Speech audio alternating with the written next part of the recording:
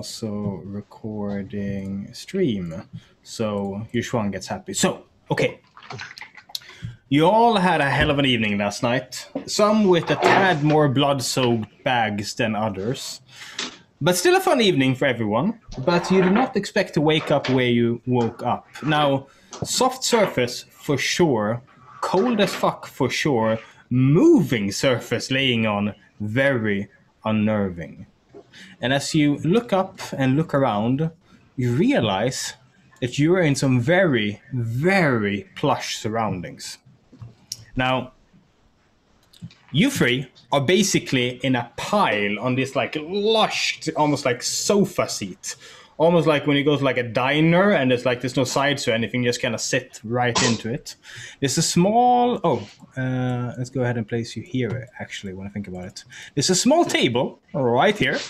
And there's also windows to the left of you where you can look out and see this absolute blackness and snow just flying past. If you look down, you swear you see movement on the wall you're in, and you also see smoke billowing up from below and being thrown away by the wind.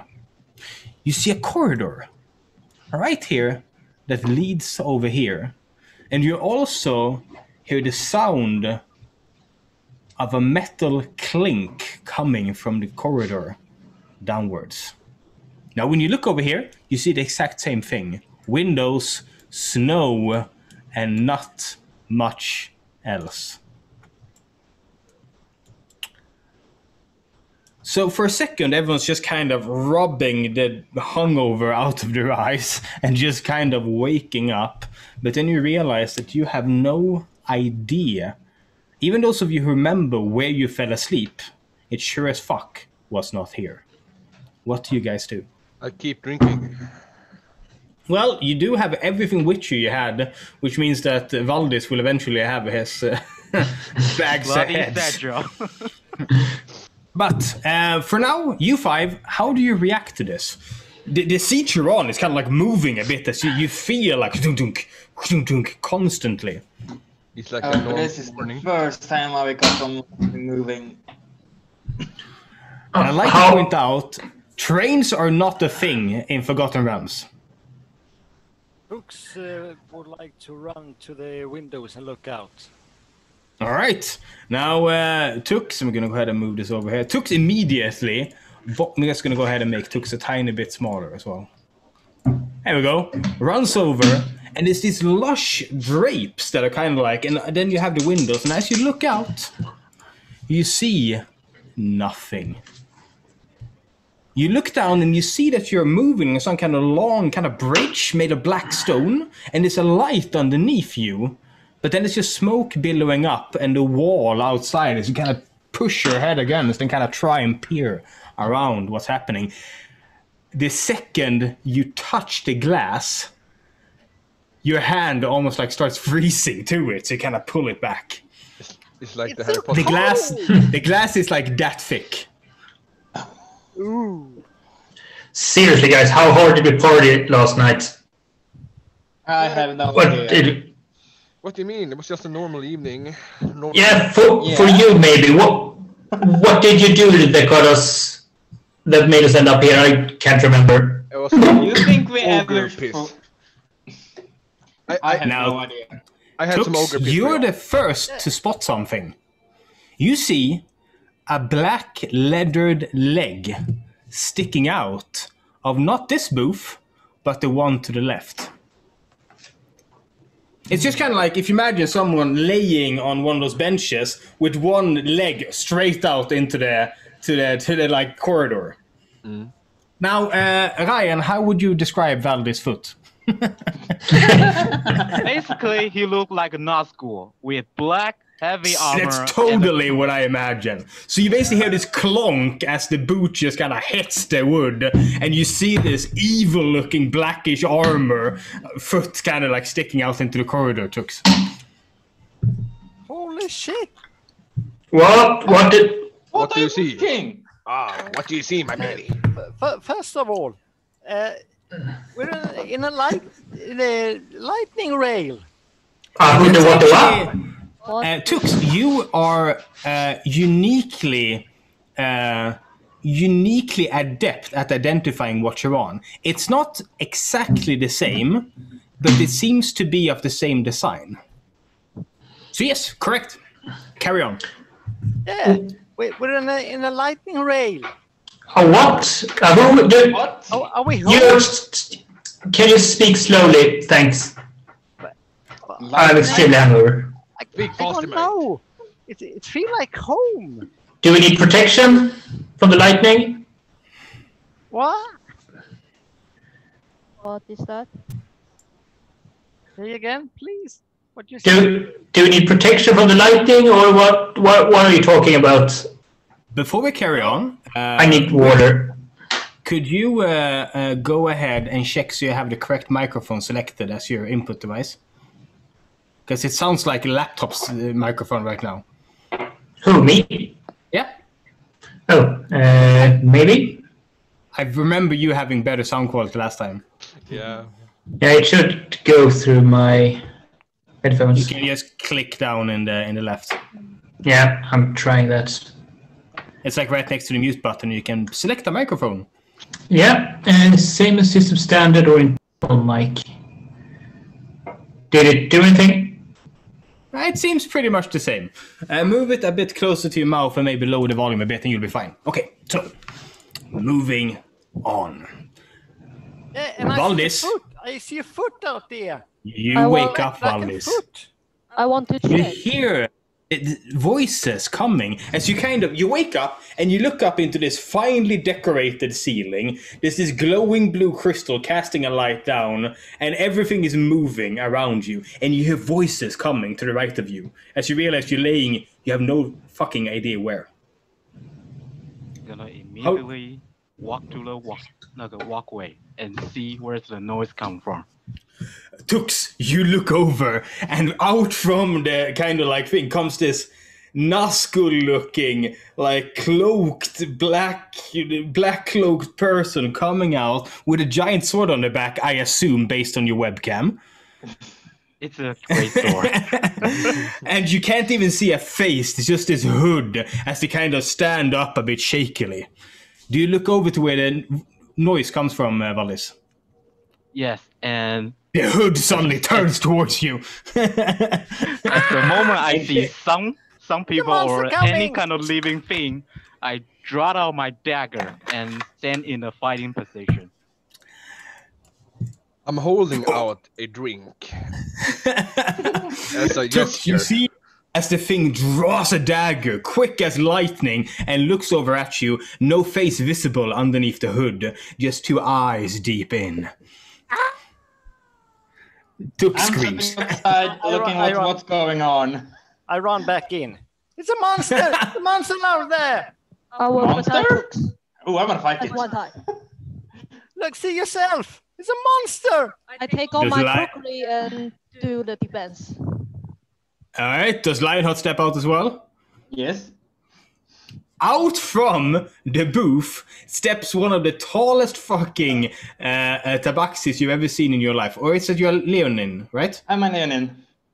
Well, big cat guy, huge buff cat guy, steps out, almost hitting his head on the thing as he kind of steps out. What's your weapon, Lionheart? I'm actually having the Sunblade and the Fell Shield. So, a glowing sword and this wicked-looking shield looking over, and you see what I described earlier, a hooded figure holding a dagger. Yeah. You have 5 seconds to tell me where the fuck I am and what are you going to do with me?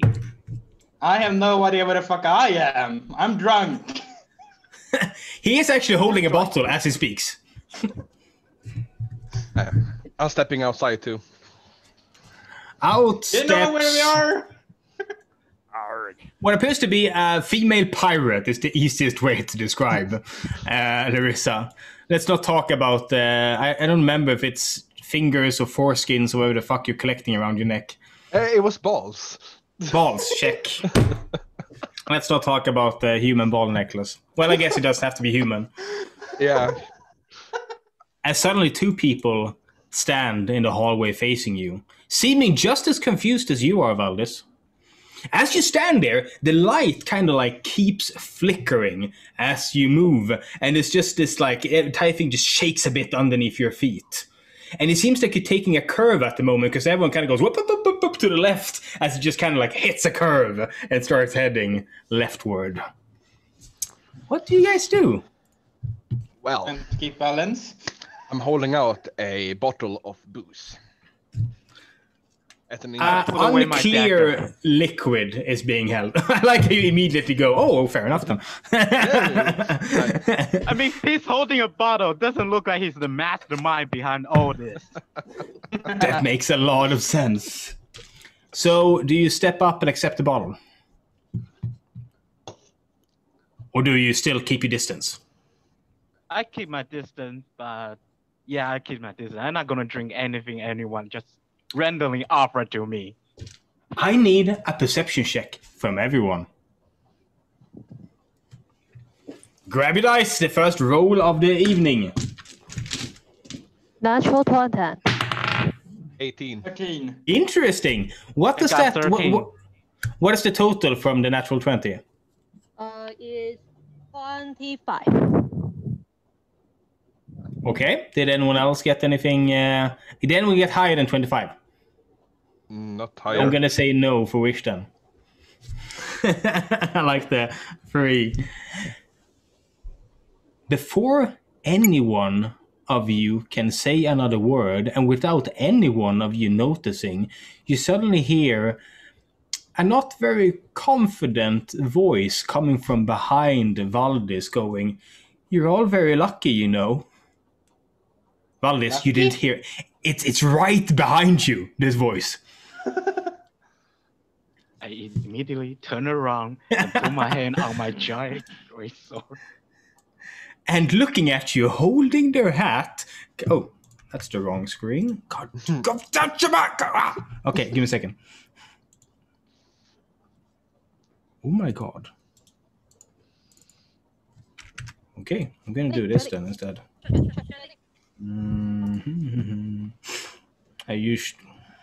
This is what happens when you don't play in too long.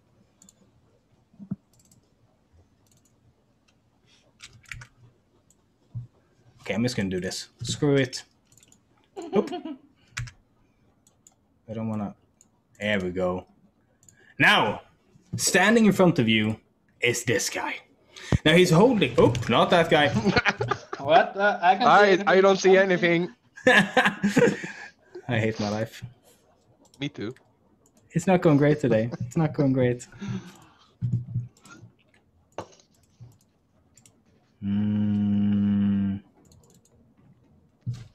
No, I'll just have to do that for today. Okay, so standing in front of you is this guy. He's right behind you as he holds his hat and he kind of takes a few steps back, almost tumbling a bit, as he goes, "You are lucky, you know." Lucky for what? How are we lucky? Where are we? You're on the Queen's train. Well, I'm What the queen? queen. I'm supposed to explain everything to you. So if you, I mean, you could kill me. I can't really stop you, but it won't really help your situation. I'm supposed to explain things. By all I'm, means, it's I'm very- turning off my sunblade. I am the conductor. Pleased to meet you. I've heard lots about you from the Queen. You have been selected to visit the Winter Court's annual midwinter ball. You are guests of the Queen of Air and Darkness, and you will join her for the festivities tonight, where you will entertain her guests. Your deeds have not gone unnoticed, and you will regale her guests with stories of your deeds tonight. Do you understand? Ribbon. Yes. What queen? Yes. Which queen? Who's the queen? The Queen of the Winter Court. You're in the you're mortals. You're in the Feywild. What is None of that? the dog. Faye, what? You can actually roll knowledge nature or knowledge arcana to know what that is. Oh. Another dimension. Fucking dice. 16.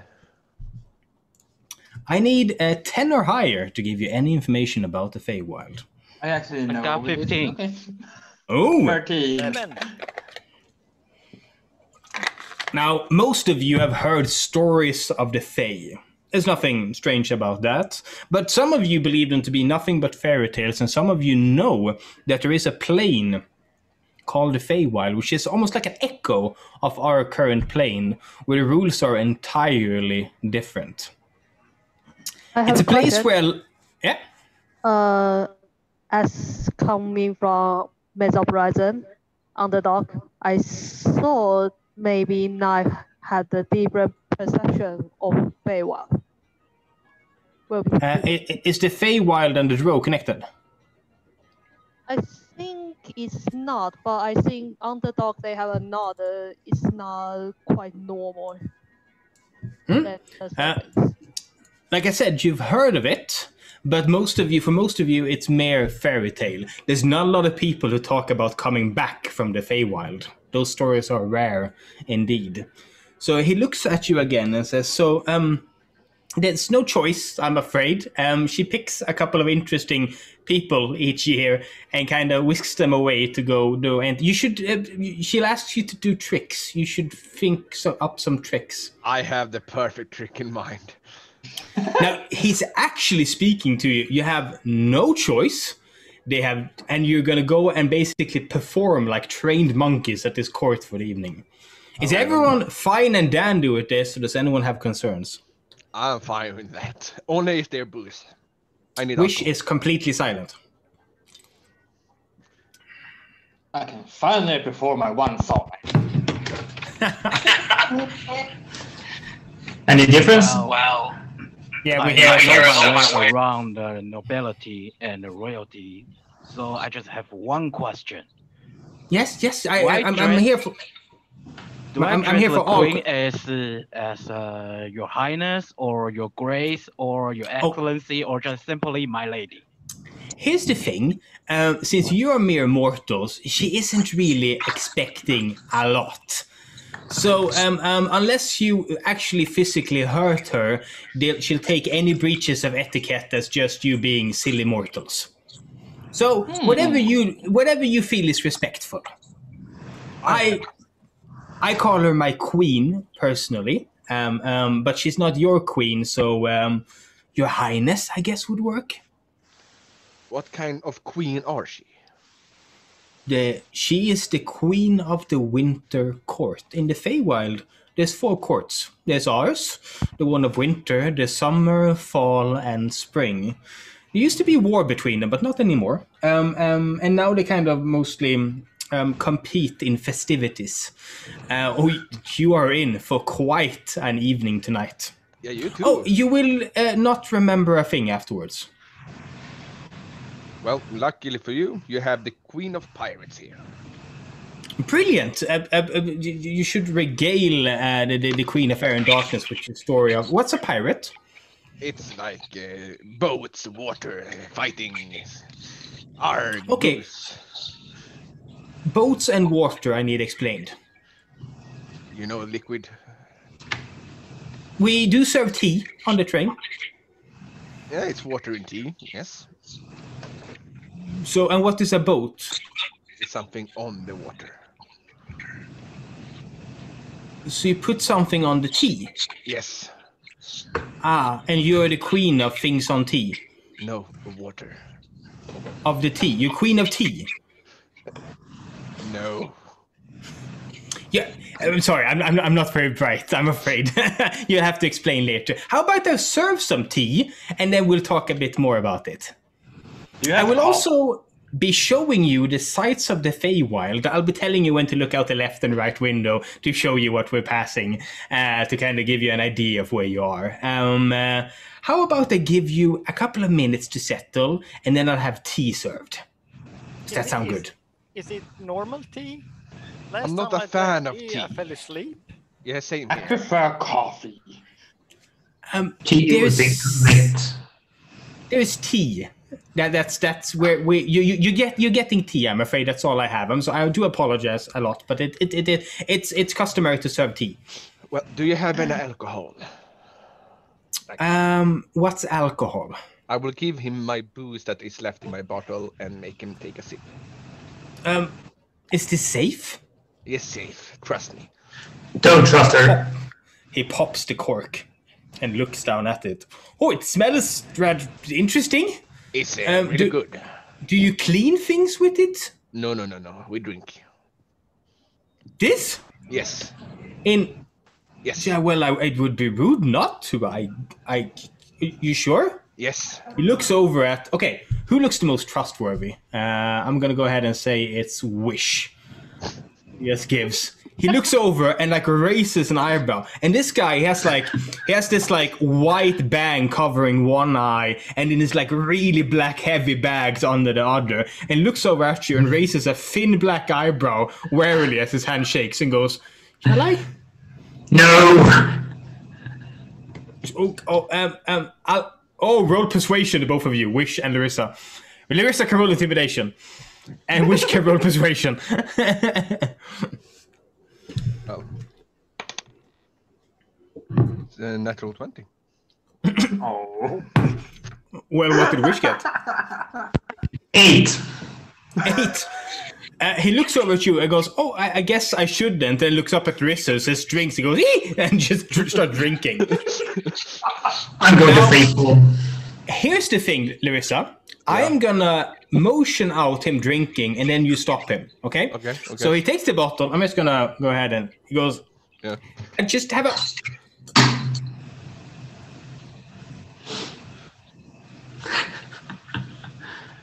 Okay, that's fine. Give me the bottle. That's quite nice. I have to so everyone is new in the beginning. Is it supposed to... Is this what warmth feels like? Yes. I don't like it. Well, there are more. So I'm gonna get some tea for us. That's what you get settled. I have a quick question. Do you want your tea served here or in the restaurant cart? Here. I'll be back in a minute or two. Yeah. How big is the other room you're talking about? I'm getting my head bumps. You get to watch the kitchen in action in there. It's quite the sight, actually. They're kind of mean to me, but they're very efficient.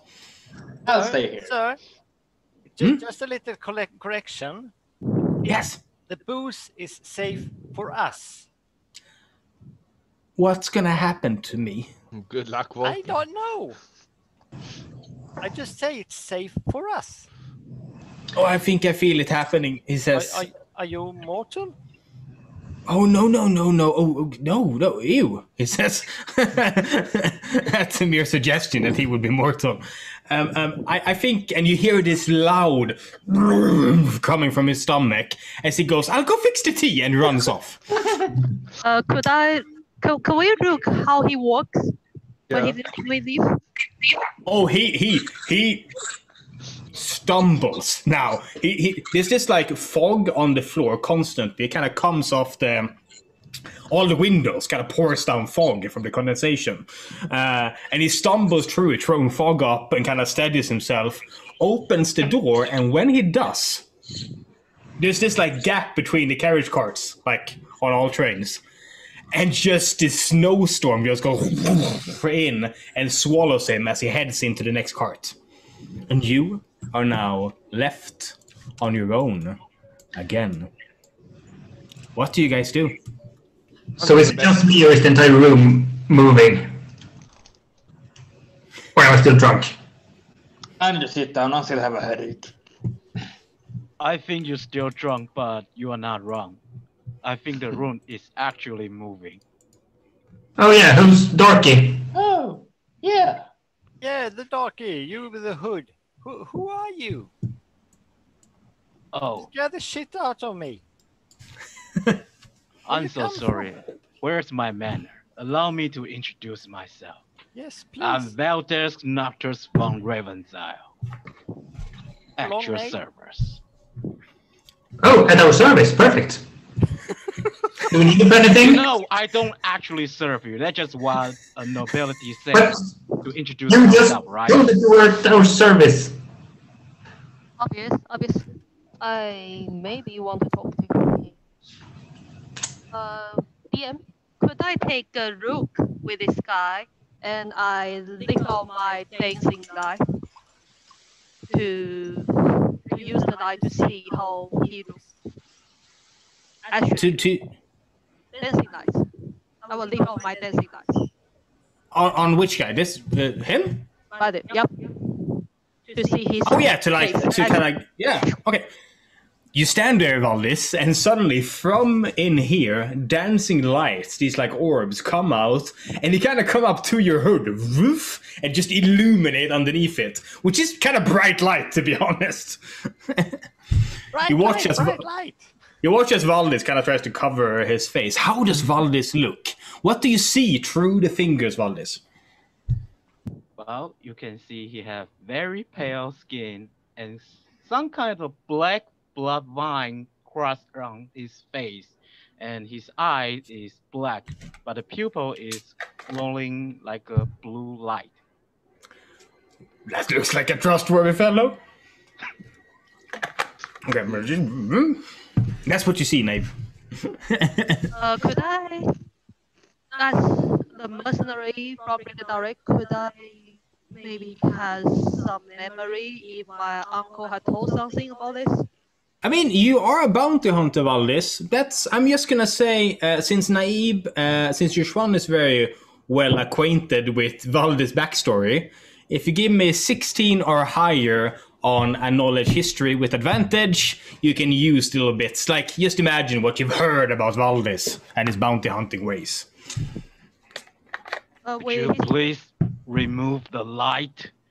The light is kind of irritating my skin.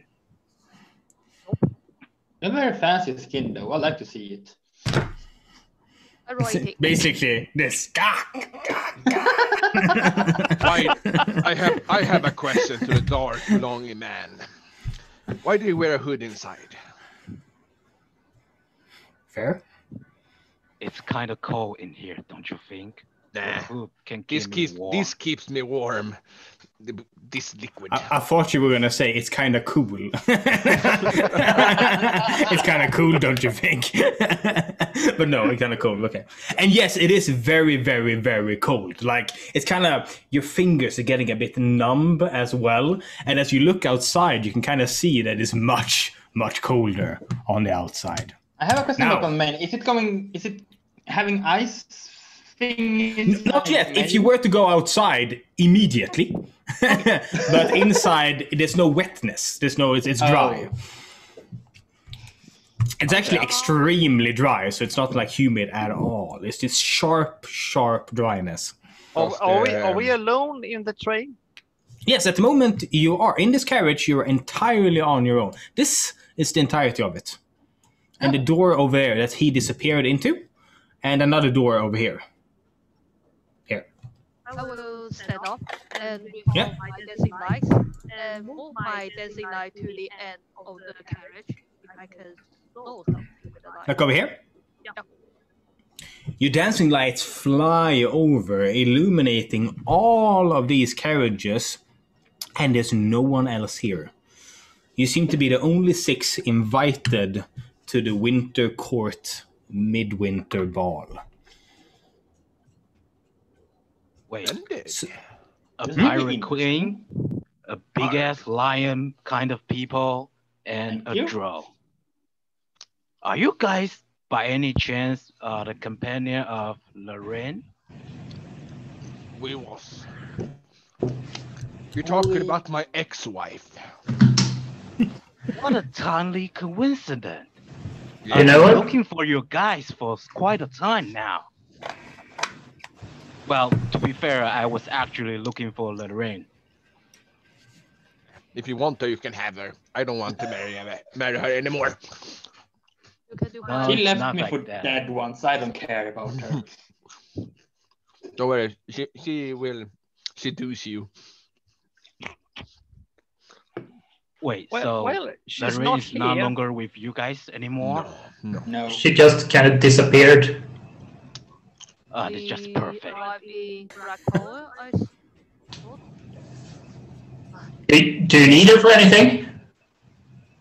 Well, let's just say she and I share some common enemy, and I was hoping she might have the information about that enemy, or maybe she can lead me to the person who have the information. Or maybe we have the information, you know, that the friend of your enemy's roommate, whatever, something like that. The enemies of You mean my the enemy enemy are of- my friends. Yeah, exactly. Yeah, the enemy of your enemy is probably the Risa. Exactly. True. Alright? Have you guys ever heard of a group called themselves the Internal Fire? No.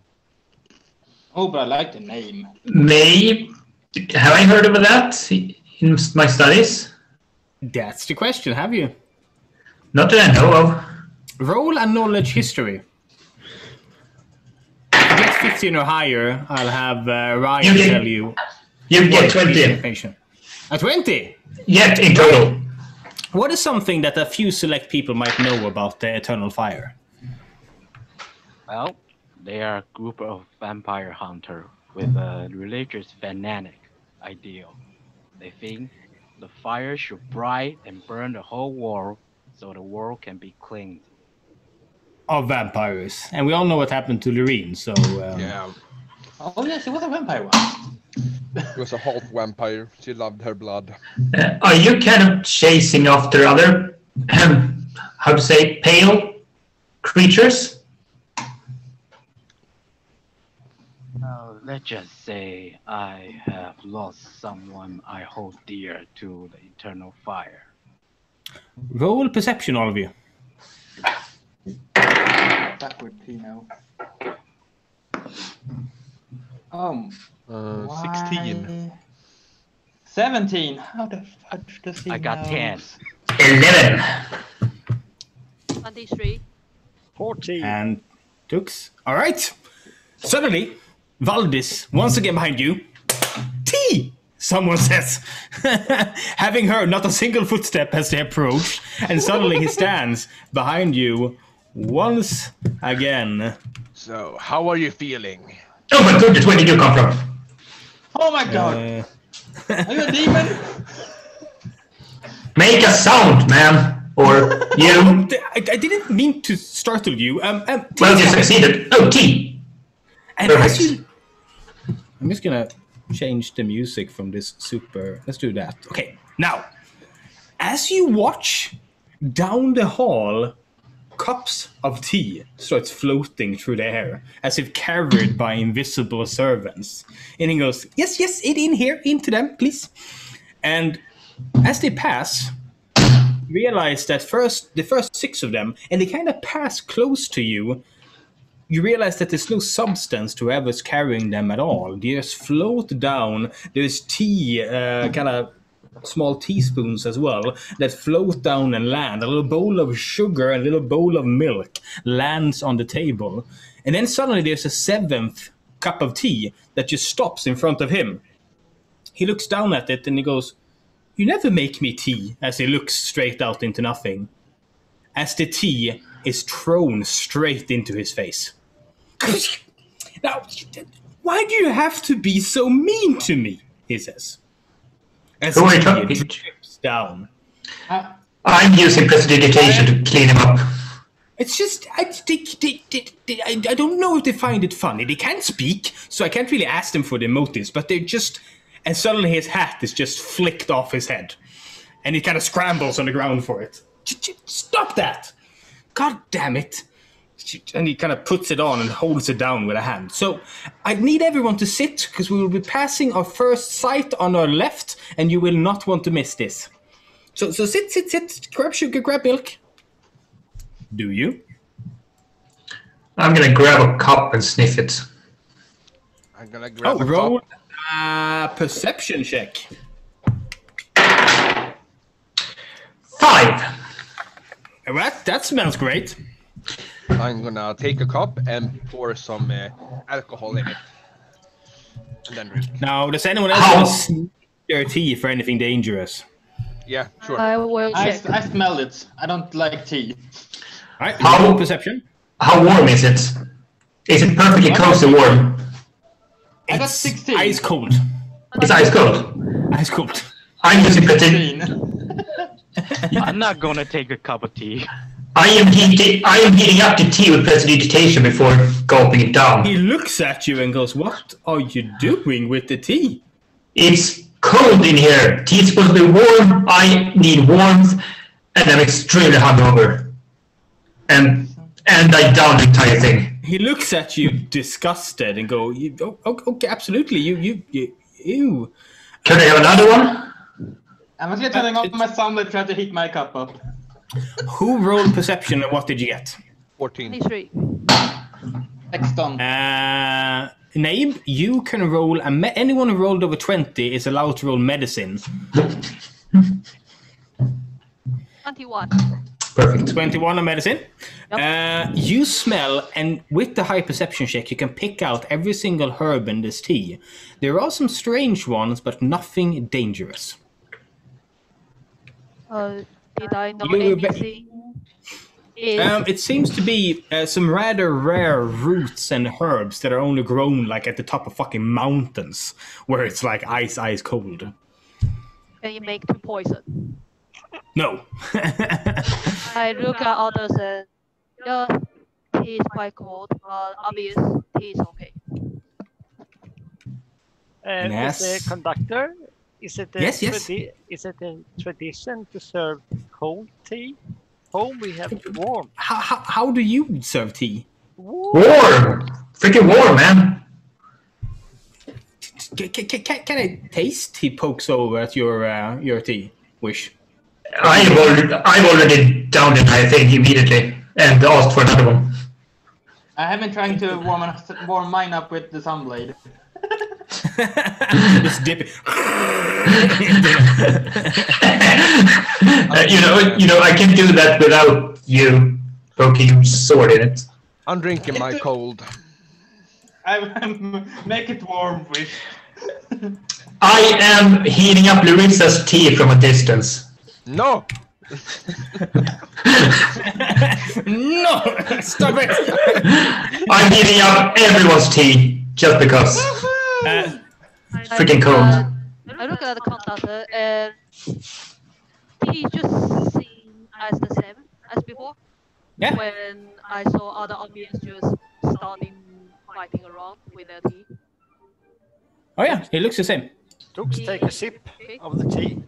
It smells. It's like extremely minty. You know, like kind of like when you had like a cough drop, and it just kind of clears everything. Yes. I have a question.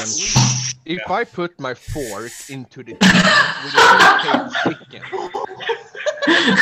Chicken tea. Yes, it tastes like warm chicken broth.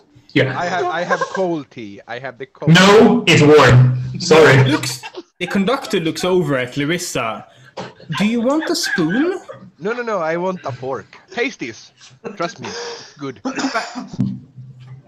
There's how there's holes in your chosen utensils. Yes, taste it. Don't use the fork. Oh! And he points out the window. And as he does, dun dun dun. Hopefully, if everything goes well, please do. As you look out the window, it goes, we will be passing our first kind of like little sight for the evening.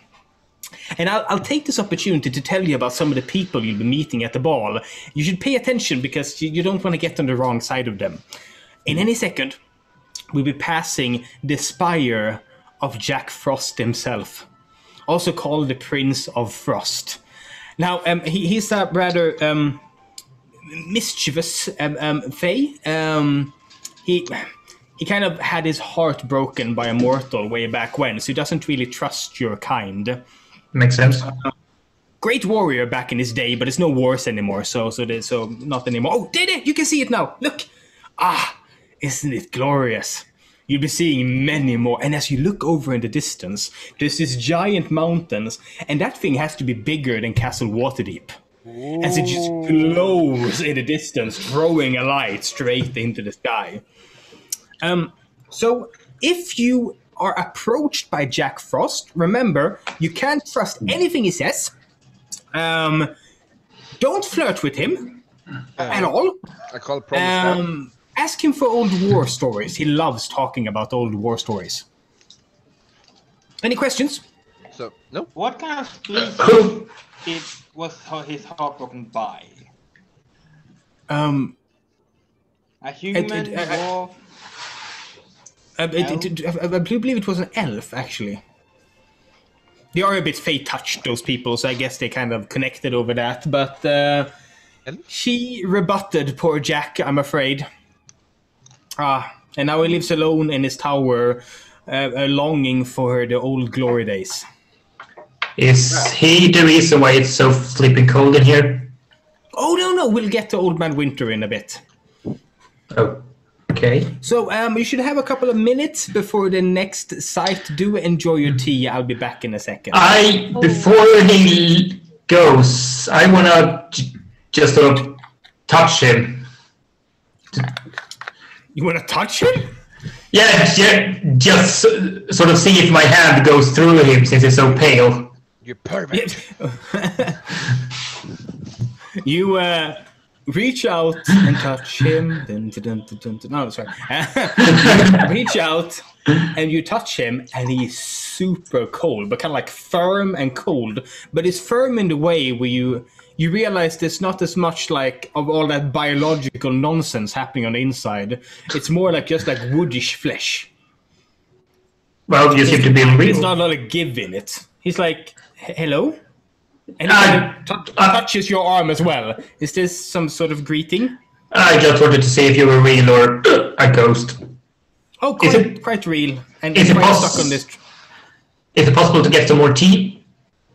I'll ask them.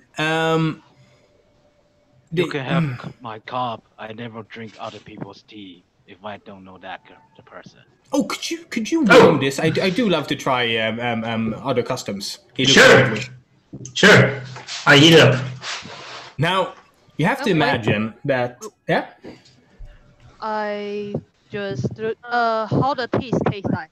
Is it sweet? Minty. Very minty. Not sweet at all. Unless you put sugar in. And this time, I just look at him and say, sir, is the river language say is polite way? River, I need more sweet thing. It's not sweet. It tastes nothing. More sugar? I'll ask them. They might throw the cubes at me, but I think they'll come with it afterwards. I need this type of sugar. So much sugar? I'll see what we have. Okay? And then he kind of sips the tea that Wish has warmed. And you have to realize that, let's say that you're at about 40, let's say 37 degrees. So if you drink something that's pretty much the same degree, it tastes nice but he's like at 0 degrees. So that's like he's drinking boiling water as he screams out as he holds the tea, and you see blisters form on his lips as he goes, ow, ow, ow. I don't think I like that. As he kind of puts it back and he goes, it's the pain part of it. It shouldn't be. Okay, I think I'll have mine cold next time, but thank you for trying. You. And then he heads off to fetch more sugar for Naib.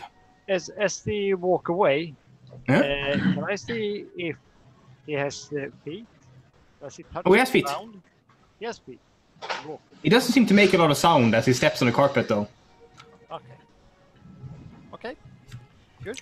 He heads off, and you once again left to your own devices in here.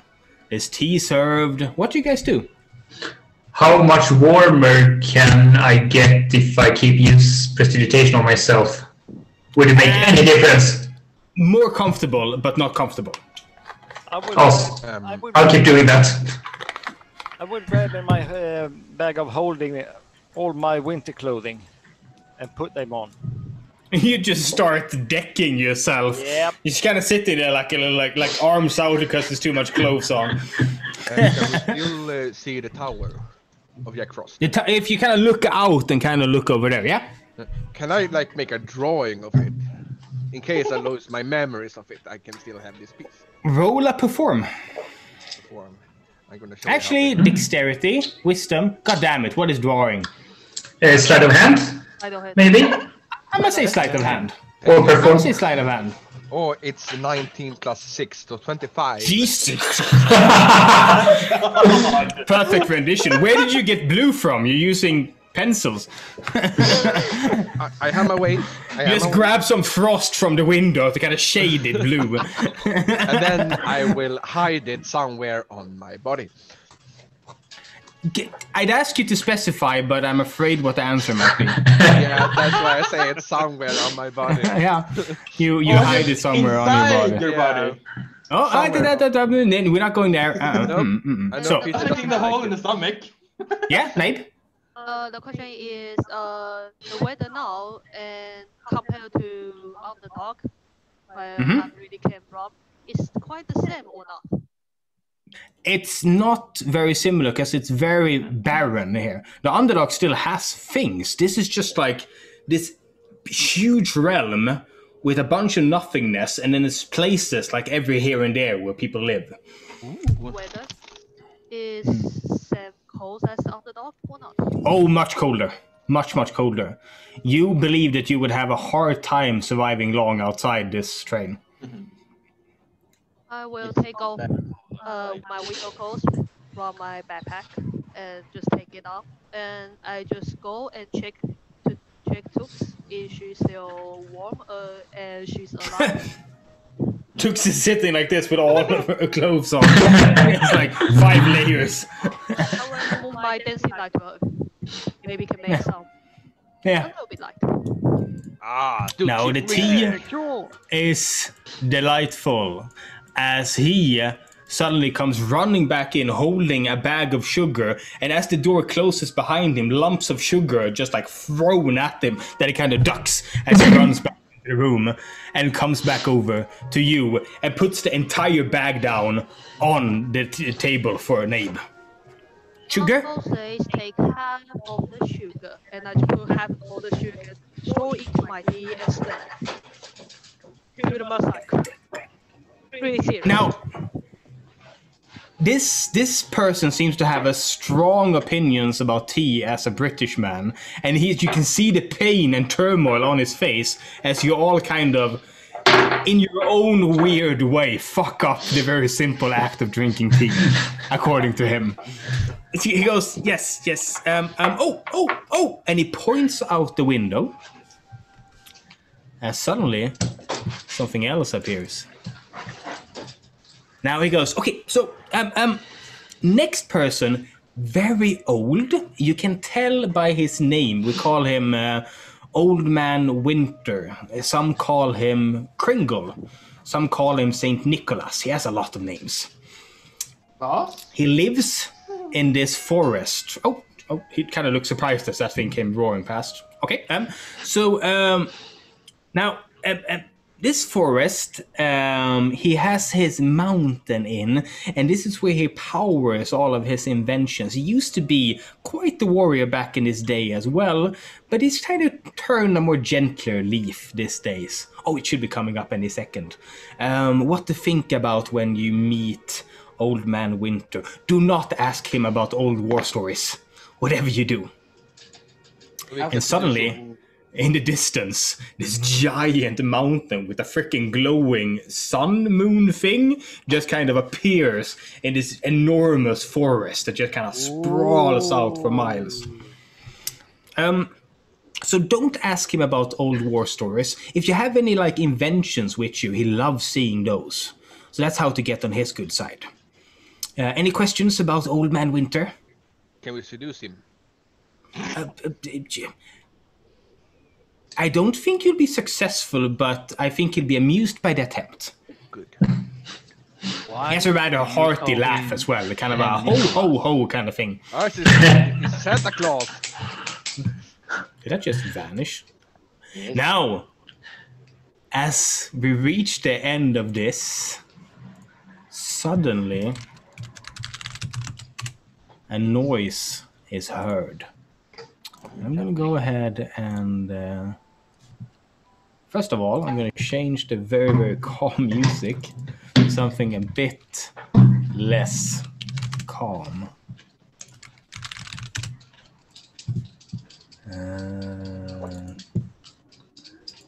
Not that uncalm. Now. I can't really hear the music though. Can you hear nothing? Almost nothing. I don't think I can hear anything now. Okay, I'm going to go ahead and fix that then. I want the music to be like loud enough that you can still hear me, but still loud. So let's go ahead and see if we can fix that.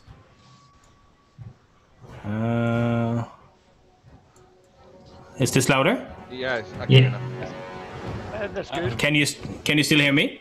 Yes. Yes. Yeah. Okay, and you can hear a little music in the background. Yep. Yes. Then you will also be able to hear the following sound in a second. I hope. Let's see what happens. Okay, now, suddenly, as you sit there, holding your cups of tea, the entire train just jolts as everything is thrown to the side as the emergency brakes kick in. I'm gonna need an emergency a dexterity saving throw from each and every one of you. And I like you to imagine time just slowing down as cups kind of fly out of your hands. Spoons fly like projectiles in the air. Sugary projectiles explode out of the bag. And everything just crashes to the side. Now, what did people get? Let's start with Valdis. Valdis, what do you get? I got natural 20. Oh, damn! Nice. Valdis, you were standing in the corridor, so suddenly you start sliding along the carpet, manage to grab onto one of the railings, and basically stand steady as everything just flies past, dodging people and cups everywhere. You see the conductor as he screams and comes flying past you, robe fluttering. What do you do? Get out of the way. I'm not gonna catch him, or I'm not gonna do anything. I just don't want to. I like how you go out of the way and he flies down, and with this like cracking thud, he hits the wall at the back. What did Naib get? 25. You manage to just throw your legs up, brace yourself, and you feel yourself pushed into the foam of the mattress as the train slows down. Could I protect my houseberry specialty? I want to protect that, my tea. My houseberry special. The half sweet tea. What do you want to do? I'm confused. Explain. I want to protect my tea on my head. Oh! My houseberry special. Oh, so basically, you watch as Naib, the cup is like this, and Naib just kind of turns it entirely sideways to kind of catch up with the momentum, and then just tilts it back down as the brake stops. So for a second, it's just like whoop, whoop. It's entirely calm. So Naib is perfectly fine. Let's move on to Tux. Tux, what you suggest? I'm drinking tea. It's a what did you roll? 1. A natural 1. With a total of 2. Could Tux roll a d4, please? Oh my god. Of course. It's a 3. Oh. First of all, you are slammed into the table, folded in half, as you take 3 damage. Your cup splashes out, smashes Wish straight in the forehead, shatters, giving him 3 damage. And then I want to know what Wish got. 17. 17. You managed to avoid all damage for yourself, kind of squeezed into like the back of this rest thing as the cup just hits you straight in the face and shatters. You feel small embedded pieces of porcelain all over your cheeks. And then it's Lionheart. What do you get? On natural 20. Oh! Just 20. You start sliding across, and then you just slam your paws, one into each side of Naib, and brace yourself like this. Paws and legs through the entire thing as it breaks. And last but not least, Louisa. On the natural 20. Oh, as you... how do you deal with this? How do you... Because you're kind of halfway into the corridor. How do you deal with this sudden stop? Well, I'm using my monk skills, you know, the drunken ways to like dance around. So you just go... And as you break, you just magically... There's a second where if the floor is here... You're standing like this. Yeah, Michael Jackson style. And then whoop back up. Now, you flew over here, he flew all the way down here, and after him came just a bunch of like spoons and cups and everything just flying back, crashing into it. He comes up to all of you. And he kind of walks a bit weird as he heads up. And you notice that out of his shoulder sticks a spoon. He looks down at it and goes, Yeah, you got a thing in you. Could someone help me with that? Hold on. I just grabbed the spoon out. No. What the fuck has happened?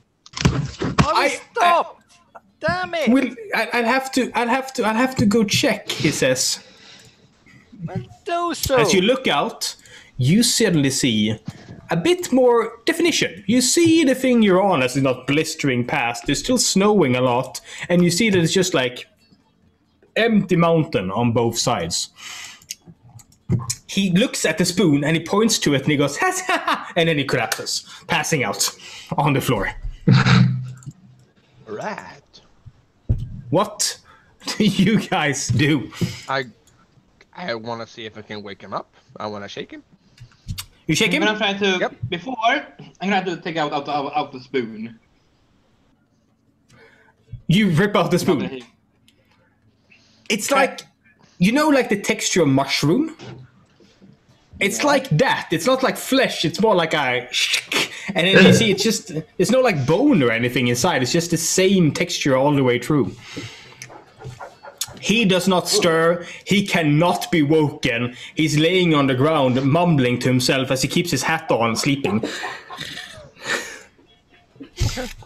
What do you guys do? I'm gonna bitch slap him. I'm wearing heavy armor, so I have a metal gauntlet. I have a metal arm. Roll a d4 plus your strength, Vallis. That's 6. Oh, you smack him straight over the face. He stops making noise. He drops his hat, and his eyes roll into the back of his head. You knocked him out more. Yep. I will lift him into the other booth.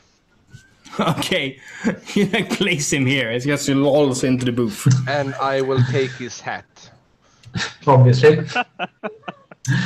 Reasonable. Yep. How bad does he seem to be? Just passed out. He doesn't seem to be dying. As you look around you, suddenly all the lights change color as they start blinking red. Oh, That's bad. I would like to go out and see what's happened. Okay. I have my out. winter clothing on. Go out. It's So freezing out there. You do Wanna that. step out? There is a door right here. Yeah. Just pick Do you out head over to the door? Yeah. There is just like a handle. handle. I'm guessing you have Okay. like heavy mittens on. Like heavy gloves. Yeah, heavy gloves. Alright. You open it, and I'm going to show you guys something. Arctic open door. Give me a second. How to open a door. I know exactly what I want to show you guys.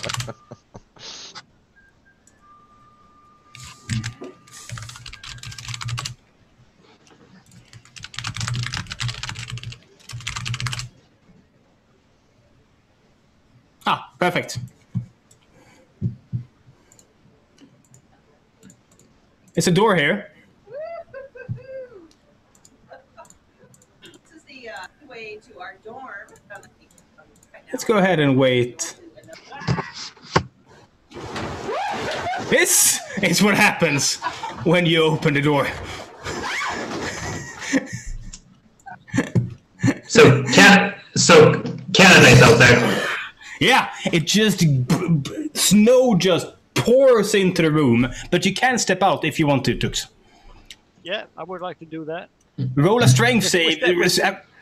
Athletics to close the door behind you. Athletics. Yep.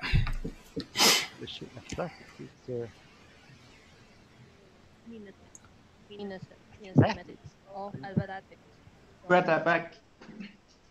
It's a 4. A 4. The Can wind I- catches the door.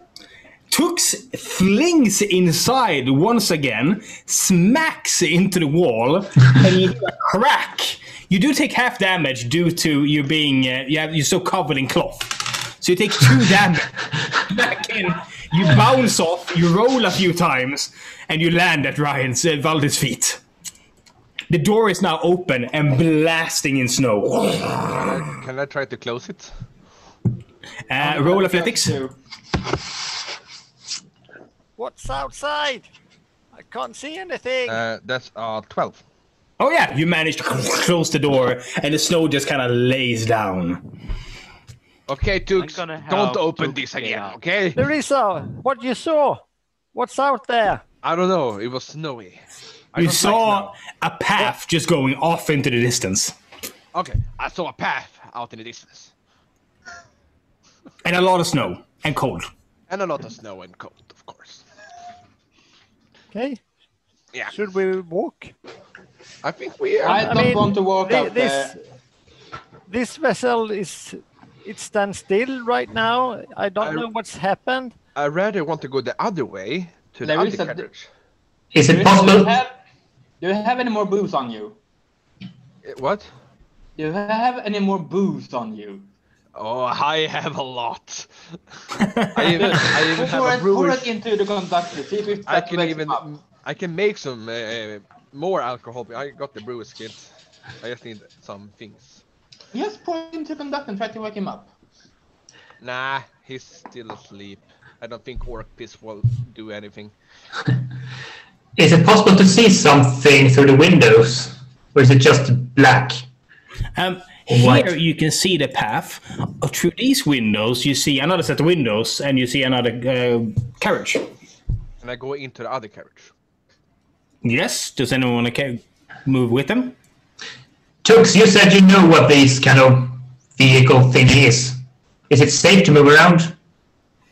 Yeah, it should be. It feels safer now that it's not just wobbling around. Or I'm getting sober. Yeah, sure. I go with two in case they need strength. So who will follow to the front of the train? I will On- follow. On the way there, I want to just do a quick look, see if the conductor has anything of interest on him, like a key or a badge or something. Not that you can tell. He seems to have what appears to be like a watch on him. But it has like 7 things, and the numbers make no sense. Is it shiny? Going backwards. Cool. It's very shiny. I'm gonna grab it. It's shiny. It's pretty. You grab a Fey watch. Fair enough. Well, it's shiny and it was just lying there. You have to unclasp it from his uniform. Sure. It's like a chain. It's just lying there. It's just lying. Just lying there. He will probably get it back if I tire of it. All right. So Tux, Larissa heads towards the front of the train. Who follows?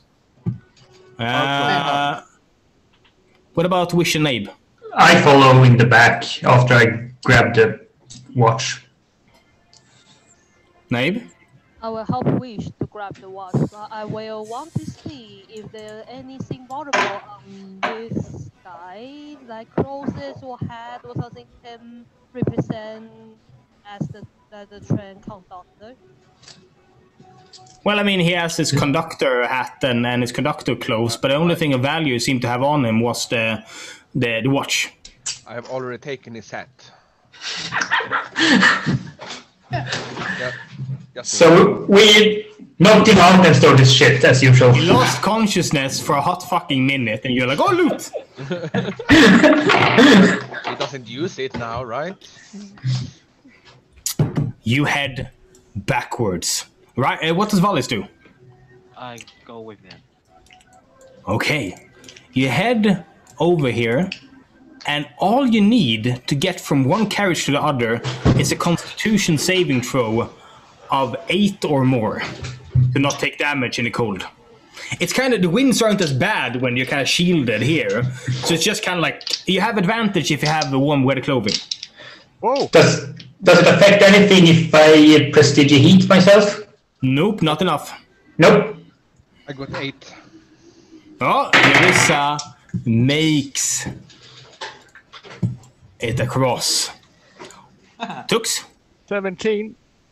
Oh, no problem at all. You kind of rush, kind of just like throwing down wind and snow. It's kind of shiver it off as you get to that end. Lionheart? Over 20. Oh, but never mind. Wish? Might be white, but I'm not a snow leopard. 6. Oh, you make it across and you reach the other side, head in, and you're like, you're a bit cold, everything is fine, and then every single one of your whiskers just breaks off. Ah! You feel suddenly disoriented. You're like, whoa, it's like it's part of your senses still. There was something in my tea. Then we have Nabe. It's not really what I like, this fucking weather. I rolled a 10. Oh, that's enough to make you. It's not nice, but you make it across. And Valis? I got a 10 also.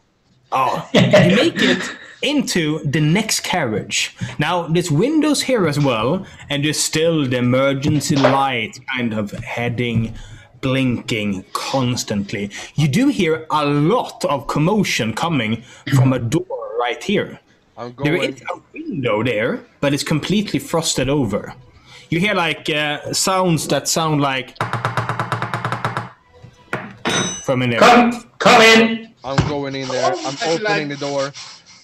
You open the door into a war zone of culinary delight. This kitchen is just like pots flying in the air, vegetables being shot into the air and flying into the pots. There's stuff being stirred. There's not a single person to be seen, but everything is just flying around in complete chaos, and everything stops the second Lionheart opens the door. Like stop in mid-air or stop and fall? Stop in mid-air. Oh. And you watch as every single knife that was currently chopping something starts aligning towards you. I close the door. You hear as they start like sticking through the door. But there was every knife in the kitchen, so I mean, I guess it's safe now. Yeah, so I open the door and go through. You're welcome. You see, it continues over here. I will go in and start eating. Sorry, we're just going through. You see a cauldron full of boiling water hover over there. Roll persuasion, Tux. Persuasion. Sorry, just coming through. Persuasion. Persuade the water. Oh. It's 8. 8. Roll a dex save.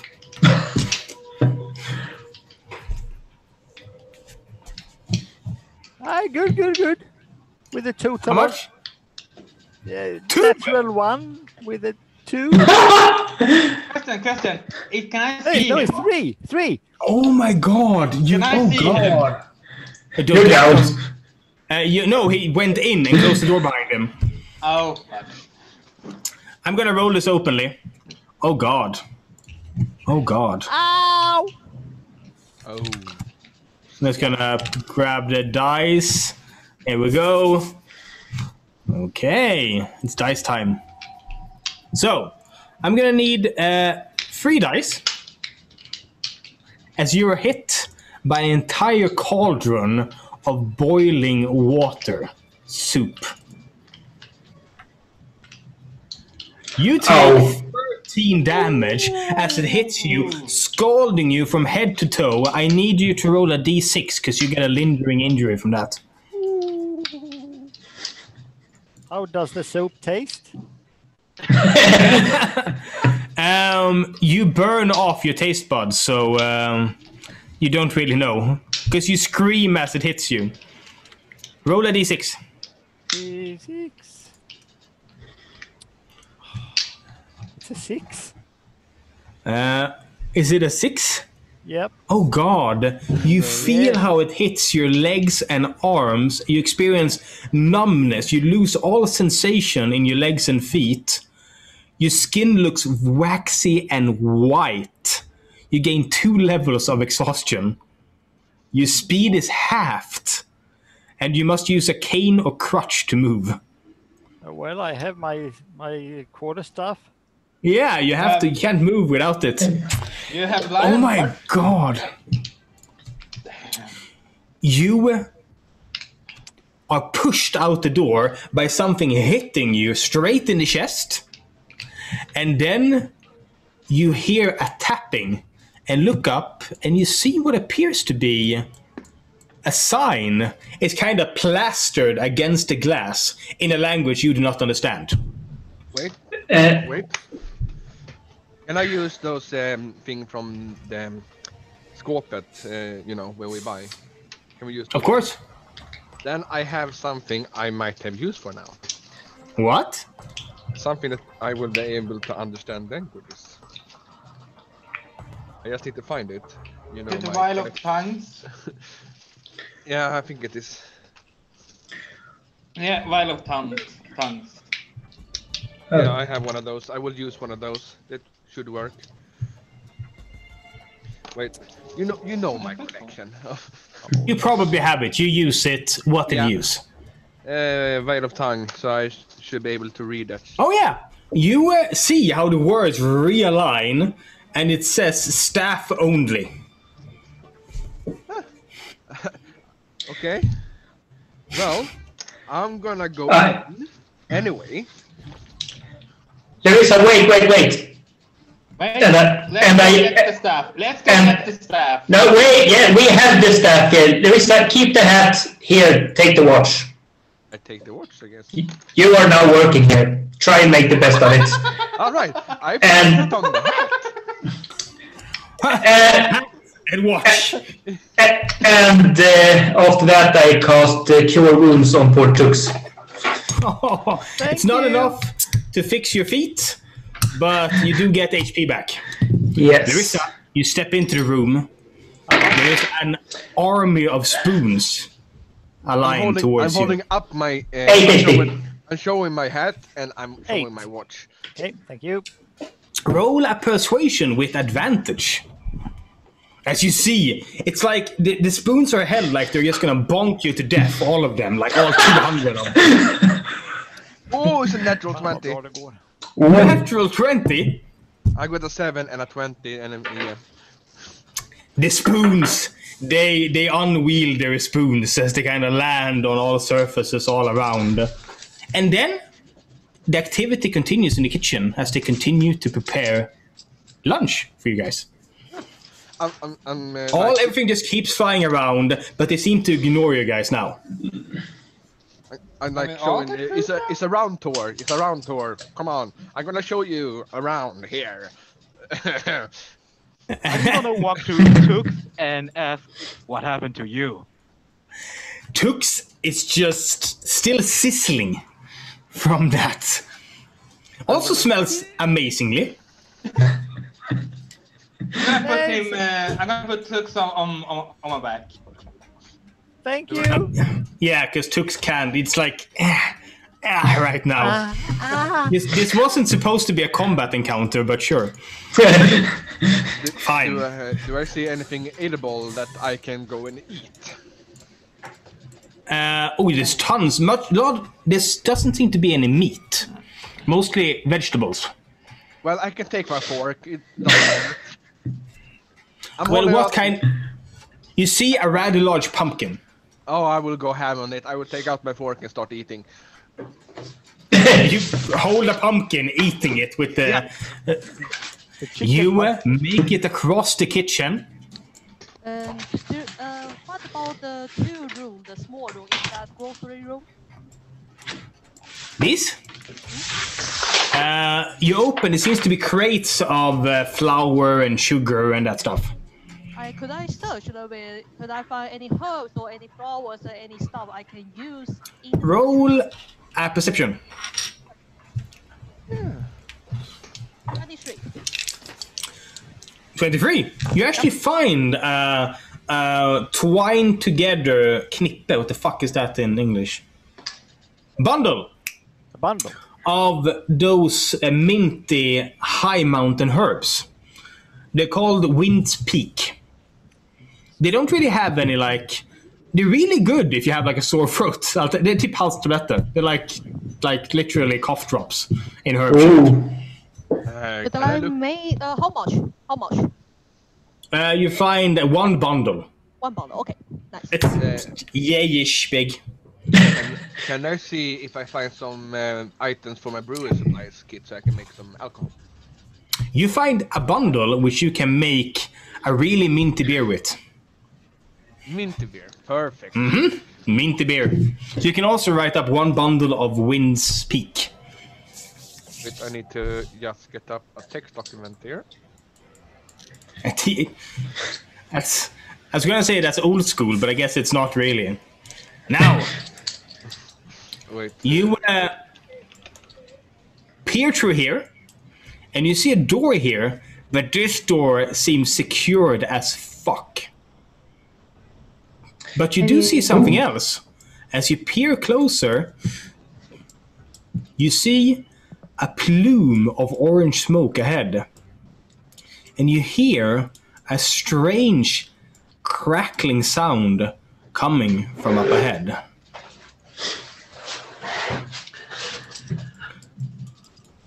I guess we go. Okay, Carters? I think we open the door and go. You open the door. Snow and wind. And as you peer across to the other door, like I said, you don't see any visible locks, and it looks extremely bolted shut from the inside. Oh, what is it made of? Metal. Metal. Oh, crap. So we can't get that door opened. No, if you want to check what's in front of the train, someone will have to brave the cold and head out. And I'd like to point out, you see this? This is a bridge about 30 meters in the air. And below is rocks. So if you fall 90 feet onto very cold rocks. It's just like pillars going up, like an aqueduct, basically, that the train is riding on. I looked at others. Obvious. Should I took off the mirror from my backpack? If it is possible to use this little tool. The mirror. You can absolutely use it on this, but remember, 1 use per adventure now. I know. Is this where you want to use it?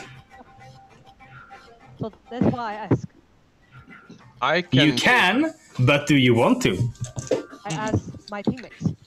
I can take the chance to actually go outside because, you know, I like to fall. You know, I take less damage. I'm gonna try to do lightsaber stuff. I open stores and just like do with some blade and try to like burn the door open. The metal door? Yes. Oh yeah, okay. So you stand here and go kind of opening, and Larissa is gonna brave the cold to see what's happened with the train. And I'm sitting on Lionheart's back. It's very cozy. It's a lot of fur. Can I try to get up to the roof and walk through the? Yes, you can. I'm gonna go with Larissa. Oh. Oh. What does Wish and Abe do then? I ain't going out there. It's cold. You're a captain of fur. We have fur. We'll be fine. Okay, so we start with Larissa and Valdis. You guys have to kind of head out, and the train is only slightly less wide than the tracks. You kind of have to sidle along as the wind does its best to just rip you off the sides. So I'm gonna need either acrobatics or athletics. Either you're pushing your way back, or you're trying to kind of go with the wind. How do you make it across? Acrobatics. Okay, and what about... Okay, so you're basically holding on like this, and you're kind of trying to like go into the cracks and kind of move with the wind. So we start with Larissa. 17. 17, you manage to make it across the first cart. There's a few times where the wind is just, it's like it's trying to sneak behind you and just push you off the cliff. You look down and you see this just like dazzle of snow and then your jagged cliffs down below. But you make it across. What about Wallis? 21. Ho, ho. Pang, pang, pang, pang, as you kind of hold on with your gauntlets moving across. Now you make it across. And Larissa, Yep. you see a sign here on the door. Oh yeah, do you wanna? Yeah. I'm at the roof. Can I try to get forward too as well? Oh yeah, let's do it. Perfect. You have to get up on the roof. Acrobatics to get up. And the second you kind of stick your head up. Yeah. Even if I was on Lionheart's back. Oh, that's true. You can just walk up. You can walk up. So I walk up. Now, and then I crawl. I just crawl. With your useless legs behind you. I'm just thinking of Call of Duty Zombies. You grab with your like fluffy mittens. You just kind of start crawling. I'm gonna need athletics from you. Because the wind is once again trying to pull you off the roof. With advantage because I crawl?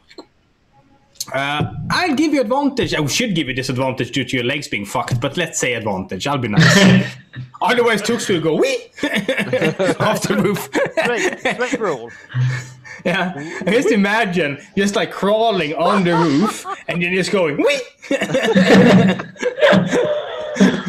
Did you get a one? With advantage? No, not with advantage. 50 minus 40.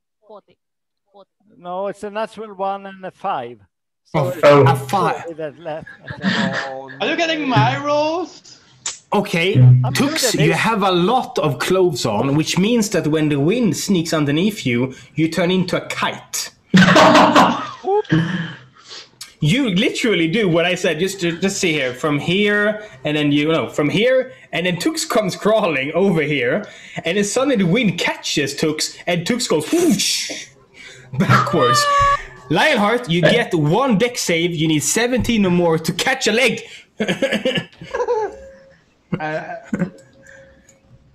This adventure is not going the way I planned. Come on. I got 3. Oh no. 3? Tux keeps flying. 5. You get more and more air, Tux. It's just like this is happening to Tux. Could I run out, take a sort of running jump of Lionheart to try and jump up and grab Tux? If you get perception 17 or higher and even notice this is happening, yes. Oh, shite. Can I try to use my nope. to catch him? And Naib can also roll 17 or higher to see if Naib notices Tux going wee. 21 Oh. natural. You watch as Tux loses grip, and you have the opportunity to do one action before Tux goes fuckity bye backwards. I will use my attack action to use the rope to grab her. So you literally go up. Okay. Roll a sleight of hand to hit. 17. You grab on to both of Tux's feet, and you it latches on and pulls them tight against each other. The only problem is that I'm just going to go ahead and do... I know exactly what I'm going to do. Uh-oh. Because Tux is up here. And there's a rope going up, and Tux has inflated like a kite with Naib holding on to Tux. It's an attack chain, actually. The metal chain. And so, yeah, that's a metal chain. Well, it doesn't really matter. It's still enough to send Tux. How long is the chain? It's the chain from the chain guy. We have. Oh, that's okay. This is accurate. Just imagine the camera up here and it is going up, and just Tux flying up here. What are you doing out there? You notice that. You notice, Lionheart, that this is happening, but it seems like they have it under control. So I guess you keep. Yeah. Larissa, I'm gonna write to you what you read on the. Let's see here, Larissa. I should play chat. Where are you writing? On the phone? On Wish, not Wish, on Zoom. Oh. There we go. It's a direct message. You should see it in the chat. That's what you see on the door. Ooh. You also hear on the other side. By the Oh, way, can I sorry. see something from the air? Or is it You just see black? Larissa looking around here and then looking extremely scared. I will tell Valdis. Okay. This sign says flammable, light, no fires. Be careful with the fire. How is this possible? I mean, it's a freaking code, and how did that thing catch fire? I don't know. I just read. I can take fire. That's no problem for me. But I'm thinking about you. You know. Lionheart, you're currently burning your way through the door. Oh shit! Can I just drop back? What is Valdis' wisdom? 10. All right, let's say 10 on an insight, and you put 2 and 2 together, okay? Otherwise, it'll take a round, and then you go, oh shit! And we'll see if Lionheart gets another round of... I got a 8 on my insight check. Oh, you go, wait, there's something giving Lionheart an extra round, and then you go, oh shit! And you run back, okay? So, where the fuck are we? Larissa, Larissa's gone, smoking, so let's go over here. I'm here. Okay, so Larissa, what do? You've seen the sign, you want to keep going forward. Yes, I want to go. I'm putting on my ring. That means less fire damage, of course. I like how you go, And then I keep forward and looking for an entrance. You look forward, and it seems like the train itself seems like a closed system. You see no entrance, but it's more easy to get past. You don't have to roll. And as you make your way to the front, you realize why the train braked. As you see an explosion of energy as the bridge is completely broken and laying in huge chunks, and there's just nothing going forward except rubble, darkness, and snow. Okay. Is there any way to fix it? Well, did I mention the rubble, darkness, and snow? Yep. Okay, yeah. So no, not. I mean, it's a giant like stone construct stretching for miles. Well, is that a big? Is that big? Several miles. Oh yeah. I mean, the road itself is gone. Well, I want to see if I can like get the inductor, you know, that steers the train, and like knock on the window. There's a window, completely black. Can I knock on it? Yes, you can. I want to knock on it. You knock on it.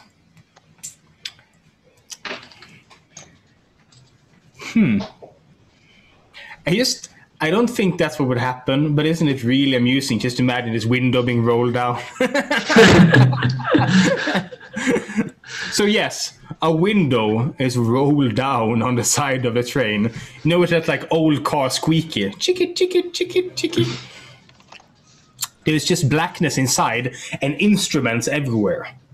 But there is a presence, you feel like. Another one of these ghastly things running the trains. Can I say, like, And you hello? feel like you feel like you have its undivided attention. Can I make him to speak? Like, They don't seem able to speak, but they should understand you. okay. Well, I'm telling him, I'm showing my hat and my watch. I say, I'm working here. I'm trying to find a fix for this problem. Right? There's just silence facing you. I want to climb inside. You want to climb inside? Yeah. Roll acrobatics. That's 19. Plus. You manage to climb up the side, grab on the edges, and start pushing your way through. Roll athletics. Holy shit. That's a natural 20. That's a natural 20 here as well. So I have 22 total. You feel this whoosh of force hit you straight in the chest, push you backwards, fling you out the side as your heels hit the edge of the bridge 90 feet in the air. Roll a dex save.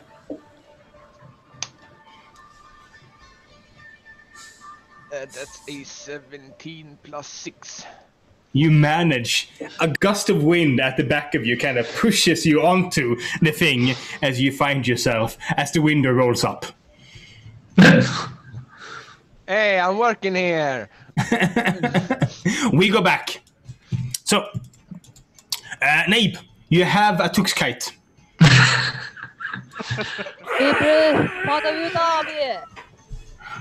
Sorry! What do you and Tux do? Can I try to get down? Well, it's acrobatics. You have to kind of like fly down. Acrobatics? It's tricky. I need a lot from you. More than one? More than one. Correct. The 11 plus acrobatics. Yeah? That's a 13. You watch how Tux suddenly starts using the glorious wings that Tux had given her. You see as she gauges the winds, trying to ride them down to safety, and you see a dive going straight down. All she needs to do is just kind of narrow it out, kind of plane it out before she hits the... She needs to plane it out before she hits the... As she slams straight in to the top of the carriage. Tux, it is not your day today. No, as you slam in to the carriage top and wish you just hear pa-pang straight over you as Tux takes 4 damage. 4 damage. But you're down. Yeah. I try to grab something and hold me tight to the ground. Oh yeah, you can hold on to the top of the carriage easily, and you can climb back down with the help of Naib. Now, Lionheart, I need you to roll damage on this door. Yeah. You don't want high. I know. Let's see, radiant damage. There it is.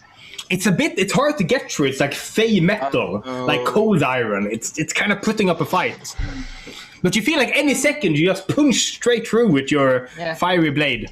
I got the 9. 9 damage! Yes! Oh, you feel it, and you feel a little wriggle room, and you kind of pull out, and you look in, and you swear there's just like that much left. All you have to do is shove in one last good time. Valdis, it's you. I'm gonna try to run as fast as I can to go back to Lionheart. You got a sunblade. I love the actuals. You are like clawing your way back as you... I need athletics from you. You have 2 choices here. You can either make it fast, go fast with disadvantage, or go careful and just roll normally. I'm gonna take a disadvantage. It's kind Oh of. yeah, you're Time speaking. Roll with disadvantage. Athletics. 14. Oh, you hear tonk tonk tonk tonk tonk tonk, and you hear like claws digging in, the like metal claws of the gauntlets, and suddenly Hood flipped back out across the edge. Valdez's head pops up, and what do you say to Lionheart? He's like, Up! What you doing? Whatever inside is a fucking tank. It's flammable. That's a comedic timing right there. I like that. And then It's flammable and it's easily explode. So maybe not using whatever that flaming sword it is. Has anyone seen my hat? You hear a voice say as they come from the back. He kind of steps up and goes, Are you okay? He looks completely healed. Yeah, it takes a while, but we heal up well. Who took the spoon out? That was very nice. Yeah, I think it was the dark guy. Or Lionheart. I don't know. Yes. Your hat disappeared towards the front of the tray. It might have had someone underneath it. Probably, maybe one of us. I'm guessing Larissa heads back. Yeah. Did I hear heal? Maybe. I don't know. Yeah. Go. I want to try to see if I can find another way into the other cartridge. This one? Yeah. Same kind of lock on this side. Is it any windows or? No, it's completely metal all the way with like plates and stuff. I want to see if I can break through the metal door. This again? Yeah. Done it before, I will do it again. All right. You brace yourself and throw yourself against the door. Roll athletics. If you get less than 10, you hurt yourself on the door. Well, I got a 15. Oh? You throw yourself against the door and do no damage. Okay. With my knuckle. Oh yeah, nothing. Okay, I head back. Considering Lionheart went in that deep and then had that much left. So is the door to the main train open from this side? There is a door, but it seems to be made of the same material. It seems like they've tried to make sure that eventual guests heading to the Midwinter Ball doesn't tamper with the fucking train. Hello. Maybe from a couple thousand years experience. Okay, I guess I head back to the others. You head back. Now, the conductor looks at you. I'm guessing you all kind of get out of the cold. Yeah. The conductor looks at you and goes, "Oh, thank you for taking care of my hat. Did I drop it?" Yeah, you dropped it. I took care of it. Could I have it back? I feel a bit naked. Yeah, you can have it back. yeah. I've been happy. I also have this watch for you. I found it back here. Oh, if you hadn't taken it, the spirits would have most likely hid it from me. They're rather mean. You're welcome. Don't worry, I got you, bro. And he takes it back. And so, we are. Did anyone see why we stopped? Yeah, it's chaos bridge broken. Excuse me? Bridge broken. Like cracked or? Blown away, I guess. No. We don't need. No, it can't be blown away. We need a bridge. So, does it seem fixable? I don't know. You tell me. Could you describe the state of the bridge for me, please? Like how many meters? It was a few miles. Oh, she's gonna kill me. She's gonna kill me. Oh God, I'm gonna die. Oh, we can't be late to the Midwinter Ball. Is it possible for us to see the flames from where we're standing? Which Yeah, from the yeah. So Larissa, what state is the front of the thing in? Is everything okay over there? Yeah, Baldis came running back being distressed.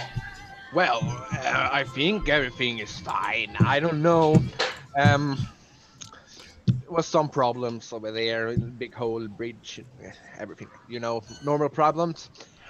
No, there's big problems. There are. You don't seem to understand. We can't go back. There's no back. How can we fix this? Are we stuck here? Yes, and we have fuel to make it to the midwinter ball, but when that goes out, I guess I could climb down and walk and get help. It'll take a few months. Months? Can you open... How good are you people with cold? No. Okay. I was before something happened, and you mentioned heal. Can you heal me as well? Have you that ability? No. I'm sorry. I can punch tickets. That's pretty much the extent of my abilities. How rough is Tux looking? Tux is looking pretty rough. Just went tank. Oh. Tux, you really need to take better care of yourself as I slap her in the head with a second level cure wound. I will give Don't worry, I will do nothing. I will sit here and heal. I will take my long rest. I will... Tux just goes. You get 30 HP back. 13? Yeah. Oh, great. Thank you. I have an idea, he says, the conductor. Tell me. Did we pass a bell a while back going ding ding ding ding? Yeah. Was that before or after the forest? Was before. That was before the winter guy. Old man. Old man winter. I think there is a side track that goes through Old Man Winter's forest. It hasn't been used in long, but it should still be there. Is it safe? I haven't the faintest, but I mean that's the only way we're gonna make it there. Is it possible for this thing to go backwards? Yes. No worries at all. But I don't know what we'll face in there, and I'd like to point out that I'm rather useless in any sort of extreme situation whatsoever. I can serve tea. Well, Yeah, that's good enough for me. I have something that you can eat in case you want help. I don't like the things you feed me.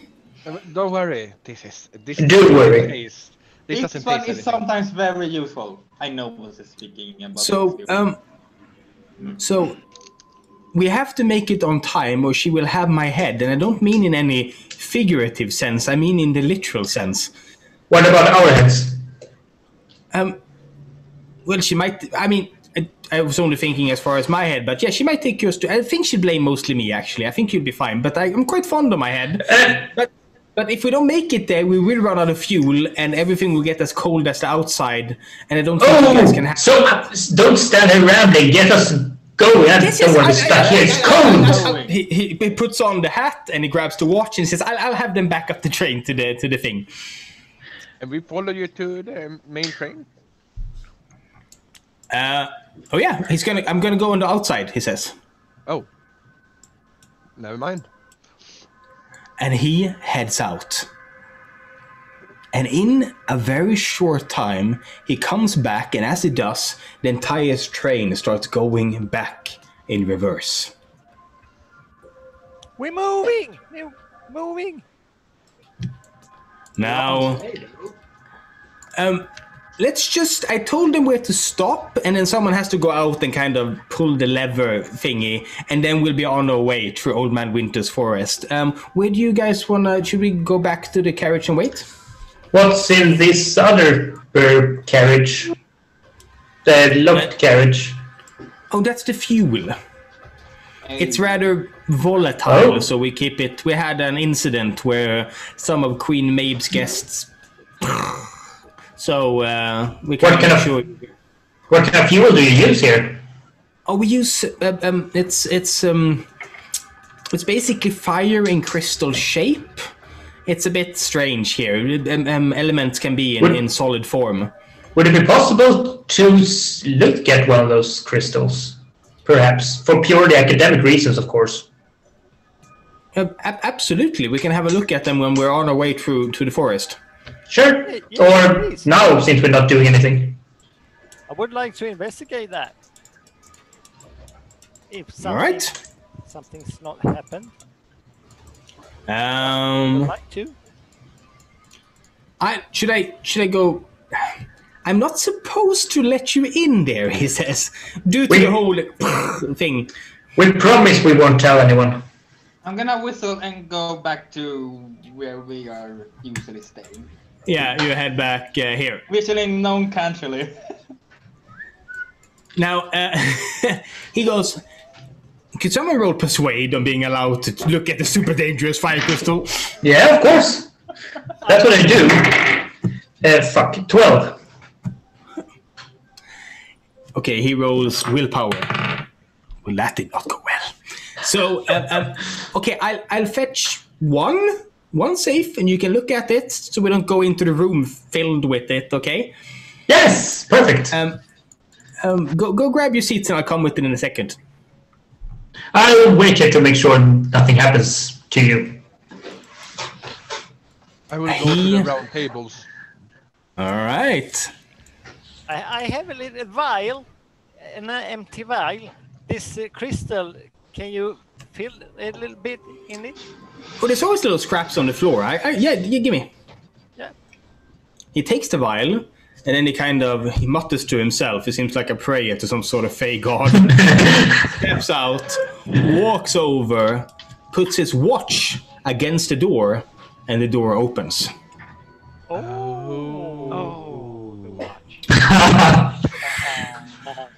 There is a glow inside, an orange glow, and then he steps in. He comes out then holding something. I'm also going to point out that this adventure is taking about twice as long as I had planned for it. But that's fine, that's fine. It doesn't do anything. I have time. Me too. And he comes back holding what looks like, well, now when I look at it, it looks like a bit like an artillery piece. And he kind of holds it very carefully. And then in his mouth, he has the vial, and in it seems to be like, just imagine like if you have a bunch of rocks, there's like rock dust and stuff on the floor and small pieces of gravel and stuff. He's kind of scooped a bunch of that up and put it in the vial, and he's holding it in his mouth as he holds it, and he goes, take this. I grab it. Yeah, clink. So this is solidified fire. In your world, fire can only have one shape, right? As far as I've seen. That's so strange. Here it can be liquid, it can be solid, and it can be a gas, like in your... And you're looking at and he holds it out. Solid fire. Can I... Concentrates, crystallizes. Can I touch it? Yes, it's warm. He holds it out. You see that he's wearing huge, like, oven mitts to wear it. To you, it's just like, it's warm, but not warm enough to burn. But for him, it's super, super warm. Oh, I'm gonna try and grab a bit from him and finally get some warmth. Oh, it's perfect. Would it be okay if I kept this until we're almost there, just to keep my heat up? It depends on what you mean by okay, as in it might kill us all. How? It's perfect. Or if any open flame comes near it, it changes the state of it to a gas, it expands, and we blow up. What happens if you throw it? At Forrest someone. may as well. Don't throw it. He starts trying to take it back. But it's warm and cuddly. It's freezing in here. Don't you have? Okay. Here's what I'll do. Here's what I'll do. And he kind of pushes past you, and he goes and he grabs a bunch of towels from the kitchen, and he wraps it in this, and it hands you this like super fussy warm bundle. There. Take that. Don't unwrap it, and just you can kind of hug it or something. I don't know. Yes, perfectly. I will come up with a perfect story to tell the court when we arrive. Yes, could you try and make me look good? Because I'm already thing. I like how Wish got so excited his mic cut out. Wish, I heard you will, and then I saw. Your mic died entirely. There we go. You're back now. Say it again. Yeah, I'm just gonna walk away with the warm bundle and her. We never get to know what it's gonna say. Okay, you walk away and you head back with the warm bundle. I guess you guys can hang out here since it's closer. Okay, so what conductor goes? We'll be there in a second, and then we'll head into the forest. It should only add a little bit. We might miss the pre-cocktails, but we should be fine. Anything else I can help you with while we wait? Anything. Could you tell me more about the winter old man's forest? Oh, okay. He walks over, and he kind of joins you all.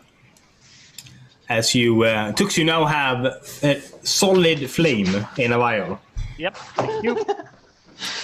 And he goes, oh, so as the train kind of backs up, it's very strange that it's going this way. I'm not used to it. So Old Man Winter, he doesn't spend a whole lot of time in that forest anymore. I'm not quite sure why. He mostly stays in his mountain and kind of flies to and from it on a sled. The forest, he used to mine a lot there, but not these days. And then you suddenly see here, ding, ding, ding, ding, ding, as you reach the place from before. I'm going to go ahead and show you that, but slow down this time so you can actually see it.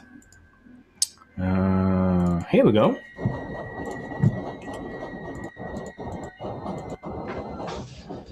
Let's see if I can catch it. Oh, there we go. Perfect. Stop, and the train screeches to a halt, and he says, I'm not supposed to go outside of the train too much. Could someone go out and pull that so we go down the side track? It's usually frozen shut, so you need to be strong. Not me. This is why I can't. I go He looks outside. enormous, he's like super skinny. I'm gonna tell Lionheart goes Lionheart. outside. I want to join Lionheart, Lionheart. you watch, you hear the sound. Oh, Larissa Lionheart. Okay, we don't have to have a battle map for this. You hear the door go over in the corner. As Lionheart and Larissa, you manage to open the door. I'm not going to have you roll for that. But then it's Constitution saving throw as you both kind of lean into the wind and try to make it over. 16. 16 is fine. Where's my Lionheart? good new die? There it is. Come on. Con saving throw. Yeah, 19. You No, watch 18, as they 18. lean into the wind, and as you head over, you see this, like, the lantern is just swaying wildly in the wind. And then you see the handle, and you also see the track divide. You have the track you were on, and then you see it divide off down into the creepiest fucking forest you've seen in your life. I mean, Creepier than the last one? this is what you are heading down into. Fine. Well, it looks creepier last time. That's very true. You are an expert on... nailed it so good last time. Come on. Oh, no, okay, it's there. Brilliant. So, you see how they go over. You see how it's completely frozen shut. Larissa and Lionheart need to roll a combined athletics check, one each, to go. Die athletics. Ooh, +5. Now, you will succeed. The question is, how long does it 13. take? 14. 13. They struggle a bit, and the reason you guys aren't struggling isn't lack of force. It's the fact that as you pull on it, it starts breaking. Oh. You have to be gentle. You watch. I need another Constitution saving throw from Larissa and Lionheart. And now you're colder, so I need more from you. As you start feeling your fingers kind of start going numb. As you struggle with this fucking lever. 14. 17. Oh, Larissa, you're fine, exactly. But Lionheart, you look down at your fingers as the frost is kind of clogging. You know, like dogs, where they get like frost in their paws? I know my beard. Yeah, you have that. Yeah. It's just kind of filling up the gap between your fingers. And you try to break them free as you start taking Even on cold my damage. metal arm? Not that. It's actually freezing shut. Oh. But you take 4 cold damage and 1 level of exhaustion being out here. Oh, fudge. But then, Congratulations. finally, the lever goes down. With a groaning sound, you hear the katatunk as it switches over to its new position. Go back inside, I guess. You struggle against the cold, come back inside. Lionheart is filled with ice. Literally, like, clonking with every step, as his fur is just laden with ice. The conductor looks over at you and goes, "Did it go well? Can I tell them to go?" Yeah. Yes, I'll have us moving. He looks at his watch, and as he looks at his watch, it's just this clock face with everything spinning in different directions wildly. And he goes, "We're getting quite late." And he heads over to tell them to go, and with shortly, it starts heading in to the forest. Now, the path isn't as nice here. You break branches every now and then as the train kind of pushes through old, overgrown areas. There is like the loud sound constantly of, let's go with that, of just stuff being destroyed as you head through it. But this train was built to last. So you manage to push your way through. It is slow moving and the train has to work. What do you guys do while the train pushes its way through Old Man Winter's forest? I'm starting singing a song, a pirate song. Oh, which one? Well, there are so many of them, but I will. You know the Pirates of the Caribbean, the sea. Yeah. Yeah, that's one. The one in the... Oh, there's a bunch of really good ones there. Yeah, well, the Thieves song. Oh, in yeah, I the love front of that the third one. Yeah, it's in the third one. The Thieves Yeah, song. I love it. Oh, that is a good one. Yeah. So Larissa sits in the corner, and it's kind of a melancholy song, if it's the sad one I'm thinking of. Yeah. Yeah. The one where the kid is being hung. Yeah, exactly. Yeah, I love that one. Me too. So Larissa sits in a corner as you head into this creepy ass fucking forest. Larissa is singing a sad, melancholy song. The conductor is just wringing his hands nervously and looking out the window and kind of jumping a bit every time a branch is snapped. I would like trying to to take. get- I would like to take a short rest while I'm Yes, you can. reading my book of recipes. Yeah. I think actually we're gonna take let's take a 10-minute break. Then we can stretch the legs, grab some drinks and stuff, and then we continue. This took about an hour longer than I thought it would, because you're like, let's interact with everyone, and why not try to burn the fucking door open? So, but I love it. I love it. This is why you guys beta test my adventures. And that's why So, 10-minute break. We are back 21:45. Quarter to 5. Quarter to 10. We continue. Yes? Yeah. Can I train on being better with my teleportation thing on this rest? Of course you can. Awesome. The conductor will have some questions. Yeah, it's okay. Alright. Back in 10 minutes. Yeah. This thing is fun. I will take you with me to the kitchen. Liv nu egentligen. Because I can. Nu ska du få mat. Nu ska du få mat. alla mina jävla 20-tärningar. Fuck. 可以吗？现在 Men 还活着吗？ Janne, du måste skaffa mer än 20 i tärningar. Jag får skaffa 100 tärningar. 我觉得我这边很 OK 啊。啊，我觉得他今天还蛮善待的啦，蛮善待的。跟平常的虐人角度来说，他今天蛮善待的。 That is not common. Nope, that is ni hao is something. We I don't know. Something common. We brought on the common. Ni hao, konnichiwa, sangamas, bakades. Konnichiwa, it's Japan. Baka. Baga. Bakades. Kawaii-san. I want to learn Japanese, but it's very hard. Yeah, whatever. Whatever. Like, Brittany told me to be a good girl. Alltså, ja, hur går det på jobbet då, Janne? Jo då, det går bra faktiskt. Jag putsar och vi har sålt en jävla massa bilar. Behöver du någon? Ja, jag behöver fix på min bil, vet du. Ja. Jag är handtagen paj, vet du. Jaha du. Ja. Alltså, jag behöver fixa nya handtag till 2 dörrar och sen ska fixa förardörren för denna pajat nu också. Jaha. Fixar ni sånt? Ja, det gör vi. På gamla bilar? Ja, får vi bara tag på reservdelar så då är det inget problem. Ja, för Jag vet handtag dock inte vad det kostar, men... Vad hade du för bil, sa du? Toyota. En Toyota. Camry. 92. 92. Ja. Jag ska fråga. För det är säkert att vi måste beställa i så fall. Eller går det att ta handtagen och leva fast dem igen? Funkar det? Jag vet inte riktigt hur de sitter, men... Är det såna här... Men du har ju sett min bil. Sådana som man nyper? Det är sådana som man tar under och sen drar. Ja, just det. Om du kommer ihåg. Jag vet inte riktigt hur de sitter fast om det. För det är ju connectat med låsgrejen. Ja. På förardörren så har den lossat helt från låsgrejen så den är bara lös.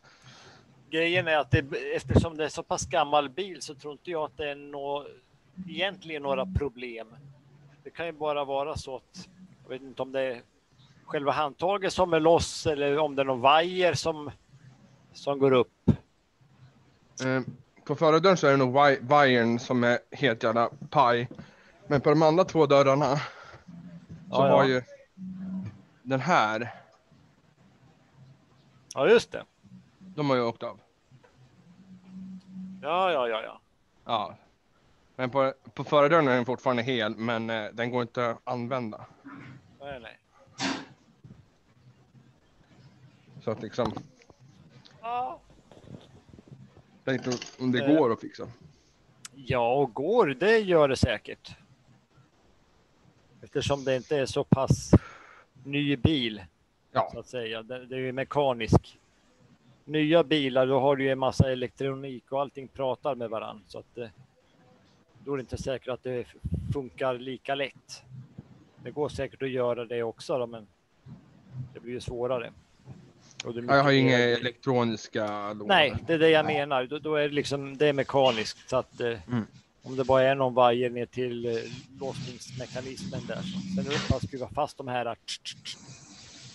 Ja, och sen så har jag ju fönstret på höger passagerardörr där fram. Ja, precis. Jo, men då tar man ju bort allting och då ser man ju hur det ser ut liksom ner. Har du lust att kolla vad det kostar? Kan jag säkert göra. Fan vad toppen. Ska jag skriva ner bilen åt den? Jag kan ta så här. Vad har du för regnummer? CAG. CAD. Nej, CAG. CAG. Cesar, Angus och Gustav. Precis. Cesar, Adam, Gustav. Siffror. Och sen 626. 626. Ja. Jag ska kolla. Toppen. Då får vi se. Jag hörde Sen vad det fan. skulle kunna kosta också. Ja. Det har varit jättebra. Ja, för fan. Man hade kunnat fått det fixat. Vill du ha den tvättad också? Ja, det kan man nog inte tacka nej till. Eller så kan du ta det på någon helg eller någonting sånt där. För då kan jag ju bara köra dit. Eller vi kan göra det, så kan vi göra det gemensamt. Det finns ju alla grejer och sånt där. Så. Ja, tvättningen den är relativt ren nu jämfört med några förut. För jag fick ju hjälp av Oskars farsa. Ja. Och tvätta den, så den är relativt ren nu i alla fall. Ja. I lacken. Men det är de här andra problemen som håller på. På insidan? Ja. Ja. Insidan Men är... det kan man säkert fixa. Ja, men toppen. Det har väl en liten stund att göra, men... Det gör det, kan man prata så länge. Vad ska man säga? Det kostar väl ett äventyr, men det är det värt. Ja, det är värt att få bilen fixad i alla fall. Alltså, jag var tvungen att bli lite kreativ med ett äventyr som skulle få in någon helt ny. So, thus you all wake up on a ferry train. Jag vill verkligen ha med Ryan.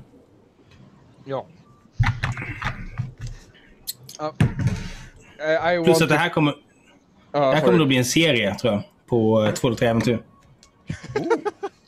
One shot! Nej, inte i mitt huvud. Det blir det sällan. Inte med oss. Okej. Men 29 nu kör ni downtime. 29, ja. För de som känner för att de... Och det kör vi på nätet. Ja. Jag måste låsa upp lite recept, hade jag tänkt. Så downtime 29. Ryan one shot idag, downtime 29.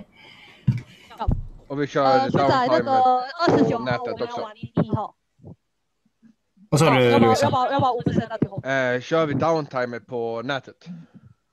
Ja, vi måste. Ja.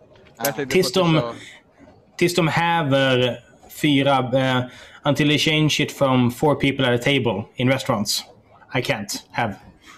Okay. When that restriction is gone, we can play in real life. But while that is still there, we cannot. Jag ville bara vara säker.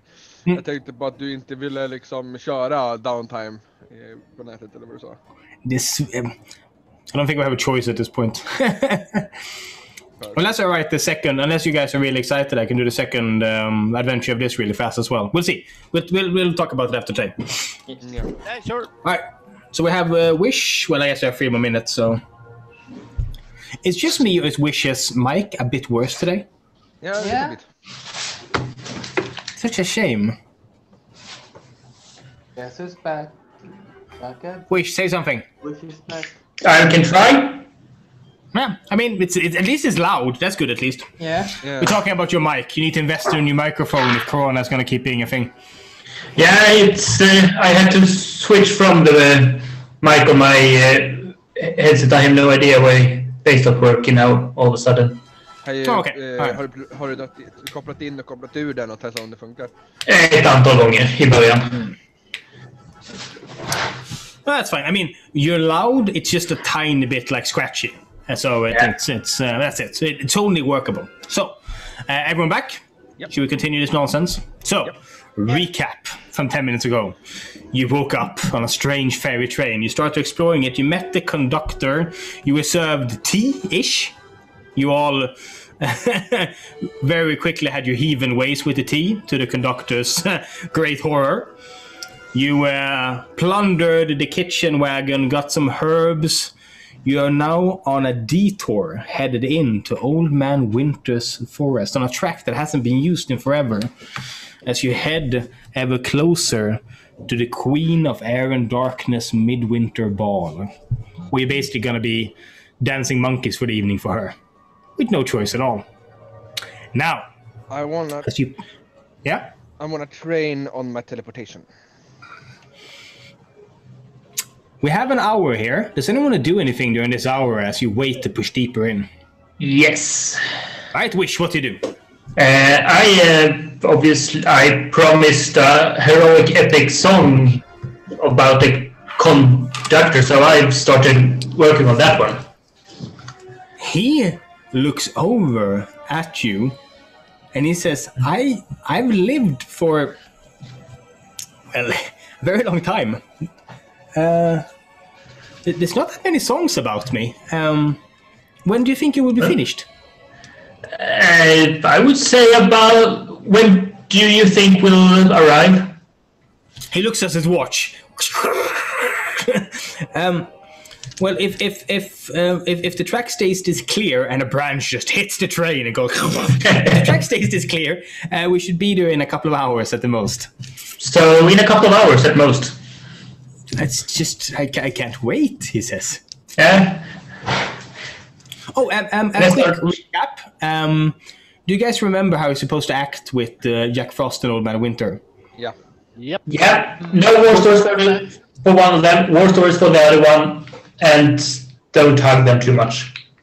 And And Yes, don't yes. flirt with them. do not seduce Jack Frost. Yes, and don't trust a word he says. Okay. Okay, so and suddenly the train starts. Oh, does anyone else want to do anything for the hour? Yeah, We're waiting. Yeah, I want to try to learn. Larissa is practicing. What is Naib doing?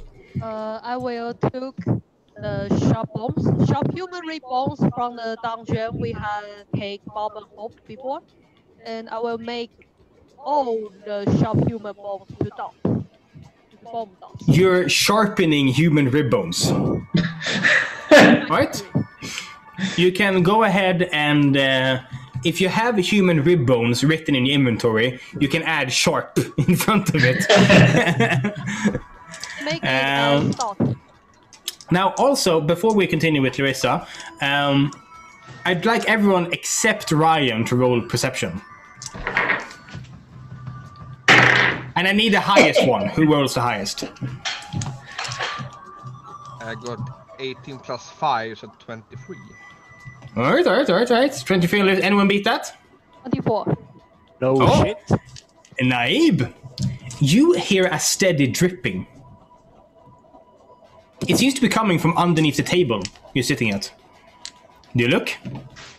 I take a look, and I take my shop, one of my shop human bone, and just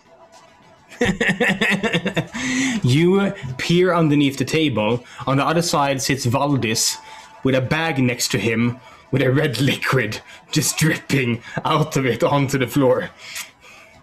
okay. I like you go. Fair enough. All right. Larissa. Yep. You practice. Yep. I mean, there's only one way to run. You have a corridor, and then there's like a wall and a wall. Yep. So I want you to roll. Let's see. He's a sorcerer, so it's a charisma-based spell. I need you to roll a charisma check. Pure charisma check. It's an 18. An 18? Yep. Plus 0. Well, I mean, what I will give you is a good attempt. It's not perfect yet because you're not done practicing, Yeah. but you have some success. Valdis, you are a bit surprised as suddenly you see Larissa come roaring past the thing you're sitting at, and you hear the doons, doons, doons, doons, doons, and you're kind of putting it together that there's no way that Larissa isn't just running into a wall right now. But then you hear a flump, and suddenly Larissa's half body is sticking out of the roof. You're stuck halfway through. There's like this glowing orange thing around Larissa's waist, and you're completely stuck, Larissa. If you look down the corridor, you see Larissa's ass over by the wall. We have a portal situation happening right there. Hello! The conductor goes, "What just happened?" Magic! Don't ask me. I have no idea. Are you okay? Yeah. No, she has never been okay for as long as we've known her. Do you need me to push? Yeah, push my ass. I grab your hand. Lionheart, is it? Yeah? If you pull, I'll push. Yes? And the conductor kind of runs over, and he doesn't put a whole lot of force behind it as he starts pushing. And Lionheart just goes shunk as Larissa just flumps onto the floor. You can write down a successful test on your little notebook. Okay, what was Lionheart doing for the hour? I don't know, actually. I have nothing. No, nothing. I'm just chilling. What about Wallis then? I practice my dancing skill. It's been a while, but I think Did you I say vaguely dancing? remember how to. Yes, dancing. Suddenly, the armor-clad, dark figure strides up. Roll perform. And he holds out a hand. And then he holds it around. And how much did you roll and perform? I got 14. You suddenly feel a ghostly hand in yours as your hand reaches around a ghostly waist, as you realize that you have accidentally swooped up one of the ghostly servants as you head in a circle down the corridor dancing. You see a blush appear in midair in front of you. I start, as soon as I see that, I start playing a sort of romantic sounding tune. You feel two hands push you away and then playfully swat your arm, and then you see little footsteps heading off.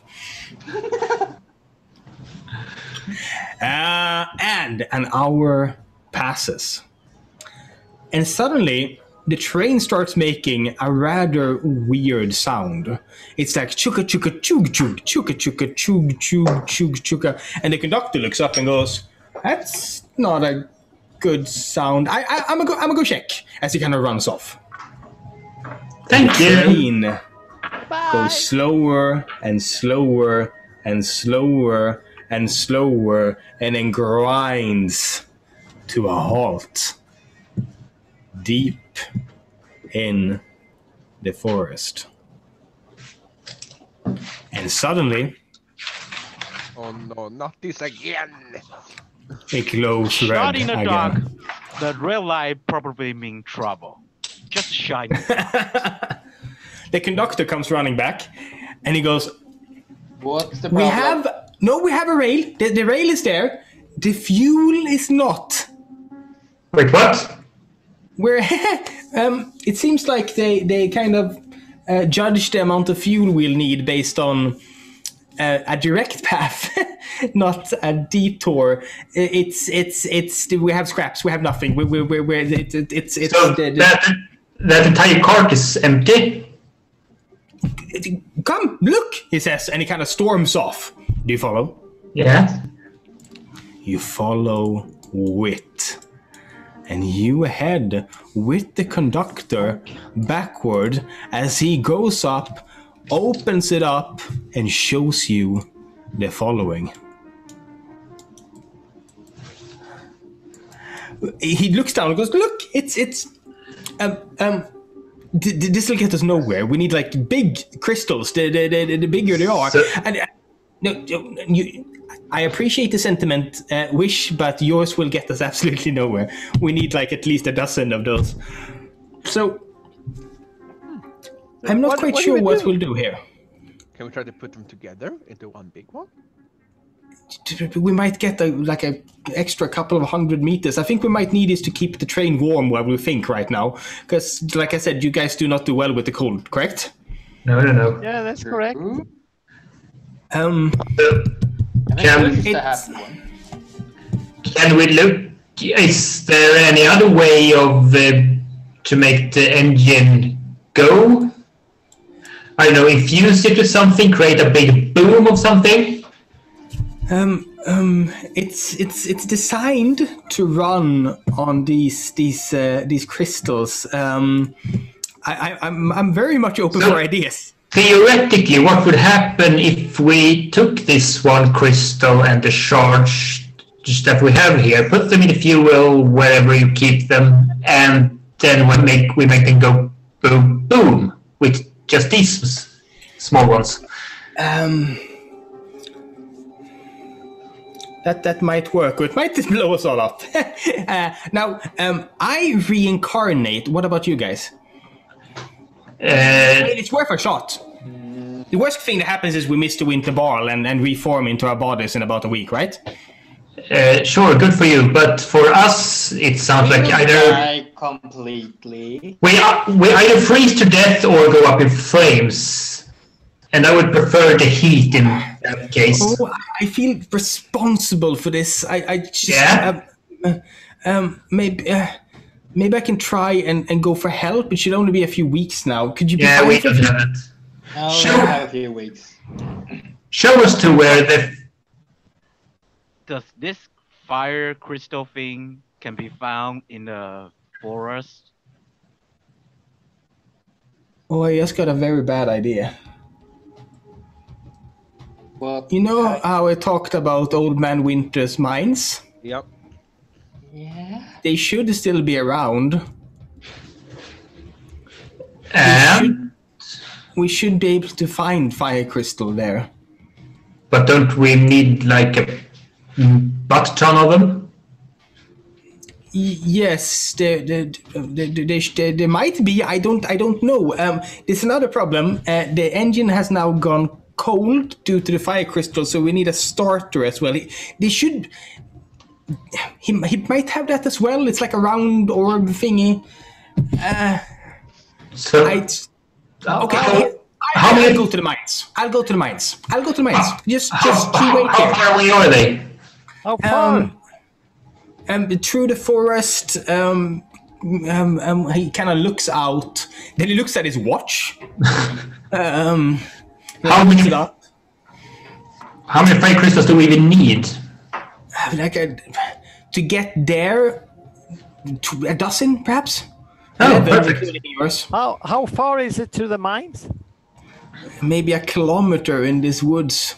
I'll go. I'll make you some tea and I'll go. Yeah, and I'll follow. You can. It might be dangerous. You can't carry so much. We might need to go with you. But it's I do feel like it's oh jävlar. Okay. That scared me actually. Well, would we survive if we go outside? We will not. We will Will the freeze to sunlight death. keep us? I'm going to put the small firestone under my armor and say maybe this can keep me warm. Yes, if you pack your clothes with the scraps, you should be fine for the trek. Then I will do it. Okay. Wait, I don't have any clothing. Eat it! Don't eat it! Don't eat it, he says. For God's sake, chewing it will make it explode. Whoa, Swallow guys, it whole? It's really warm. I mean, What if I keep my sunblade close to me? Yeah, you Will can that like keep me push them warm? in, and it's like super warm now. It's kind of toasting. You see like heat waves kind of coming off your armor. Feels great actually.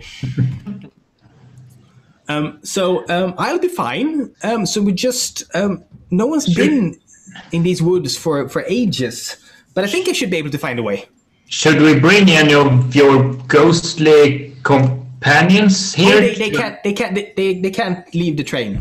Oh, shame. Could have used extra set of hands. A spoon suddenly floats through the air towards the conductor, slowly, sneaking up behind him as he speaks. I'm gonna grab the spoon. You grab it. He goes, could you leave me alone? I'm trying to save us all here, okay? The spoon struggles to reach. It struggles to reach the conductor. I'm gonna try and grab the spoon from whatever it is. Roll athletics. 15. Oh yeah, you grab it, shunk out of it. And I don't know why they bully me. I haven't done anything to them. I helped them with their work. I tried to hit whatever it is with the spoon.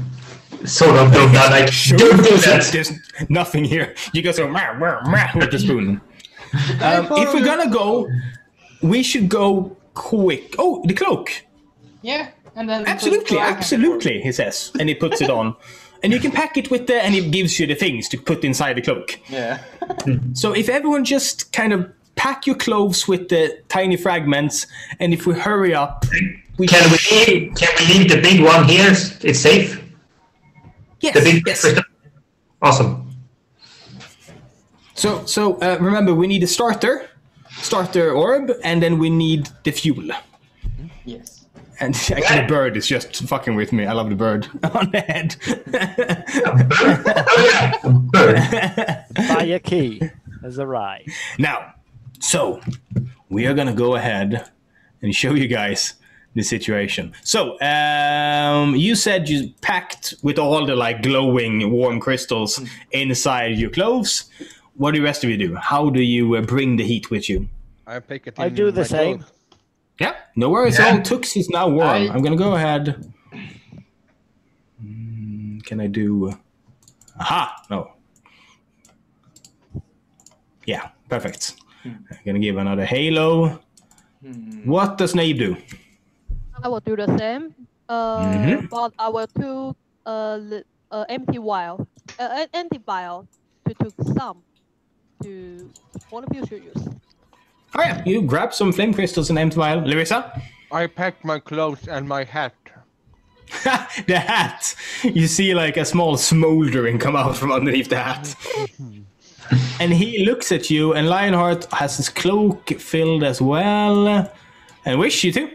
Yep, especially my gloves and my boots. And you place this in a corner and need to find 11 more. He steps out and goes, okay, it's straight that way, as he points northward. We just gotta go past this lake, I think, and then I think I know the way. Okay, let's go. And he heads out. The wind seems to barely affect him. I go out with him. We head follow out. him to find a way. And now, as you head out, the forest seems to swallow a lot of the wind, making it a bit easier. You see the tips being shivered about, but it's actually kind of nice down here, especially with the warmth. If you like pull the clothes up and the heat kind of radiates up here and kind of hits your face. It's quite nice. Some of you may be holding one of these each as well to kind of like hold it like this and keep your hands warm. He steps out on the lake and he goes, okay, so it should be this way, as he starts walking. He makes it here. Then the ice cracks violently. Now I'm gonna have art for this in the future, but I like to imagine like a band of runes, like in a giant circle that just comes alight the second he steps over them, and he flies backwards and cracks one of the windows as he's thrown into the carriage, and you hear the snap of his arm breaking. Oh. It just like took a second. It's like as he flew past you. He lands in a pile as the glass kind of reheals itself, and he stands up and goes, ow! Are you alright? Ow! Why did you flung yourself in the air? His arm just hangs loose. What just happened? Did you say there were runes appearing? Yeah. Was it enough time? Yes, roll Arcana. Anyone who can cast magic can roll Arcana. I rolled. 20 total. Oh, nice. Oh, wait. Oh, Tux is excited. Wait. Arcana. Oh, it's 19. Got a Okay. 15. Oh shit. Oh, okay. 14. I'm gonna give it in steps. Valdis, you recognize a forbidding. The runes are a forbidding that kind of prevents someone from crossing it. But Tux and Wish, you managed to read the whole truth. This is a forbiddance against Fae. Fae can't cross this line. Sorry, mate, you aren't allowed through the barrier. Old Man Winter doesn't like people on his turf, I guess. Are you sure you guys can cross? The rules said that, at least what I read, Fae aren't allowed in. I didn't see anything about other beings. He looks at his one arm just hangs like this. That's it, and he's just like completely limp. I think I'm gonna have some tea then and wait for you guys. He tries to hold up an arm to point, and it does this. And he points. He has one of his old mines. If you head in, you reach a valley. If you follow that, you should find where he's dug in. You see a wooden palisade. That's the entrance to the mine. And about a kilometer away, you said? Yes, it shouldn't be far. He loaded. There used to be a path here because he loaded the train with the ore from the mine. So it's not far from the track. All right, let's get this over with. Let's start walking. Let's start walking then. Start walking. I am going to run over the ice. You run over ice? I don't trust it. And It's nothing water. happens. The runes don't activate. The ice is like easily 5 meters thick. I mean, it's permafrost at this point as you make it across. The rest of you? I go slowly I over. walk as fast as I could just walk with my slowly. halfway speed. Yeah. Yeah.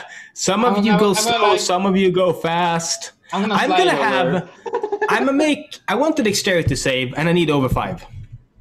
This isn't to take damage. This is to not look ridiculous. Yeah. Yeah. Which 21. makes it. Oh yeah, which makes it 14. across. Oh, fine, Lionheart. 18. Oh, Klaus digging in. You're fine, Larissa. Natural 1. Oh, Larissa my just. God. And you have that comical effect where the legs just kind of go, and you slide, turning in midair as your head goes straight into a snow pile, and you disappear. Anything all sticking up is just your legs, and you realize snow is strong. You have completely punched yourself in, and you realize that you're stuck. Help me! You hear muffled. What about Naib and Tuxtem? What do you guys roll? 12. Oh yeah, fine, Naib. 12. Before I cross the road, could I do something with the constructor? With the what? Before left. Before I Just- come. Oh yeah, absolutely. What to do with the conductor? I will try to help his hand. Use my survival skills. Medicine to basically pop his shoulder back in. Yeah. With Right. the underdog way. A little bit violent, but it's okay. It will be fine. Ka-crank! Let me just punch it back. 20 not natural with some power with the underdog. He puts a hand on your shoulder and it's like shaking, and he goes, "Are you sure you know what you're doing?" Ribbon, trust me, it will be fine. He takes a deep breath, and you just do and just kind of put it back in its socket. He screams for a second and passes out in your arms. I want to slide your hand, try to take his hat or his watch. Okay, I mean, he's passed out. You can just take his watch. yeah, I will take his watch. Do you put him back in here afterwards? Yep. You put him back, and as you head away, you see through the window that the kitchen staff ghosts are like doing the thing where guys like pass out at parties and they start stacking stuff on them. Poor As guy. you head deeper into the woods. How do we manage to walk on top of the snow, or how dense is it? The snow has fallen and then crystallized, so as long as you take careful steps, you don't break the crust. How does my water walking cloak affect? Brilliant! You go full Legolas with that. Awesome.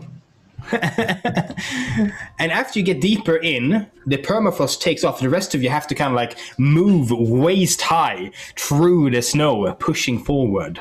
I'm going first. Walking with you. Oh yeah, making a path. The Lionheart need Yeah. athletics for you, and this decides how fast it goes. You're still gonna get there. This decides how quick, and how quick is important, because exhaustion is a thing. 19. 19. Lionheart paves the fucking way. He that kind of like makes himself wider. It's just kind of like moves through the snow.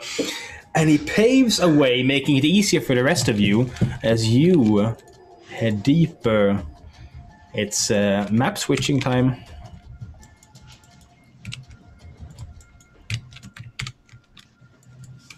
Here we go. I need to grab all of you.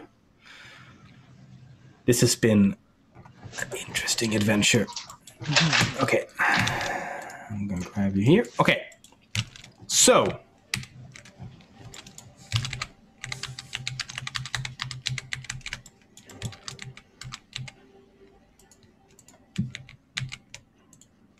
Give it a second.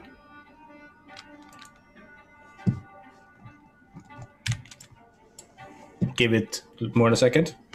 I'm gonna open a beer in the meantime. You know, you can have fun without alcohol, you know? I can. I choose not to. I haven't played D&D in forever either, so I'm taking the chance here. The best answer I ever gotten on that one. So, you're in the woods. You're pushing through. Lionheart has made sure that it's fast enough that I'm not going to have you roll for exhaustion. And it's only 1 kilometer. But I need perception from all of you. And this is one where someone needs to succeed or things get a bit dark. Natural 20. 4. 18. So I got 25 total. Anyone over 17 can hold up their hands. I see it. All right? That's a lot of people. You guys... So, what do we roll for? Perception. Yes. You look to the right, and you see... It's faint, so it's hard to notice. As you're moving along the path he pointed, you notice that the snowflakes over there, coursing down, have a faint tinge of other colors. Red, green, blue. Like some light is spilling out from underneath, painting them in the sky. Unnatural? Have you seen this? I had no idea if you've seen that before. It's just like, imagine if there's like a bunch of different lights pointing up, and you can see the faint color on the snowflakes coming down. What's in that tea? I see. Now the question is, do you head continuing forward, or do you take a detour? I think we should go straight. To continue straight forward. Yeah, me too. Yeah, straight forward so we don't let's go lose the straight. path. You head continuing forward.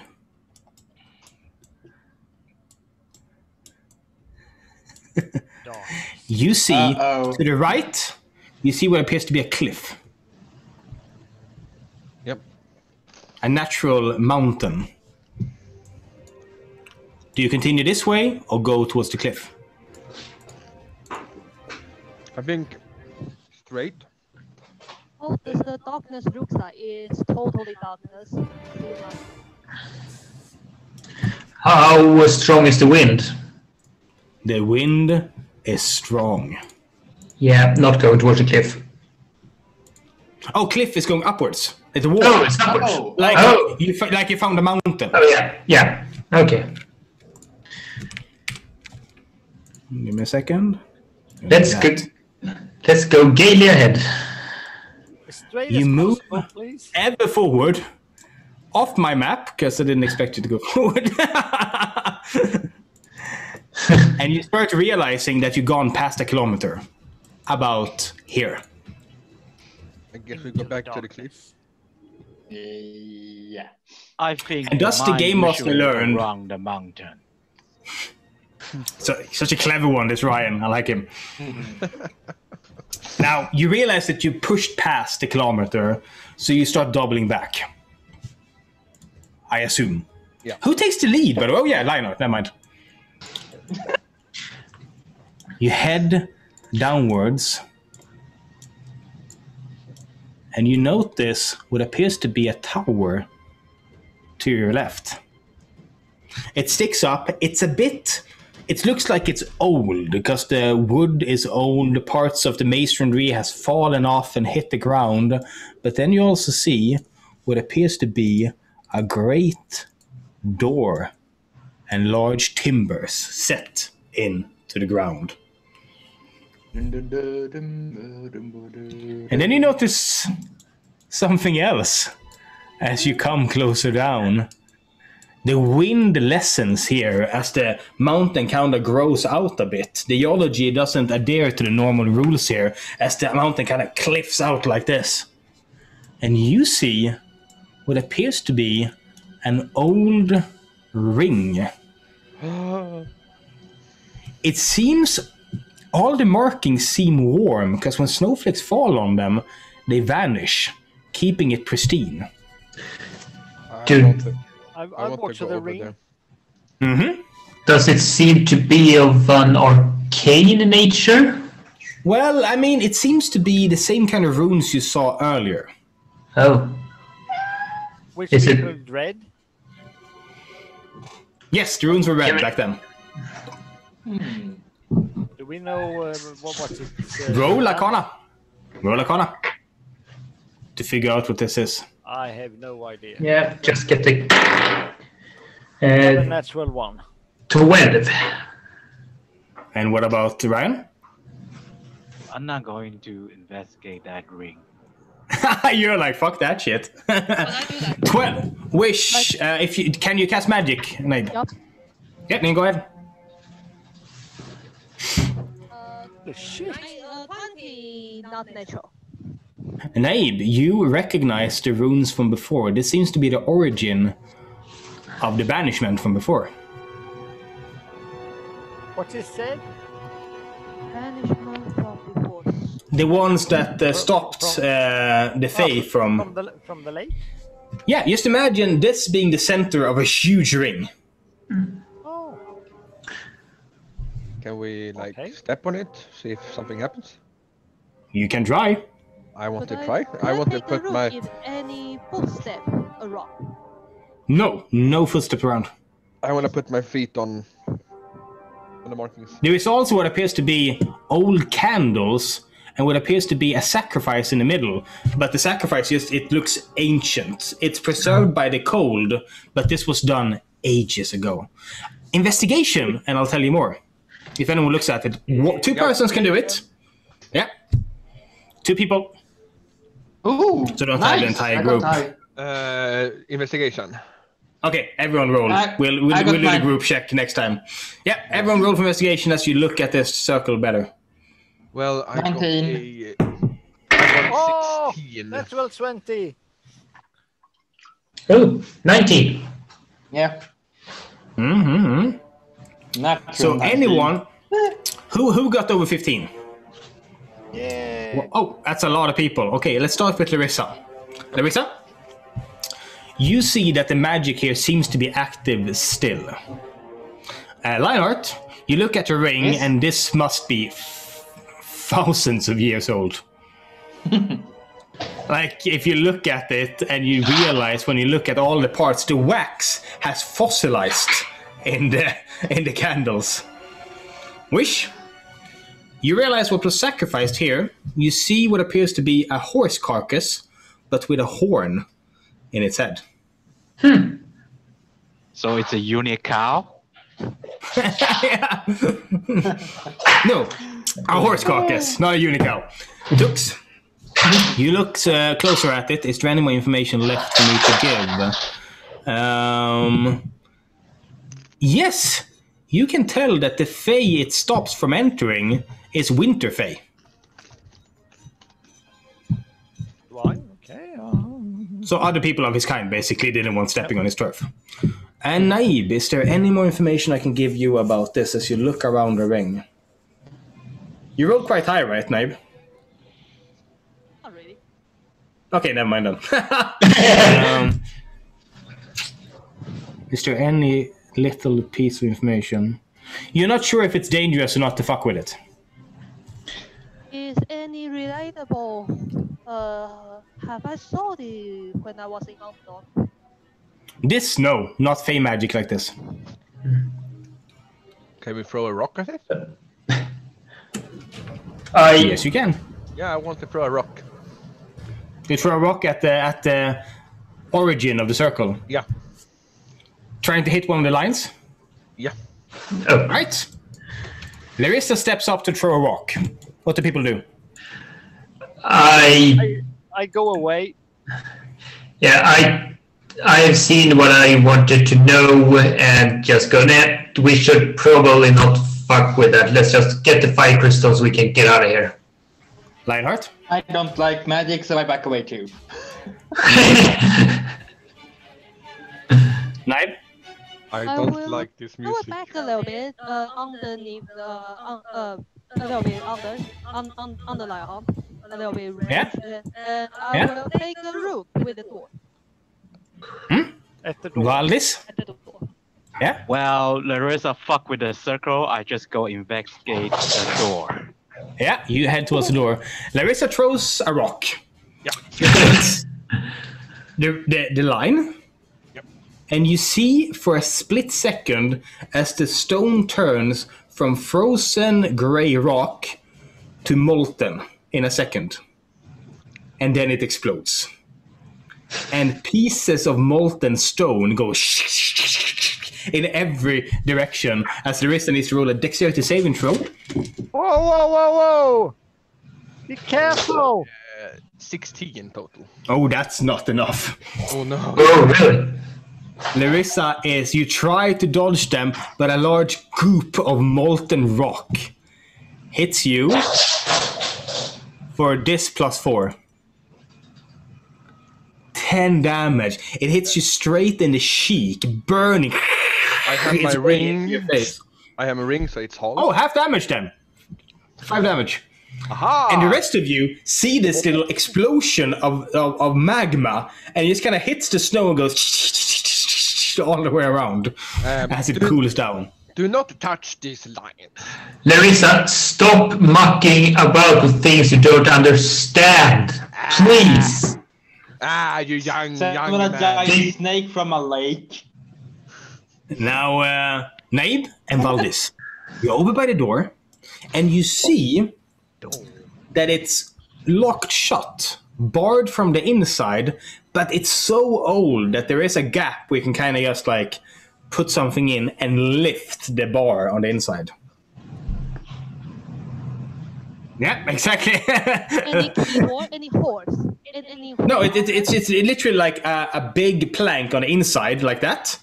But there is a gap, so he just puts his sword through and pushes up, and the plank lifts up and falls into the snow on the other side, and you open the gates. And you look in on a courtyard, and you are hit by every color of the rainbow, as it looks like this. Looking gay. Fabulous. Ooh. Oh my god! Fabulous. This is what you see as you open the door. By the way, is it what time is it? Do we know? Is it dark? Is it day? Well, if Naib looks at his clock, it's who the fuck knows a clock? It's fuck knows a clock. That's the time. There's a perpetual moon in the sky, constantly. And there's also another moon over by Old Man Winter's mountain, and it's very Sauron-esque, and it kind of feels like it looks at you. It's just thing floating between the two mountains. So it's not daylight and it's not midnight. It's dark. moonlight. Moonlight. Okay. And I'd like to point out, this place is open to the sky. It's just like a barricade here. It's like a little courtyard with snows in. You see minecarts tipped over here and there. You see a bunch of colors of crystal being mined, but no orange. So this must be other elements in solid shape. Do we take those with us? I will take. I will take one of each. Wait. Right? You can write down the colors. There's teal, blue, purple, and green.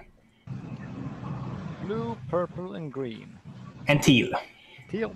Mm-hmm. Are they as big as the big ones that we left in the cart, or They're different sizes, as you can see. There's like a huge chunk laying right here. These are just most like gravel, and there's some big ones that haven't been excavated. But the fact that these haven't been excavated and they're out here probably means they're not as valuable as the rest. they're shiny, they're pretty. They are very shiny and pretty. There are 3 ways in. One up here, one here, and one here. Should we split up? No. That is You not never Oh, go wait. to a party. Well, Are there any sounds coming from any of the... Silent as the grave. Can I just peek inside each of them and try to see if we see anything? Oh yeah, It's absolutely. not home. I will cast my dancing lights. Oh yeah, Could I do that? absolutely. I'll give you guys a little view of what you see inside. Okay. I'll have to kind of draw based on I sight. have no question. Yeah, but it's basically based on what you can see, and then we have here. Here you can see quite a lot, actually. I'm going to do this. Like that. And then over here you can see this. This, up here, you peer in, you see the tracks lead and then stop abruptly. But you see what appears to be a path leading west. It is very quiet in there. In here, you hear the sound of dripping water. And you see more of the gems, and you see one of the ones you're looking for. You also see more tracks seemingly converging in the middle. Well, if they are mining these fire shards, should we just follow the tracks? Should be a good idea. Maybe even find a cart so we can transport them? Oh, there's a cart here. Awesome. Yeah, here. This card. Let's grab a cart and put it on the rail. I have a 500 terabyte folder of map assets, so I'm just gonna write in mining cart. That usually works. Let's see what we get. Mining cart. Okay, so you tip up one of the carts, and the idea is to kind of push that in, right? Yeah. Well, I'm just gonna let that search. Where do you want to go first? There's an orange one in the middle. Should we go Yeah. that way? Yeah, that's where the track leads, so... Yeah, after you. Yeah, middle one. Give me a second. Actually, I want to do, when we have the cart up, I sort of want to do the shopping cart I'm gonna thing. go pee in a second. Yeah. do you think we should split up 3 and 3 or 2, 2, 2? Because then we could make this go even faster. But that's just my thinking. Yeah, never split the party unless you want to die again.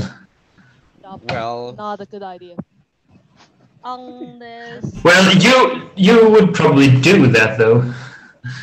yeah, I would split the party. In half. Yeah, cover Like more ground. yeah. But would you just say you split them down the middle or around the waist? Diagonal. Obviously. Let's turn them inside out. But we should be able to cover more grounds. Do that. Unless there's something here that wants to murder us. It's Well. probably connected with each Why other. would there be anything that wants to murder us? The conductor specifically said these places are dangerous. You know. True. Okay. Alright, I am back. Yeah, I would like to jump into the cart. I would like to push the cart to give it some speed and then jump into it. See how far it's possible to go. I didn't see that coming. I can kick the cart if you want to. Maybe go longer. I don't doubt your ability to kick the cart. I really don't. I will kick it with my metal feet just to make sure I don't get Aha! hurt. Aha! There we go. Nice one. Okay. I want to keep up the speed with you, so I put myself. Wait, who jumps in the cart? I jump. And Okay. I push it to give it some speed and then just hang on to it. Going wee! Yeah. So you guys head in here. Easy. Does anyone else wanna? I don't think we can fit more in that cart. No. You fly in. Wee! You head in. Is it downstairs? It's going It is downward? downstairs. Oh shit! It's going even faster. Indy. And as you fly in, you see the entire room here. And it looks like this. Ooh. As you come soaring in. And you hit this, and you pick up more and more speed, and you head down. And then, what do you do as you see this nearing? I am going to jump off, hold on to the cart with my front paws and try to slow it down with my feet. Athletics. Probably. Probably not though, so that's 14. Tux, what do you do? I try to cast an Eldritch Blast and try to split the stone. Roll damage. You hit it, obviously. Okay. It's 10, 10, 10, 10, 10. 1d10. Wow! Look it! It's a 9!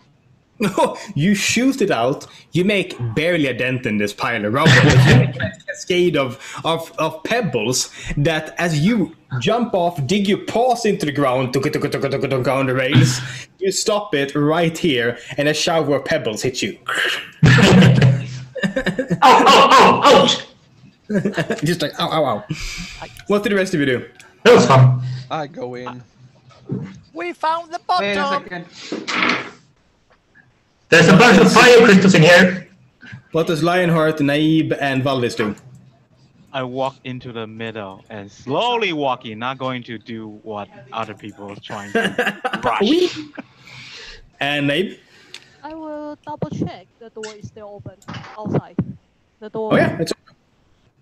is not closed. It's still open. No, it's And open. I will. Does it have any other minecart? No, yes. I will take more. one of minecart and push it to let the door not be closed. Just set it. Like Secure. over here. Yeah, it's secure, so it's not be closed. Oh yeah, you open it a bit and put it between, so it's not closed. Yeah. All right, that's what you do. What does Lionheart do? I'm gonna follow Larissa. All right, you head in here, and there are a ton of fire crystals here. Every one will require a successful sleight of hand to pull off the wall. Carefully.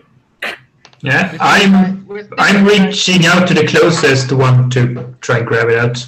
Yeah. Now, I it's go not super hard, but it will require over 5. So you go for 1. Larissa, do you go for 1? in. Yeah, I go for 1. Lionheart? Yes, I go for 1 too. And Valdis. I go for 1 too. Okay, all of you. Tux? I rolled a 6. Oh, you almost drop it. I catch it at the bottom, and you put it in the cart. I'm just gonna go ahead and do this. Wait. Give me a second. How many did we need total? 5 or more. Okay.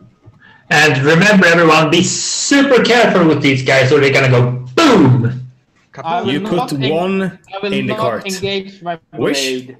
That was a 13. You put 1 in the cart. Lionheart? 7. Oh, that's enough. As you put 1 in the cart. I got Valdis? 8. You guys are playing with fire right now. But And Larissa? I got 8. Mm-hmm. I rolled a 2 plus 6. So. I'm trusting you guys' fucking rolls now. Honor here. I have plus 5, so I really think I can, so that's fine. I rolled a 5 plus 2. I was. I rolled a 2 and I have plus 6. You have now placed 1, 2, 5 fire crystals in here. Naib, you have secured the door, and you head back. And as you look up here, you see fog pouring out from the side passage right here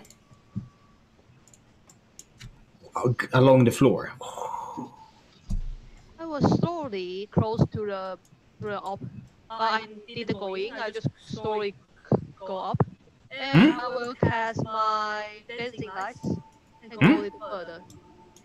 You go in further, and as you do, you see that it seems like part of the mine has completely fallen away. It just goes down into nothingness. I will back. You have to go further to peer in here. Nope, I will go back and wait. You go back? Yeah. Clever boy. Okay. The rest of you, it's a time for round 2. Yep. Okay, another fire crystal each. A question, do I really have to roll? I can't roll under 6. Then actually no, because there's no you don't have to roll. You're the people who can't. You are secure enough with your hands that you can do this without having. So Larissa, you grab one, put it in the cart. Lionheart, On natural 20. you grab one and put it in the cart. Wish, a 6, thanks to my natural 1 plus 5. Oh! Tux. Before I And this makes sense because the ones who are dexterous should have an easy time with this. The ones who are not should have to roll. So it makes sense. Tux. Before I rip this off, I rolled a 12. Can I hear anything? Nothing. It's quiet as the grave. Yeah, okay. So I rip it off with a 12. And you put it in the cart. Alice? I roll 5. Exactly 5. Is that now 4 plus 1? Oh, you drop it and it hits the ground, and all of you who are listening for noise hear the clink of the tip hitting the ground. You quickly pull it up and you look at it, and inside it's like a small firestorm is brewing where it hit the ground, and then it calms back down. You almost set that off. I'm gonna put that stone back to the ground. Not gonna put it into the pit where other firestone gathering. That's a bad idea. It has it's like agitated now. So you need 3 more. 2 more. Yeah. No, you get 2. 1, Everyone. 2, 3, 4, 5, 6, 7, 8, 9. Got 9. Yeah. 2 more, right? Me and... Yeah, I'm gonna grab another one. Yeah, I'm gonna grab the other one too. Okay. Since so I can't fail. Yeah. And you can't fail either. Exactly. But one more person needs to grab to get 12. Oh, we need 11 only. No, fine. Never mind. Yeah. So you put the last 2. Yeah, exactly. That looks like you spilled it, actually. I'm just gonna put them back in there. Can I try As you put them. To push the cart upwards again? I can protect. Yeah. I try to push the cart. You two slowly push the cart, and they clink a bit inside as they move along as you push the cart upward. You reach this point, and at this point there's a small gap where it will go kadunk if you just push. Are you okay with that? Easy, easy. Roll sleight of hand, both of you combined. Sleight of hand! You try to go 10. Lionheart? 10. Oh, we keep the highest, which is 10. It goes clink, clink, and you look in and see small little firestorms brewing and then calming back down. And then you go to the next one. We have to do the same thing again. Are you doing okay? Should you two be doing this? Do you need that? No, wait. Why don't we take the firestone out the cart, then push the cart, then put the stone back on. Or we are two people on the other side, so we carefully lift it. That's also an idea. Yeah. I want to go there I'm and going help to them. lift the cart. Go to the other side. You two go, and now instead of it, the front going, you just kind of lift it over. Or get the cart out. I'm going to grab one fire crystal and follow them out. It starts melting the snow around it, this cart, just as you push it out. Hey, look what we found. And you grab one? Yeah. And walk out. Okay. You have found the crystals needed to power the train, but you still need a starter. Oh. Knife, have you seen anything? I saw something inside, but only just a little way we can go. But other way is quite broken. Not really good things if we just going. Yeah, that's the only way we can go now, right? To find the starter stone thingy, right? And what color was that? Do we know that? Small Yeah, orb, all you know.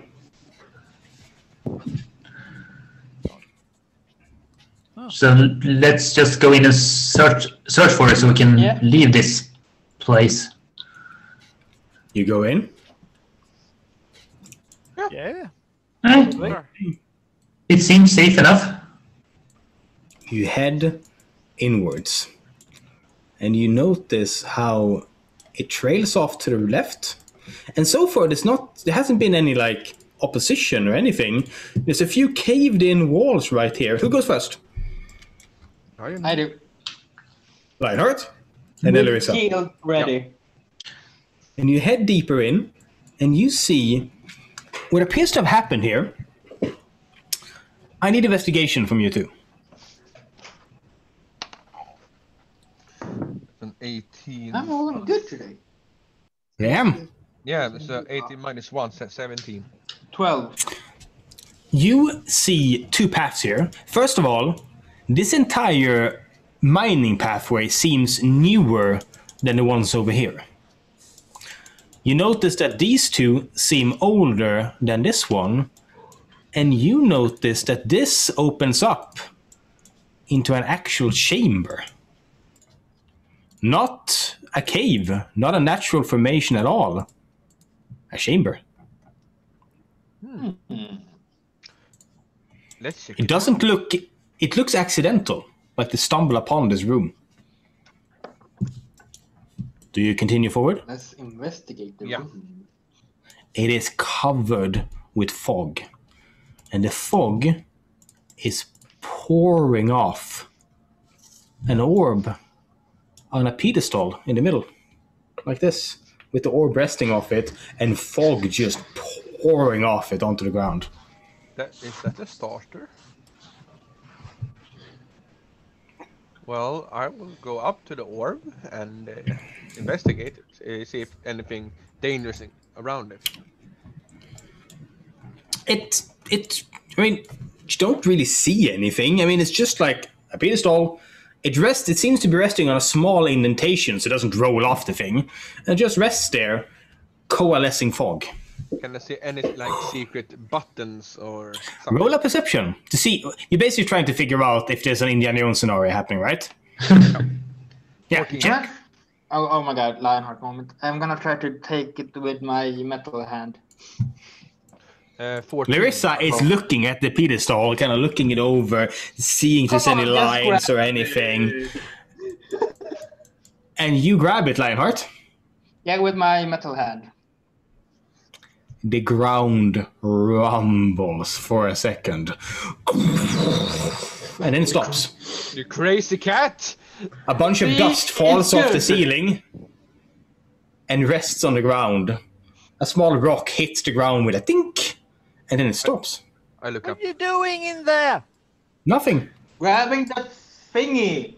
Tux What and thingy? Valdis roll perception. Oh, perception. Oh, it's cocked. 17. The 13. Tux notices nothing. Valdis, you realize that this has thrown blue and teal and green and red light, not red, purple light in here, but suddenly that is being overshadowed by red light from outside. I'm going to peek out and see what caused the red light. You kind of go. You look out. You looked over here, and you realize that this circle is now throwing a pillar of red light straight into the sky, and through the slightly open door, you see how the ground outside is moving. Guys, I think we have problem. Define problem? 1, 2, Do we need to run or not? 4, 5, I'm not 6. sure. The ground moves even more, and you see something, it's hard to see what, explode out of the sand and start out of the snow and start pulling itself up. 6 seconds more. What do you guys do? 1. What did the idiots do? Okay, everyone battle station. I think we got a big problem. And What do you do with the next 6 seconds, Valdis? You run into the middle? What does Tux do with the next 6 seconds? Actually, at this point, to keep it, let's roll initiative. Let's do it. It's happening. Oh, damn. Just to make sure that we do things in the correct. Okay, I'm gonna grab my little initiative tracker.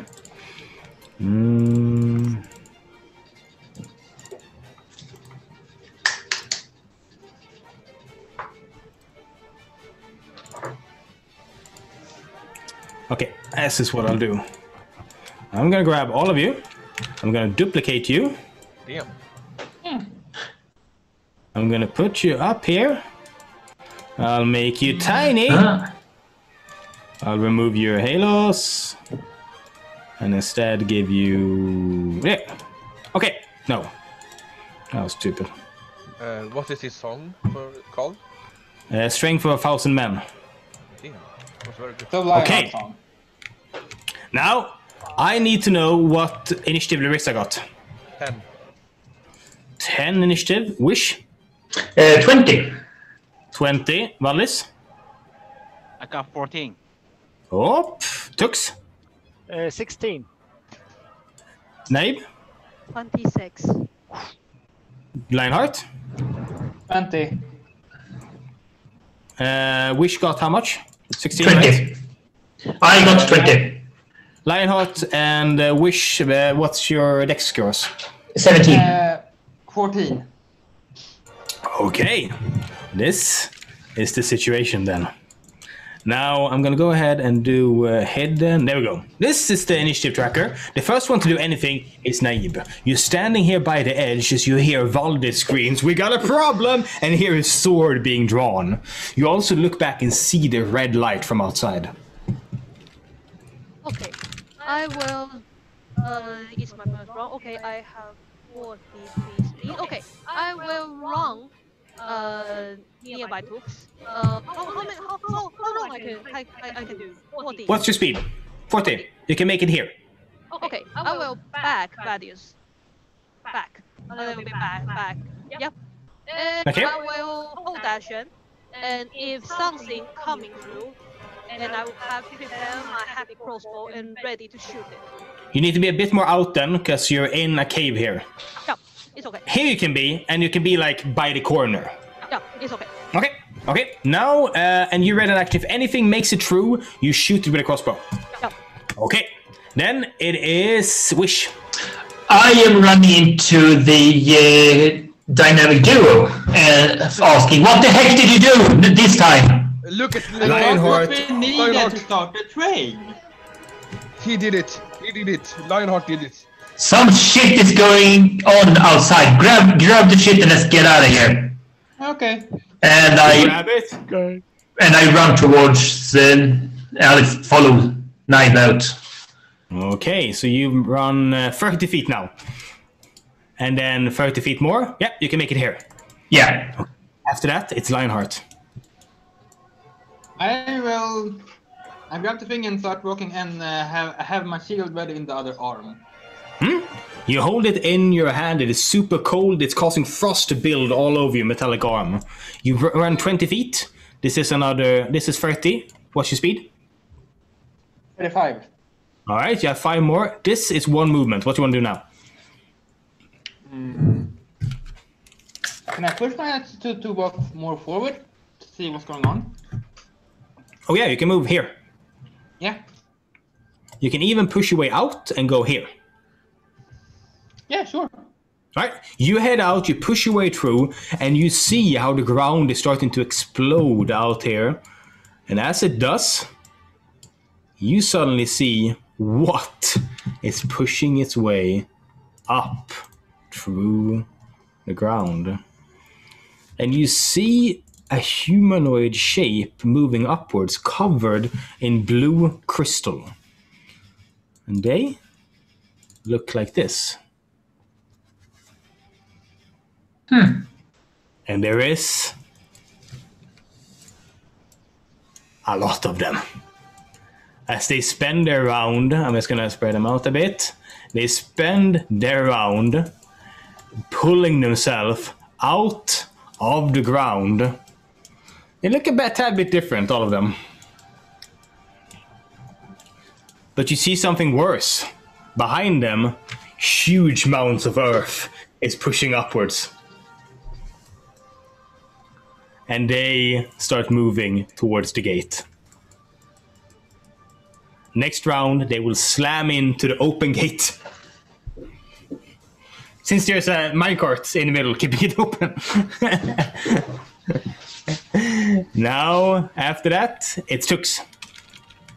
Instantly, mage armor. That's an action. Now what? I will move a little bit forward. 30 feet is this much. I can move 15. I'm exhausted. Where do you want to go? Oh yeah, you make it this far then. Yep.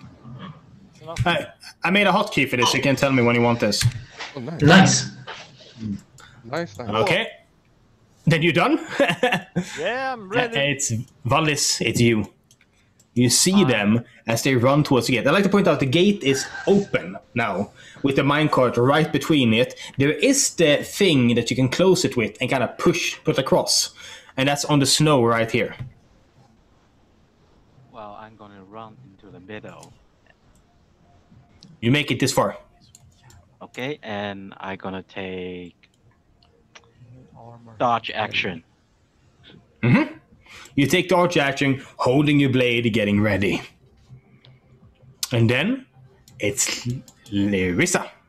Well, I will move out from there. What's your speed? 45. 20, 10. This is how far you make it with the first movement. What do you want to do? Keep running? Yeah, up to the middle. All right. You make it 35, 45. 35. Okay, here you make it. As you run out. 30. Then 10 more. Yep. There we go. Right next to Valdis. And I Now use your action and movement action. Yeah, I just want to stand there in my fighting pose. Okay. Really head on today as the ground keeps shaking back here. First, it's Nabe again. Okay, nothing happens, but you standing out. Oh, Okay, getting up from the ground. I will cast Fairy Fire near the cot. Ooh. Yeah, gotcha. 20-foot cube. Yep, I will go ahead and get you a cube. Oh yeah, you hit like 6 of them with Fairy Fire. I'm gonna give them a nice orange halo. They are now Fairy Fired. This is a shot. Yeah, and they have no advantage attacking those. Yep. Really good move. Okay. So, and then you want to move? Nope. I will Aren't stand you? Then it's Wish. You see as they look down at their hands as they're surrounded in the fairy fire, and they roar out. They basically do this pose, all of them, and then they run towards the thing, ready to burst through the open in What do they seem to be made of, out of? Is it just bone and ice? Bone and crystal, actually. Crystal. Ah, interesting. It seems to be the same crystal as this right here. I want to try something. If I move towards the tipped over blue cart, how far away are they? If you move up here, yeah, they are 45 perfect. feet. I'm going to cast Shatter at them. Just take out my lute and play the most high-pitched, horrifying noise you can think of. Huh. And see, maybe they are inorganic, so they get disadvantage on the save. Oh yeah. I'm gonna go ahead and paint you 10 foot cube. Yeah. I'm allowed to hit half of them. No, actually, more. That's a 10-foot sphere. Oh yeah, okay, give me a second. If that makes sense. It does. Or make any difference, rather. 4 of them. I'll give you 4 of them. Yeah, so that's a con save versus 14. Okay. And we shall see damage. Con save. I have 4 players to roll. They have disadvantage, right? Yes, if they are inorganic. Against what? Against 14. Well, they all fucking fail. Yeah, so they all take 14 damage. 14 damage? You see how large chunks of crystal just explodes off them, and you see how they get less and less animated the more they have on them, but they are not dead. Okie dokie. Oh wait, that's doubled, right? Or has a creature made of inorganic at disadvantage. Not that I can see. Let me check here. Yeah. Oh, okay, never mind. It's disadvantage. I'm thinking about third edition. Yes. Yeah. 14. Okay. They are still standing. I'm just adding their new HPs. Okay. But you see how big chunks of crystal falls and hits the snow, and then... Is the crystal affected in any way when they are hit? It stops glowing after it's been dislodged of them. Okay. Now, Lionheart, it's you. Yes. Let's see. I'm gonna stand right in front of Vladis and Larissa. Mm-hmm.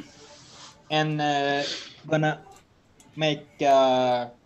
But since I can't really use one of my hands, I'm just gonna have to rely on my shield right now. Alright, you hold the orb and you have your shield. Yeah, you see how this thing still glows out. You seem to have triggered something, some manner of backup, and this summoned them. So, you ready? You're holding action if they get close. Yeah. If they get close, you swing. Okay, brilliant. And then it's them. And they move. I have to change my headphones. So okay, you do that without anything. Right? Yeah. Now they move, and they don't move sluggishly like the normal undead. They move fast, crystal crinkling in a horrible sound as they burst forward and start heading through the gap. Now this costs, let's see here, 8, and then they can make it, let's see, they have 40, 23, that costs them double. Oh, they make it through. As they push through the gap. They have to struggle a bit over it, losing some speed, but they do make it across. I really thought there would be some kind of siege situation happening here. And then we spread them out a bit as they push through. And 2 of them make it all the way up to Lionheart and swing for him. Okay. This guy reaches you. He holds a rusty buckler and an old jagged sword. I have a yellow. No, golden. Yeah, roll to hit. You've held your action. Yeah. Ooh, 6 plus 5. Is it with advantage at the verifier one? Oh yeah, advantage in this one. Yeah. Roll again. Oh wait, that was the wrong one. Wrong one. Oh, 18. Yeah. Hit. He throws up his sword, but he's blinded by the verifier covering the sword, so you still get your hit in. And the damage is 11 plus 5, so that's 16. 16 damage. You tear off his shield arm completely, and it lands in the snow. Then this guy swings at you. Does he get disadvantage due to verifier? That's my question. What? No, it does not. Okay, so it just rolls normally. That one hits, biting. What's your AC, by the way? With one shield. 18. That hits. It's a golden shield, so plus 3. So total is 17, 18. Okay. Both hit. Two swords dig into you, one piercing you and one slashing you, as you take a total of 8 damage. Ooh. These use their last action to move, surrounding the ones in the middle, as they all pile in with the 40 movement, as the ground heaves outside. You expect us to be afraid? Tux?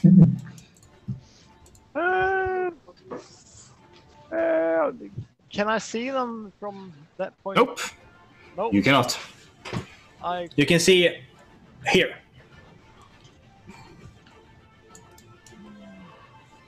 will move so I can see what's happened outside. Yep, you make it 10 feet you can see. Okay, 10 feet. That's enough.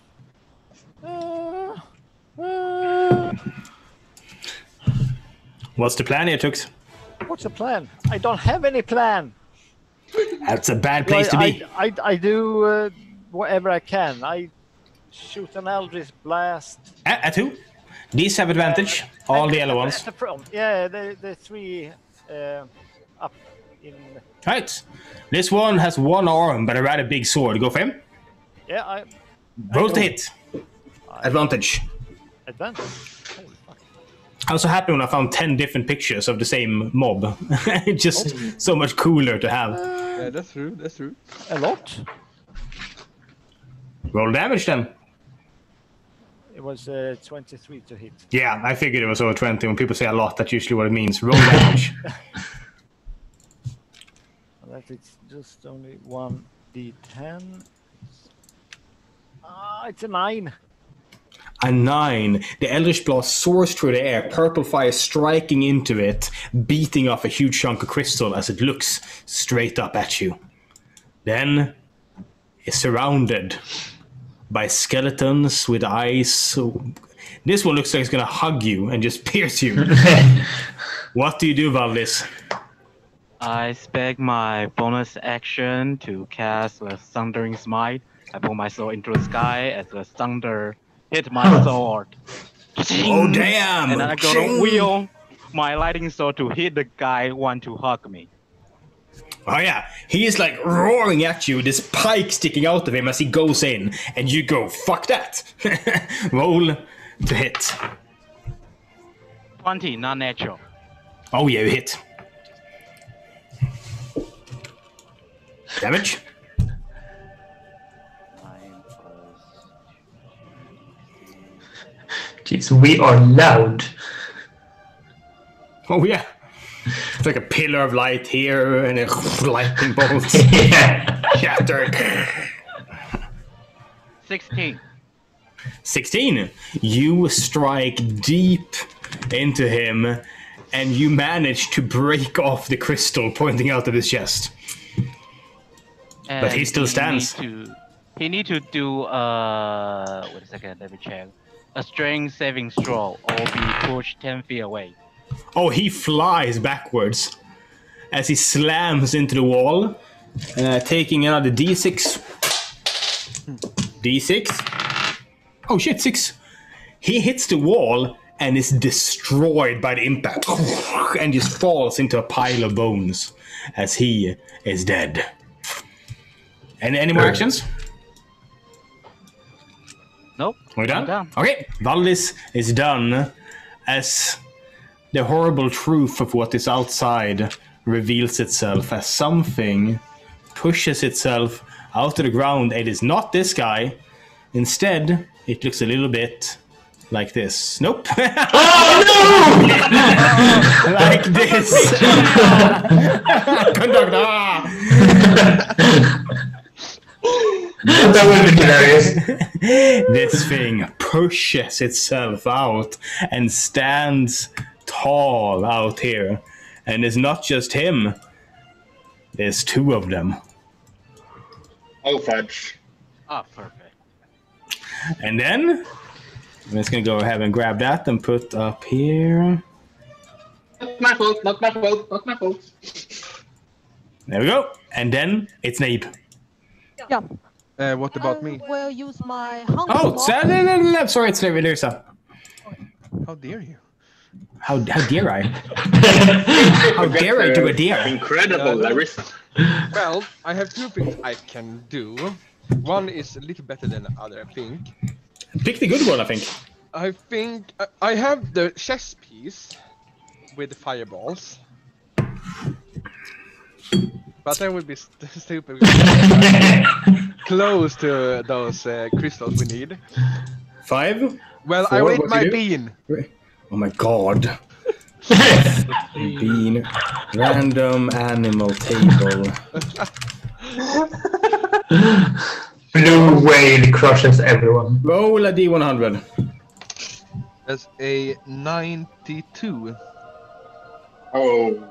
What even is that? I don't know. You tell me. We know 100, we know 100. It's not a 100. I wish it was. We know what it is, though. But 92 is close. I hope it's not a shrimp. I actually have a perfect picture here. Aardvark. Please get aardvark. No, give me something big. Something big. Oh, what is it? What is it? 92.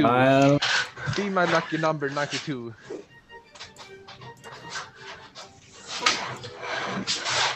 You ready to see this? I don't know.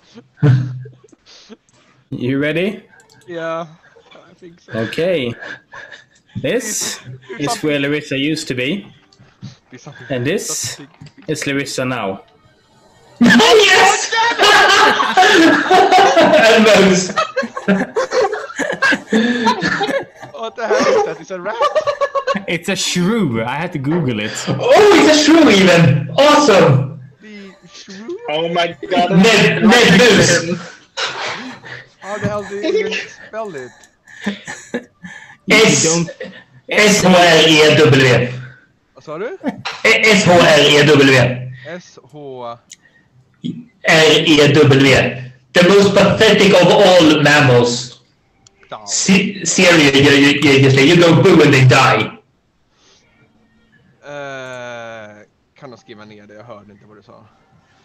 I'll send it to you. Yeah. Ah, true. Okay. Oh my god. That's adorable. Wait, I sent you the stats. This is a special shrew. A super shrew. It's a killer shrew. The size It means of it is. pony. No, it's not that big. Okay. It's this big, but it has those stats. Okay, let's see what I can do. Okay. I can bite? Mm-hmm. I guess I'm gonna bite their toes. Who do you bite? The one that closest to me.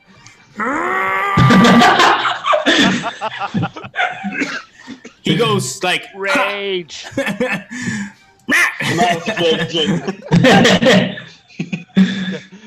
Roll to hit. Let's see. It's a 1d4 again. This music is perfect too. Do you guys hear the music? Yeah. Good. It's a 10. Requiem for a Dream. Plus A 10 is a miss. I don't know if it's plus anything. It's plus. Plus 2, so 12. Yeah. No. And you're done? No, I still have movement. That's true. I can burrow down. You can burrow down. Do you burrow down? Yeah, right to the ground. You are now underneath the ground. Haha! Touch me now, if you can! You can move through the ground. You have Right, I can do. 30 feet burrow. I want to run away as fast as I can go to the entrance. No, other way. That way, yeah. Okay, you see a small little mound moving like a cartoon as you are over here. Okay, after that it is them. Then it's no, it's Nabe. Yeah. I will activate my global radiant on my right hand, which is on the belly button. And have extra radiant damage when I. And I will use my bonus action to cast Hunter's Mark on the big dude, which is try to. I think it's not the guy trying to talk like this, but the next top guy, near wish. This guy. Yeah, and I will cast Hunter's Mark as a bonus on this action. guy. And up the verifier one. Alright, okay. Alright, done. And I will shoot it as in my action. Alright, go. It's natural 20, Peter. Roll all the damage die. Max 1 die and roll the other one. Remember that. One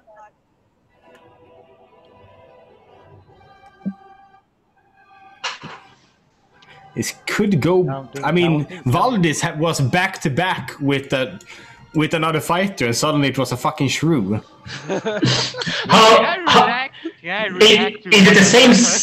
it the same size as a regular shrew? It's smaller, I guess. I want to look at Lionheart and ask, what did you get? Does that happen normally?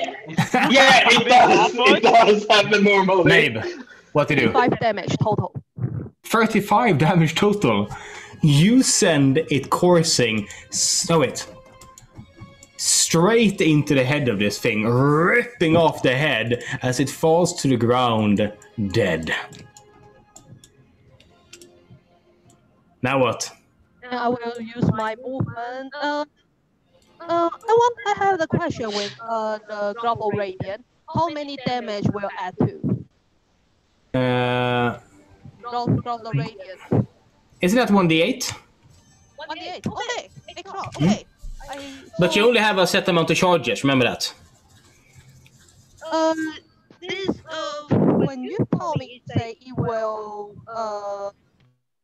it's activate, and when I shoot it, it attack and it's done, and will add radiant damage extra. Yeah. You got the first version of that. I'll fix it later. It has let's say 4 charges today. That's it. It usually has less than that. Let's say 4, and I'll give you the next one. So you can't always get radiant damage because that is super overpowered. But you have 4 charges to add 1d8. Okay. So 3 left. Do you want to move? I haven't used that actually. So I have a roll that damage. So it's 40 damage total. Okay. I just remind myself. 40 damage and 3 charges left. So, yeah. 40 damage, still 3 charge, and I will back a little bit. You're back a little bit. Naib is done, and now it's Wish. You see how they're being swarmed in the middle, and you also see the big guys outside about to head in. Yes, they are outside right now, so I would like to run around the cart with the fire crystals. 12? And 13. Back up a bit more. Yeah, perfect. And then I want to cast Shatter again, so it just barely hits the 3 to the left of Lionheart, not hitting him. Alright, these 3, okay. Yeah. They roll with disadvantage due to being against a what? Against 14. All 3 fail. That means 11 damage. 11 damage. This one explodes out, dying. And it's the same time as I... oh, this one's perfect. And at the same time as I let loose that horrific noise, I shout to Lionheart, "Fuck him up!" giving him a bardic inspiration. Oh, and then it's Lionheart. So you have a d6 to add to whatever that doesn't accept damage. Yeah. And now I'm gonna rage. I'm going to rage. Yay! That's a good plan. And I'm gonna go for the last one with my fell shield. Which one? You can see the one with the spear. One in front of me with the spear, yes. Yeah, this one. Yeah. And if I hit it with a fuck ton of damage. Okay, it holds the spear ready to pierce you. 19. That's a hit. Roll damage. Yeah. Now here we go. Get damage. Come on! A 1. Let's see. Plus 7. That's 8. Plus that thing. Plus 4. Oh, fuck math. 12. 12 damage. This thing and I rolled a 1. As you basically fell shielded backwards as you carve it in half and it falls in 2 pieces dead. Then done? I'm done. Are you done? Okay. Yeah. This one goes for Valdis. This one as well as these 3. 3 of them. Oh wait, let's do this instead. 3 of them go for Lionheart and 2 of them go for Valdis. Okay. This one swings with 2 swords. What is your AC? 18. 18 still. Oh. Let's go for Valdis. 18. 1. You manage to block 1, but the other digs into you as you take. Come on, there. 6 slicing damage. And this one comes and it just grips into you and then headbutts you with this entire spike back as it hits, doing 6 more damage as it just tears up your face. These 3, the giant arm, it just goes straight through you. Stats like a great sword, Lionheart, 18. Yeah. Oh my god, it crits. Oh, I'm raging, so... Lionheart takes 17 plus 4, 21 damage as it goes to impale you straight through. You take 11 instead. Yeah. Due to rage.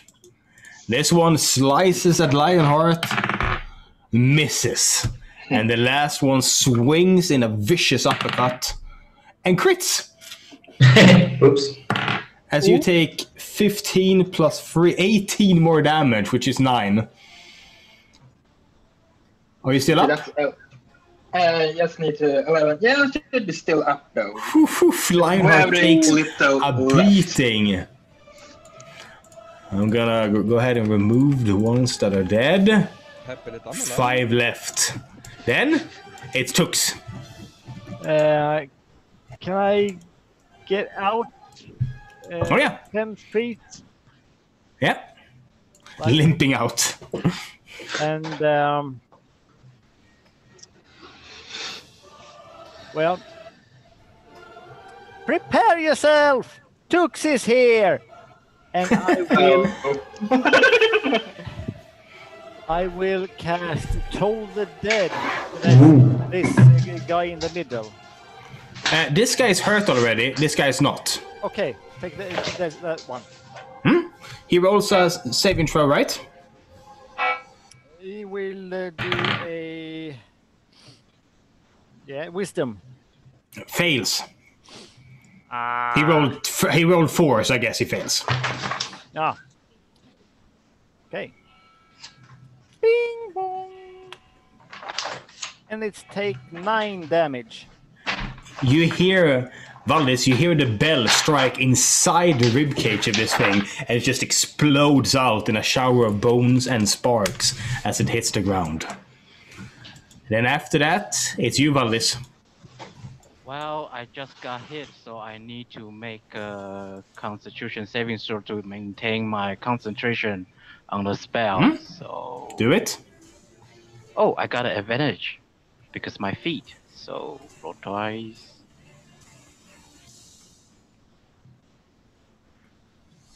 16, so I'm good. Oh, yeah, you managed to keep your concentration even though you've been hit. What do you do now? I'm gonna attack the one in front of me. This guy? Yep. And All hit him right. with my great sword. Roll to hit. 17. Hit, roll damage. 63.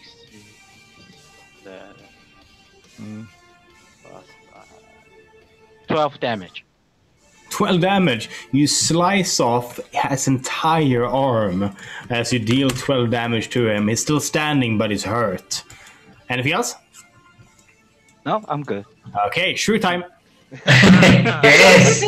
Well, it's time to attack. I will run to the closest one. To the closest skeleton. That's 14. Okay, perfect. I have 30 feet. Then I want to climb him. I want to climb to his neck.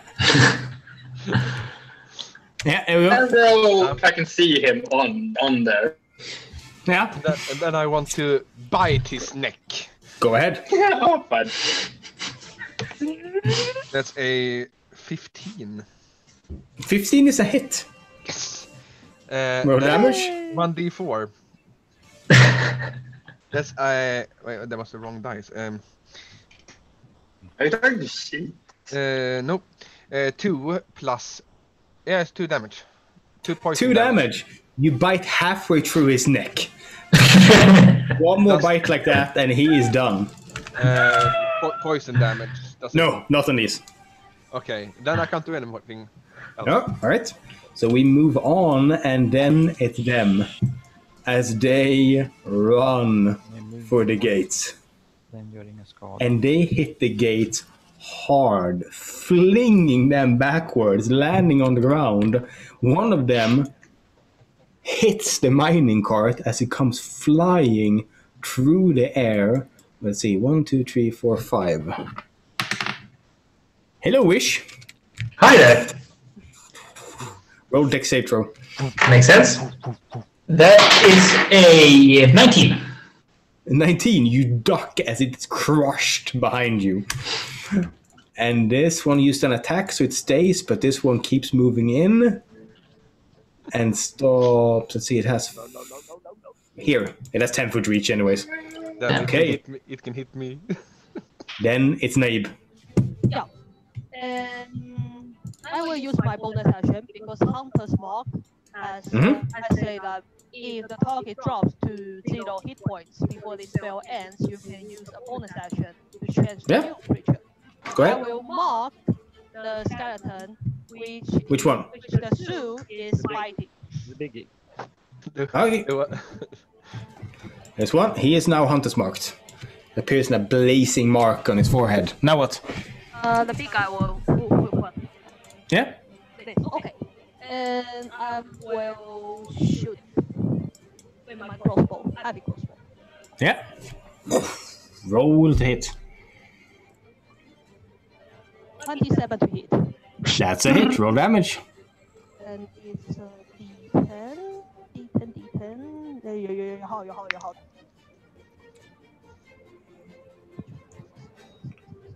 16 damage. 16. It hits hard on it, and you see it take off a chunk as it looks over at you and roars out soundlessly, just opening its three skulls. About the gloves, it will activate the auto mouse stick, or I need to say that. Yeah, on a hit, you need to say it. Okay, I just want to know why it's not activated. Yeah. Okay. Are you done? Then it's Wish. I am going to take the spare fire crystal that I got and run forward a few feet and lob it at the giant that is the furthest back. This one? Yeah, I am not running that far forward, though. You do want to get within 30. So this is Okay. way to go. Okay, yeah, that's okay. Roll a dexterity. Pure dexterity. Sleight of hand. Okay, okay. That gives, then you get shite, 11. Let's see, I'm gonna check it. Give me a second, I'm gonna check its AC.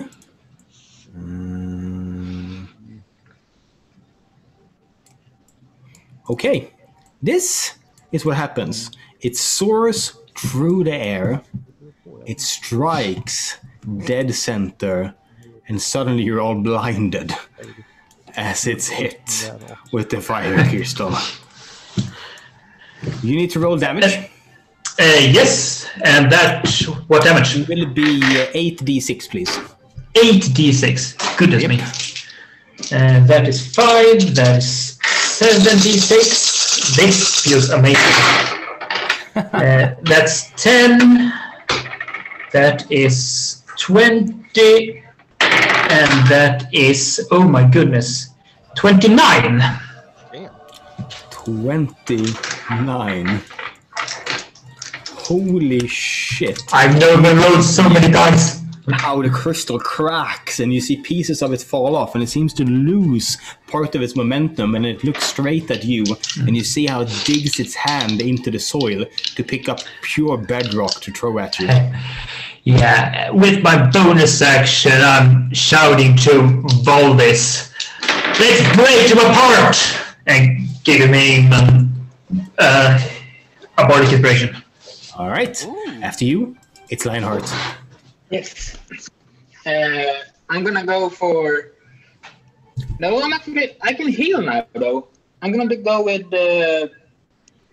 Since I got fighter levels, I'm gonna heal myself with a D10 plus level. So does that count as my fighting level or the level? Fight level. Okay. Okay. I think. Yeah, it should be. Okay, good. 11. I got 13 hit points left, and since my rage is on, everything in a 10-foot radius take 2 fire damage. And it's a storm arrow thing. I forgot it last time. Even friends? Yeah, unfortunately. Valis, you take 2 fire damage. Shrew, you take 2 fire damage.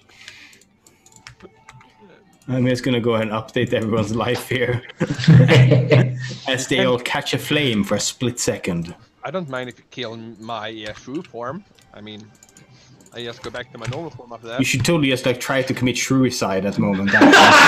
Shrewiside! I rolled for certain if I noticed him. I didn't notice that Larissa is on the skeleton. Okay, are you done, Lionheart?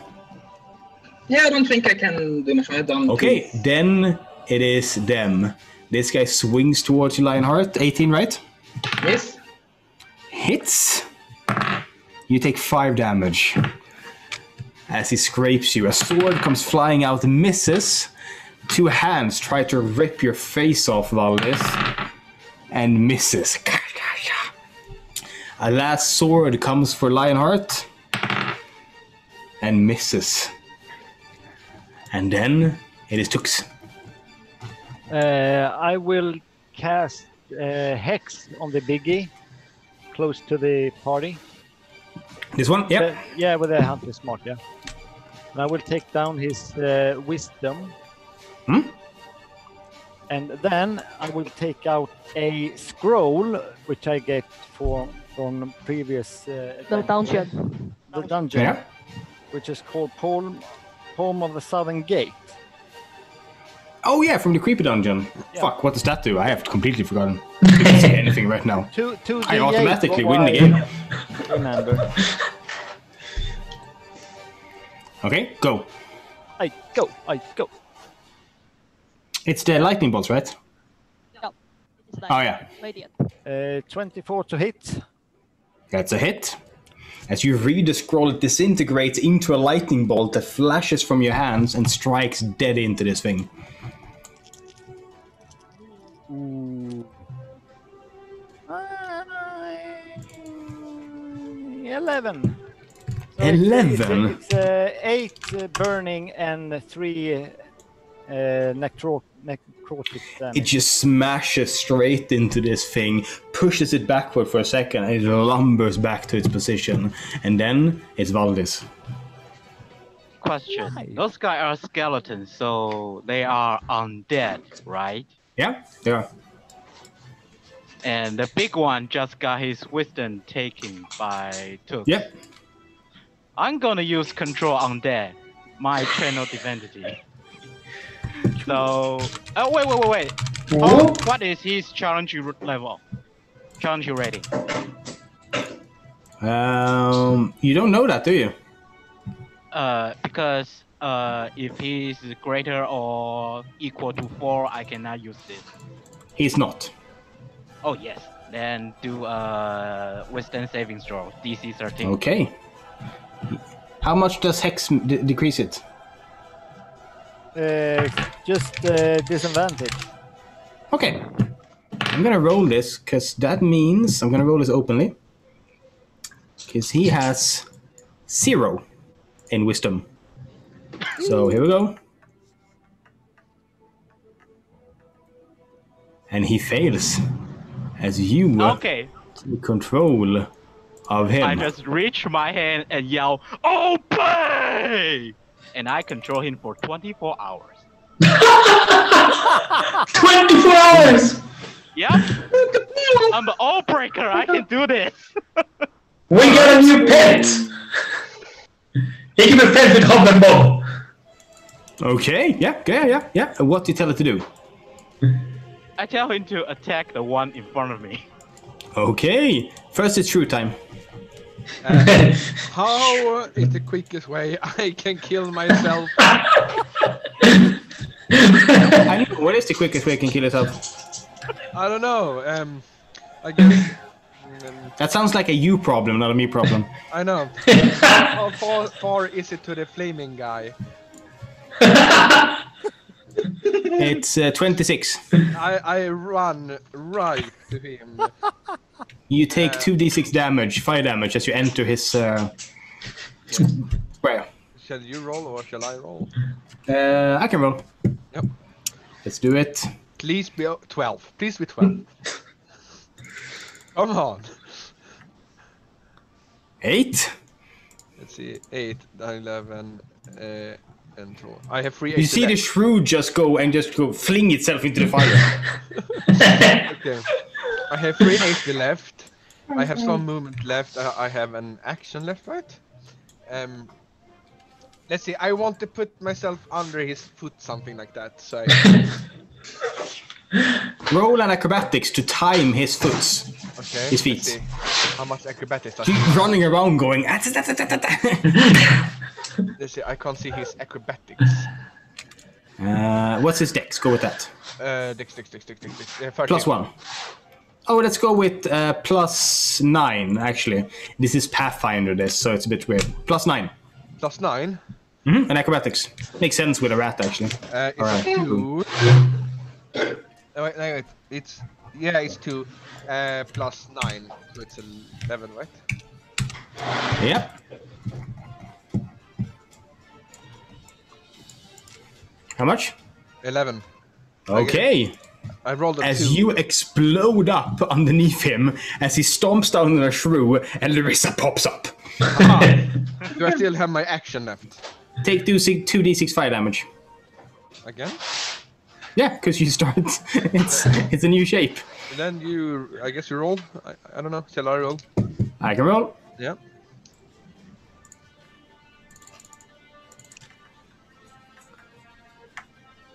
Five damage, and then it's pulse, so it's 3 damage, right? Yep. Perfect. Do I still have a action left? Yes. I want to open my stomach hatch Oh yeah, the fucking stomach hatch. And I got my bean.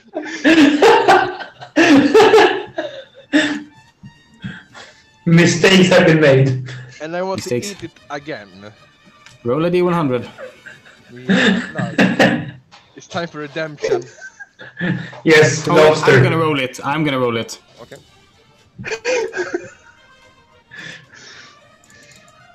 Here we go. 94. Ooh, close. Was better than what I got. I got 34. So. Okay. I'm gonna once again place it on the screen as my way of showing you what you got. I'm for redemption. Mosquito, please. With something big and strong. There's a dinosaur again. Okay, let's do this. And then we have up on a pillar, this pillar. Suddenly, it appears.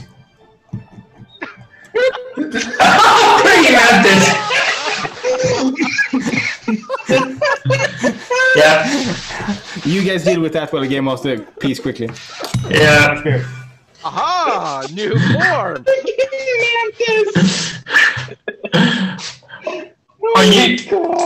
Are you going to be the comic relief for this fight as well? What? You're just going to be the comic relief for this fight as well. Yeah. It's fun. It's funnier than the time in the chandelier, but it's never going to beat the Karate Penguin. I know, right? Maybe a karate mantis, who knows? Yeah, a mantis against a flaming Hulk of undead thing. Today's highlight. Just imagine the headband and like. I feel like the one in the Kung Fu Panda. Yeah, teeny tiny bit smaller though. Yeah. Damn it! I didn't want to be small things. Okay. So, Mantis time, and that's it now. And then it's Mr. Big. This one, I'm just gonna go ahead and doesn't see you, honestly. As it moves through, you get the attack of opportunity. Oh, right. I need. The Mantis goes. I am the Mantis. Let's see. I need a stat block for this one. If you have one. No, you have a +2 to hit and a D2 damage. Well, a D2? Yep. That's +2. It's a coin. Yeah. Yes. 15. You hit. And then 1D. So D4 split by 2. It's a 3. So you get 2 damage. Stick! As you slice it ever so slightly. Haha! I can't believe you actually got some damage on it. That's super funny. As it moves up.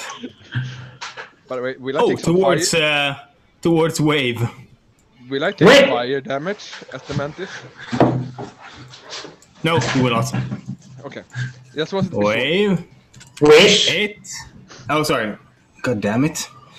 It reaches a hand up, a flaming fist, and goes straight for your face. That's 15.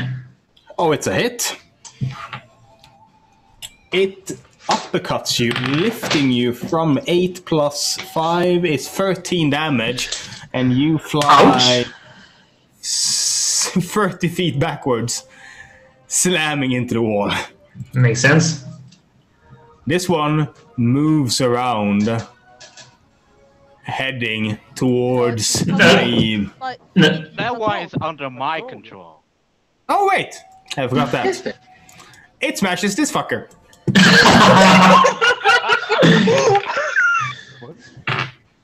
Don't think you can do what you want with your monsters. God damn it. Oh, Jesus. It just goes... Ba-bam! And just obliterates this guy. And then, after that... The other big guy, does it take fire damage on its turn as well? Oh, I forgot that. Yeah, he does take 2d6 fire damage. I'm gonna roll that. 9 fire damage. Still standing. For now. Now, after that, it's the big guys have gone. It's Nabe. And I saw the big guy first. Shu will come to me, but he not can. He just turned around and smashed his own guy. So okay, I cancel my Hunter's Mark. And as my bonus action, now I have changed from favorite enemy to favorite foe. So I will use my favorite foe, staring at the fire giant dude because he smashes wish. I stare at him, and he will be my favorite foe. All right. So he will take extra damage if I extra 1d4 when I go nuts. And I will activate my gloves again. It's 20 to hit, not natural. All right, you hit the flaming guy. Go ahead. It is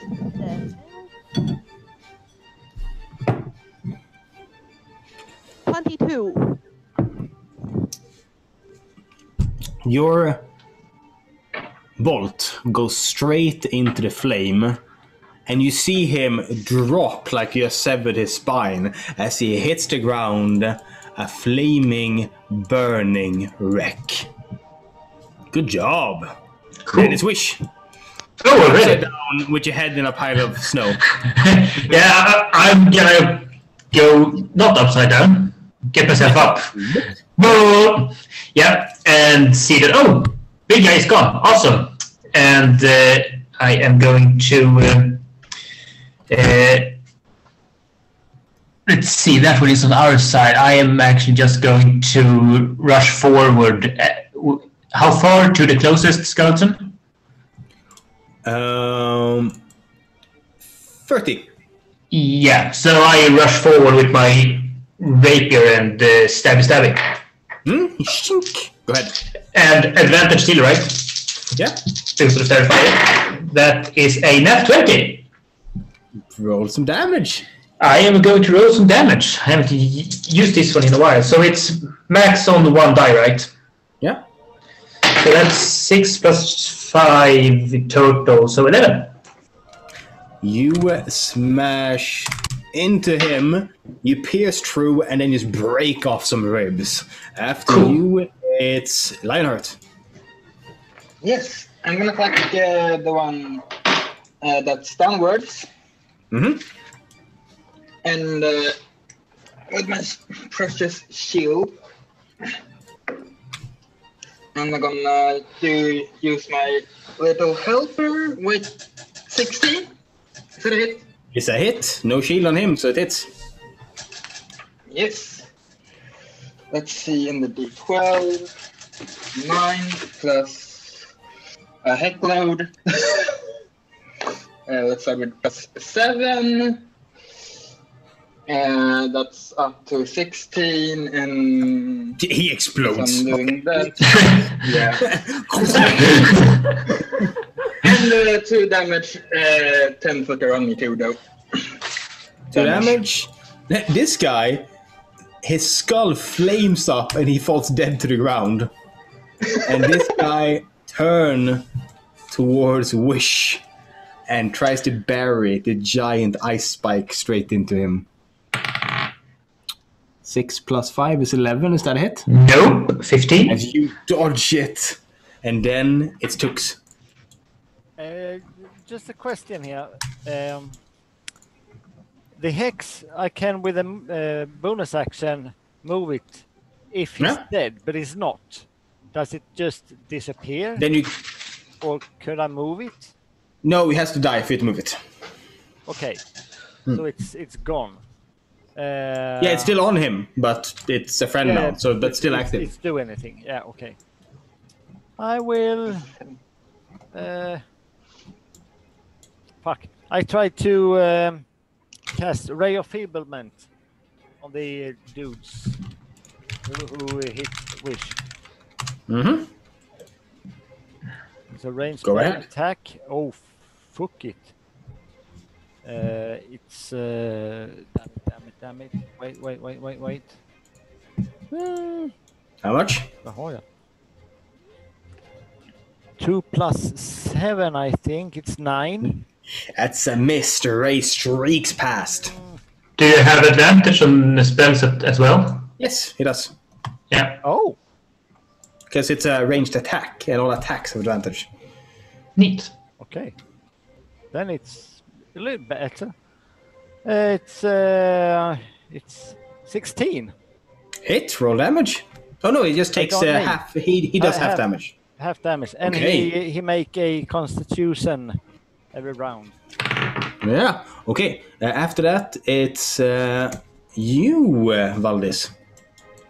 I'm gonna swing to that guy with my great sword. Roll to hit.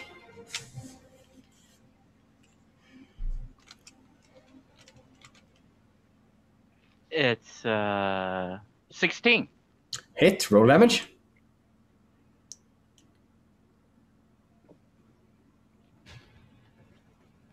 Six. 6 is exactly what you need, as you hit him straight at the top and cut him almost all the way through, getting stuck in his pelvis as he just falls to the sides, dead. This thing moves up to you and then sits on its butt and just looks at you. Sword sticking out of its back. It scratches its head. So should we... Is that thing dangerous still, or why isn't it doing anything? I can command him for 24 hours. Beyond that, I have no fucking idea. So let's just keep him here and we go. Wait. I got a better idea. Hey, you big guy, pick up that fucking truck and carry on with you. He looks over at it, and I have to look at this guy again. Not that guy. That guy. Glowing red eyes from tree skulls. Looks at you, looks over at the cart, goes and picks it up in both hands and looks at you. Perfect. Now shall we follow go? me. Do you head out? Yeah, we go back. And you head. I will jump on backwards. someone's shoulder until I get big again. Oh yeah. Oh yeah. Oh yeah. The Mantis. You can't forget this. There you go. I like her. It's like, come at me. Big hug. Come at me, boy. I'm ready for everything. Have I gotten everyone? Yeah. Okay. And now we head back to the train. Just gonna wait for this to load. You have the starter orb. You have the fire crystals needed to take you to the midwinter ball as you make your way back across the snow. The fire crystals has started giving up their warmth and it's getting chillier and chillier, but you see the train in the distance and you know that you're gonna make it. I'm just gonna grab the big guy. Here we go. And I presume this big guy is a winter fae? The big guy is some kind of undead. And he's not fae, which he can cross the... My Sunday would have been awesome. And I was afraid that it would explode me. Okay. Arrange. Send to back. He is holding that. Okay. Oh, sorry. Here we go. So, he is holding that. There's a mantis on a shoulder that isn't visible. Here we go. This is the situation. You see the train in the distance. The conductor looking outside the window. Someone has planted a spoon straight across his hat.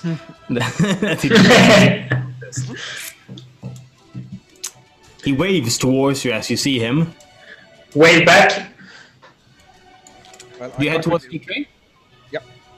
Careful over the ice. You can actually go this way. And you ignore the ice. As you head over here, and suddenly you hear a loud crack as he passes the line and falls crumbling to the ground as this loses itself and falls, tipping forward. Lionheart, Tux, and Wish are the ones close enough to do something. Can I do anything? I will dive right into it. Shouldn't it have been a minute now for Larissa's bean? Oh yeah. Then I'm going to try and catch it. I'm just gonna go ahead and pull Larissa out quick. Give me a second. Yeah. Depository, Yushwan, and then Larissa. Visible. Okay. Hello, guys. Hi. Okay. So, what do you do, Lionheart? I try to jump and catch it. It's a dexterity saving throw. It's not about strength. It's about grabbing and not doing it. Oh, that's 9. 9. It slips out of your fingers as you tumble past it, and it continues its thermonuclear path forward. I'm gonna try to grab it. You jump in the path going, roll a dexterity saving throw. I will dive as well. That's an 18 plus 6. 24. Larissa comes out of mantis shape and grabs it. And you put it down as you grab a corner each and head towards the train. He peeks out and goes, "Oh, thank the gods! Did you get both of them?" I think we have enough. Yeah, we have. And the starter orb. Oh, perfect. I'll load the crystals into the compartment, and the ghost will load the train with it. I'll take the starter orb and get it in there as well. Who has it? Lionheart. Oh yeah, Lionheart. Okay. You head in. You load it in carefully. I'm guessing you take all the time you need to not do it uncarefully.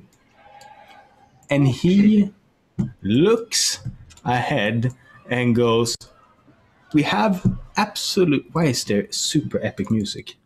That's not what I wanted at all. Mantis action music. The conductor music. Now, he holds the orb in his hands and he looks over at you and says, "Perfect, just put it down gently and go and grab your seats. We'll be up and running in a second, and then I'll show you the last site, okay?" Yep. Yeah. He heads out, and you can put this one as well, can head back to the comfort of the benches. Now, as you actually do... not. Before I just take a look before I left. I just take a look if he can open or not. I still hold the clock. I still hold his watch. Oh, that's true. He steps out. I just want to. And then he's...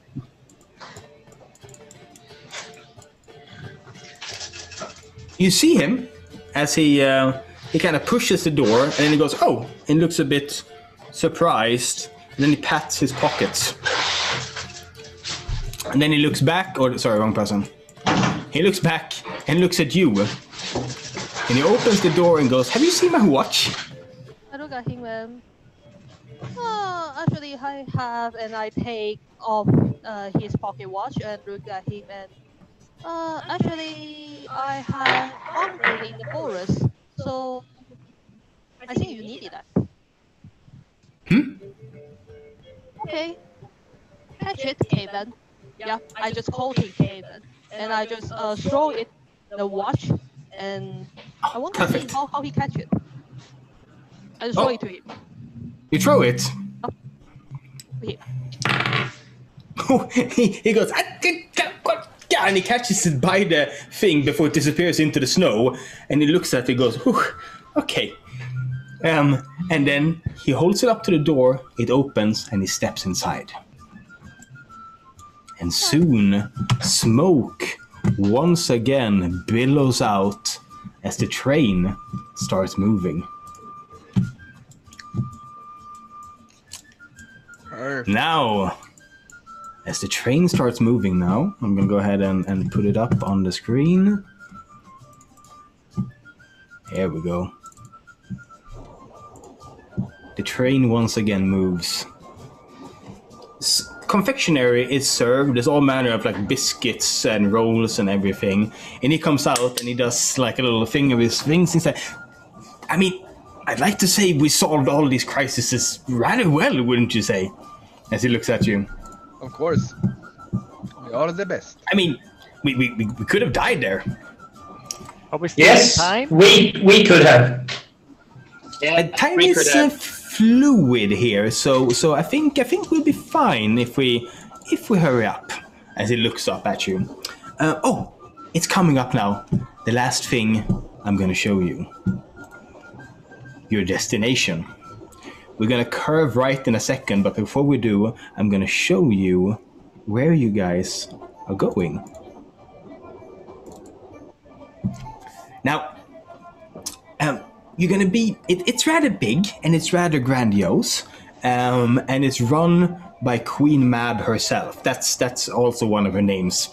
When you Fae and have a couple of thousand years to live, you kind of make up names for yourself.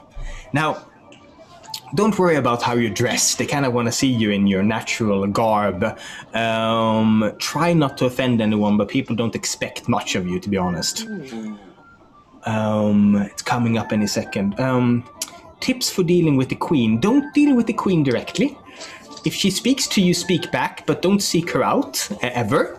If she asks you to do something, I would say you should do it. There it is.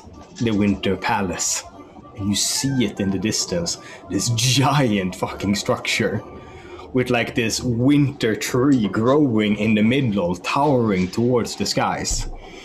So that is our destination. We're gonna curve right in a second and go in those little gates down at the bottom. Then it's just a quick run up the stairs and you'll be inside. Any questions? Nope. Not right now. I like the place. Do we get opportunity to sort of clean ourselves up a bit before? I'm afraid not. We're already late, so they're probably going to want you to get right in there. Expectations are low. Just tell them a few stories of your silly little mortal lives. Maybe do a few tricks. What do you have planned for tricks? I have 2 stuff I want to do. They do like their tricks. Oh yeah. So does everyone remember the important things now? Queen Mab? What do we do? Do's and don'ts. Don't approach directly, obey everything, don't ask any silly questions. Maybe not tell Old Man Winter about what we did either. So what do we do? What the do's and don'ts with Old Man Winter? Don't ask war stories. Mm-hmm. And show him trinkets, interesting inventions and stuff. Does like trinkets, that man. And what about Jack Frost? Don't flirt him. He's Don't really trust, hard don't flirt. working. And he doesn't. Don't trust him too, yeah. And he was heartbroken by an elf. And he loves his war stories. Yes, he does like his war stories. I don't think he As far as I can tell, he wishes there was more war, but there hasn't been a whole lot of that lately. I think we're nearing the end of our journey.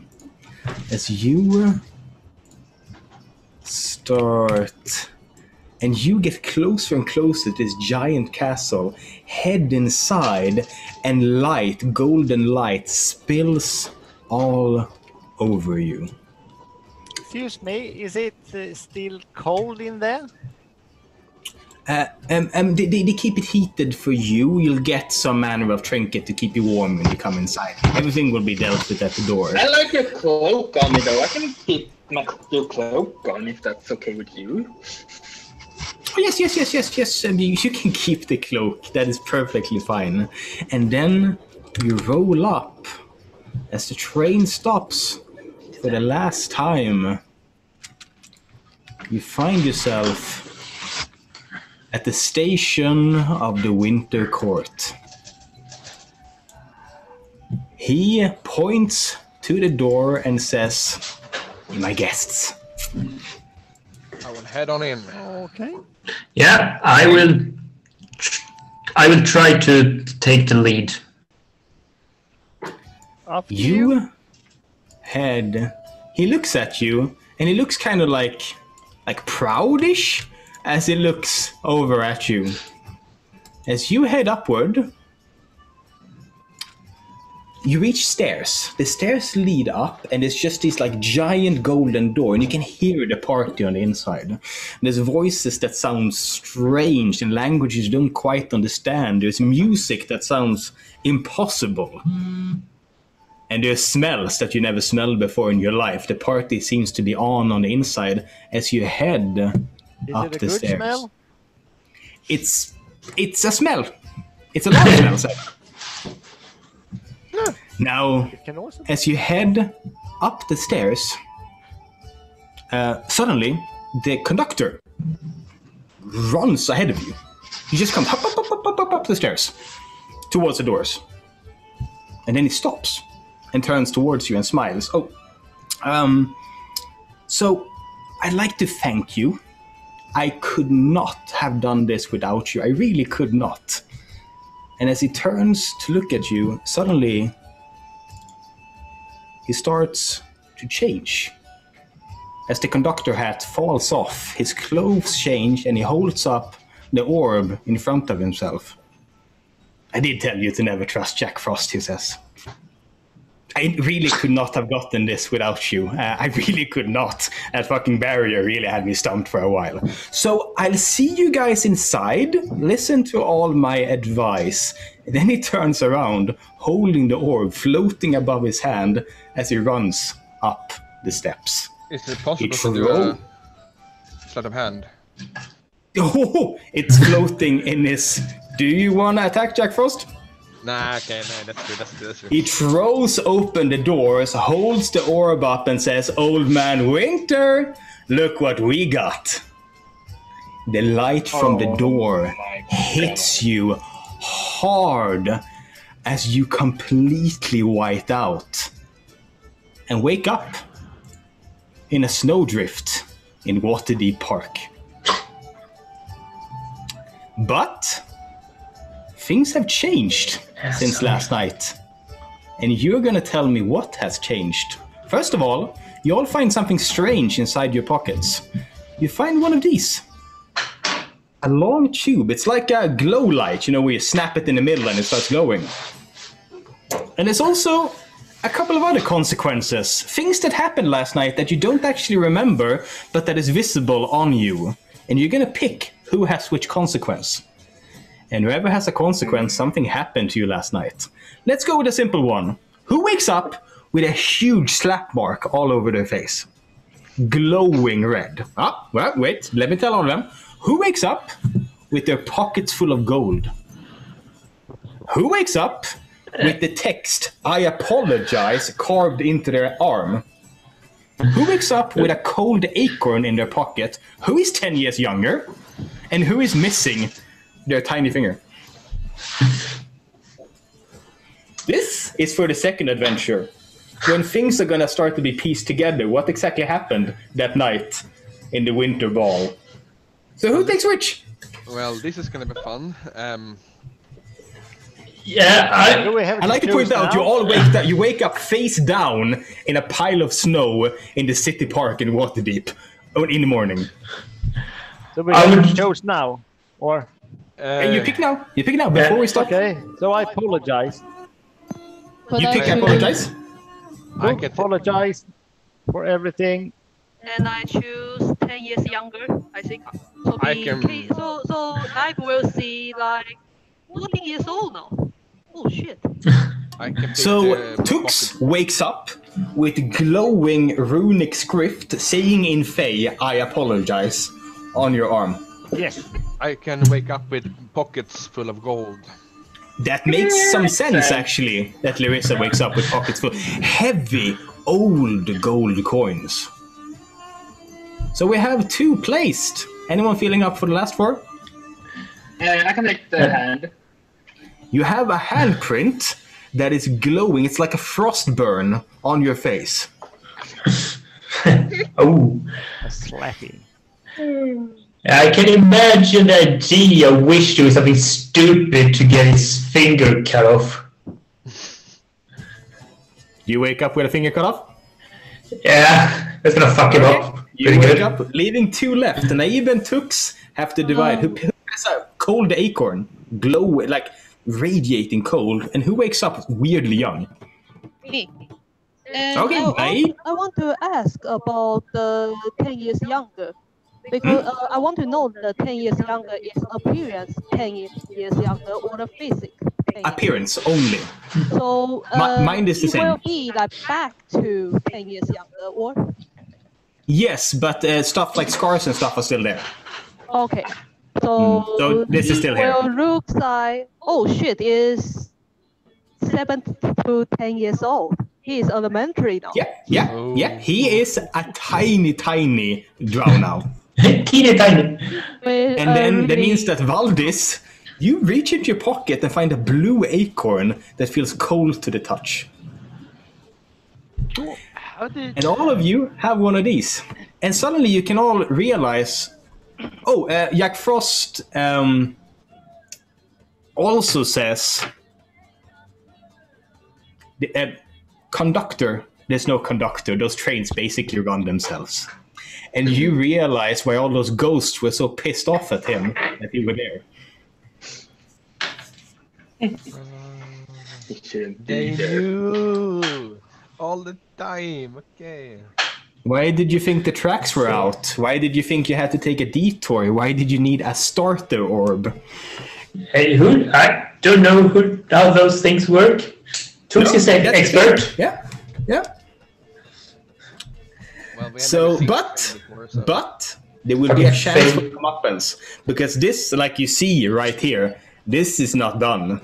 All this has consequences. All this means something happened at that party, and memories will come back. Oh, flash nugget. You're also extremely hungover, those of you who drink. Again.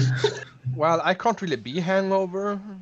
Not in my blood. Oh my and yeah, there's no explanation what these do as well. But you all have one of them each.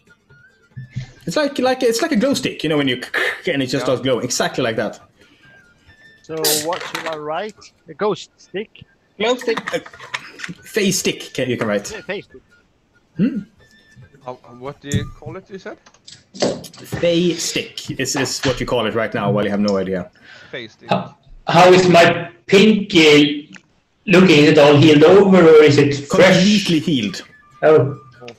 Gold. Like you never had it. Do I get to choose the hand, or do you choose? You can choose the hand. Okay. That means that you got to choose the hand yesterday, because the hand is the one pinky you were using left. And my pocket was full of gold. Oh, ancient, like doubloons, like big, wrecking, heavy gold pieces. That sounds like piracy gold. Like you have to hold your pants up. Like it's heavy. Nice. And yeah, all of these means one encounter happened last night. But I know what that is, but you'll find out. And you will get a chance to get your comeuppance on Jack Frost. Did anyone suspect the conductor of any foul play at all? No, he was adorable. Yeah, Naib had some suspicions. I liked him. I mean, he was nice. He did trick you to going into the Fae banishment place to get something you wanted. Yeah. Like, we have never seen a train before. There are no trains, he said. No, I mean, you really can't be blamed. He really gave you no other choice than to do that. Really. So, freeze to death. Yeah. One more question. Yeah. We woke up and we have no memory whatsoever. Nothing. Right? The last thing you remember is basically this face as he kind of holds the orb you collected for him. Then he goes up, opens the door, goes, "Look, old man Winter," and then fade to white, wake up in a snow pile. I still have we do remember what happened on the train. Yes, you do, weirdly enough. I will take up my drawing. I still have that in my body, hidden. Yeah, in your body. Yeah, I will out from my body and look if it's like helps anything. All right, you guys did a really weird version of this adventure, but that's cool. I'm gonna take some of the stuff you did and make them permanent because that was fun as hell. Can we know Like what, me trying to glow my way what will you into the flammable place. Can we know But what yes. you will make permanent? So there is a follow-up to this where you kind of go in hunt for whatever the fuck all this means. And that's a follow-up to this adventure. You can do a downtime before that, or you have to go straight to this adventure. That's entirely up to you guys. Nabe will have a very weird downtime at 7 years old, though. Yeah. Oh yes, 7 years. Like this now? You have to talk like that. Okay. You I did. kind of want to continue on this episode. Yeah, me too. Just so it won't get any weird stuff in my head, like what we do if we lost something during the winter thingy or something like that. It would be weird. Well, it's gonna be pretty hard to fight if I have to hold up my pants. Well, we do have a bag of holding. Yeah, and That's I also have true. 8 hit points left. So yeah, we'll see what we do. All right. I think we would have been done an hour earlier if it weren't for all the technical difficulties. So, just think about what you thought about this adventure. You're a beta tester, so I'm not sure it needs another combat. I kind of wanted to add one, but I don't know. I'm not sure it does. Combat Well, doesn't.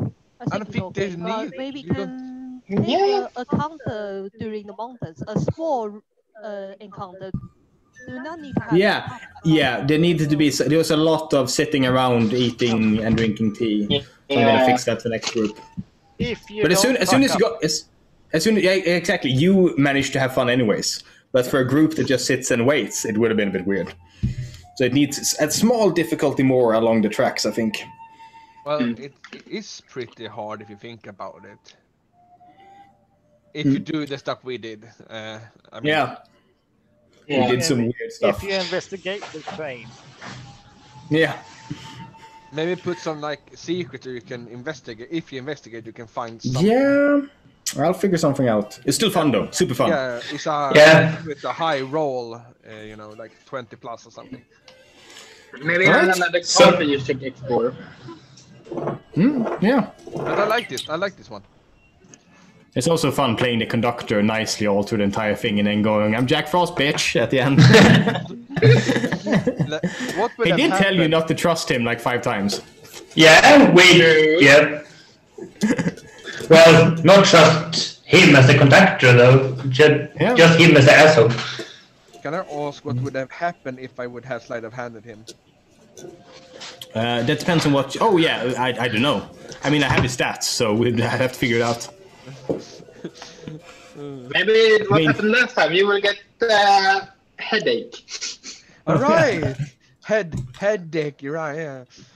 I'm gonna play this again for another group tomorrow. It's gonna be fun. All right. Well, I am done for tonight. I'm gonna send you the recordings, Yushwan.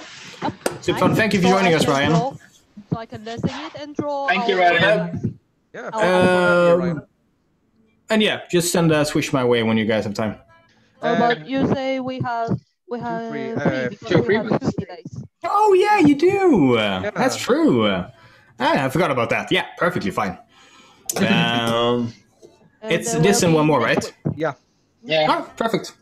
That sounds great. Because we have And then we do the continuation of this one, and then we do downtime. Yeah. Sounds good. Yep. I want to explore the basement in Blackstaff Tower more. Oh yeah. Yeah, I'm curious about Bob and Hope. Bye bye, guys. Bob and Home. It's Bye. important.